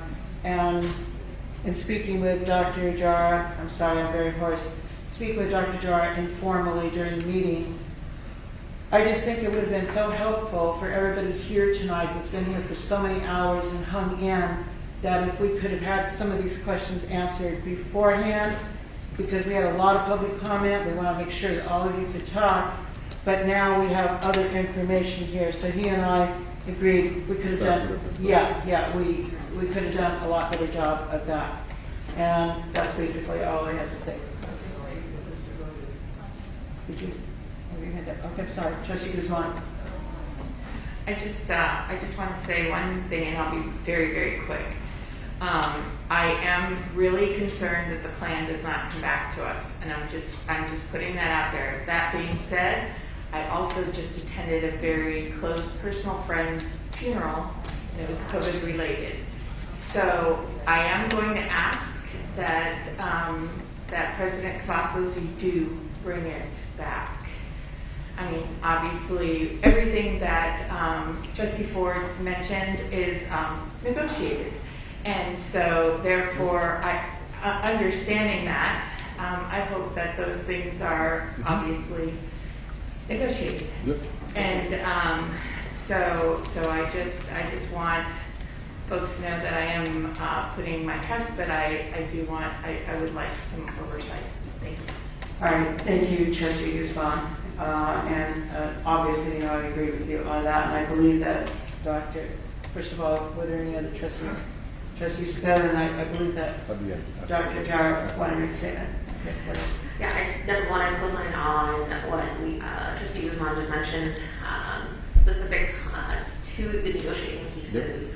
Definitely like to see this plan come back, the board be updated, and some of the measures as we go that we start with carrots, so that we can hopefully get to a better percentage, higher percentage. Thank you, Trustee Cepeda. Dr. Jarrett. I'll wait after the vote. I just want to make a comment after the vote. You want me to make it now? I do. So first of all, let me just, I know it's 12:30. I do want to thank the young man who's still here. I see you. That was brilliant. And it just reminded me as we're thinking, since August 9th, I've had conversations with our high school students that I visited, our seniors. And I was asking the question, and I said, if you were superintendent, what would you do for a day? They said, do whatever it takes to keep our schools open. We cannot do that again. And I think this is, and we're going to be careful, we can't operate without bus drivers. We are having a shortage. It's all real. This will not go into operations. I can guarantee this to this board. If we're going to see that as mass exodus, this is why it has to be bargained with all our bargaining unions. So I've heard you loud and clear. We continue to update. But to me, to our children, when I speak to them and I hear them, and they say, do whatever it takes as superintendent to make sure that we stay in school, I think this is one of the mitigation efforts that we are bringing forward. So thank you, board members, for listening. Thank you. Thank you, Superintendent. Trustees, we have a motion on the floor by Trustee Garcia Morales and a second by Trustee Brooks. And I believe, Trustee Brooks, that you had offered up the amendment as far as just basically stating that this would be negotiated with the unions. Is that correct, as far as our concerns? Is that correct? All right, trustees, we have a motion, and so I would call for the vote right now. Forgive me, President Cavazos, I accept the amendment. Oh, I'm so sorry, I thought you had already. I On the record now. Okay, and you do accept it as presented. All right. Correct. Trustees, please extend your vote right now.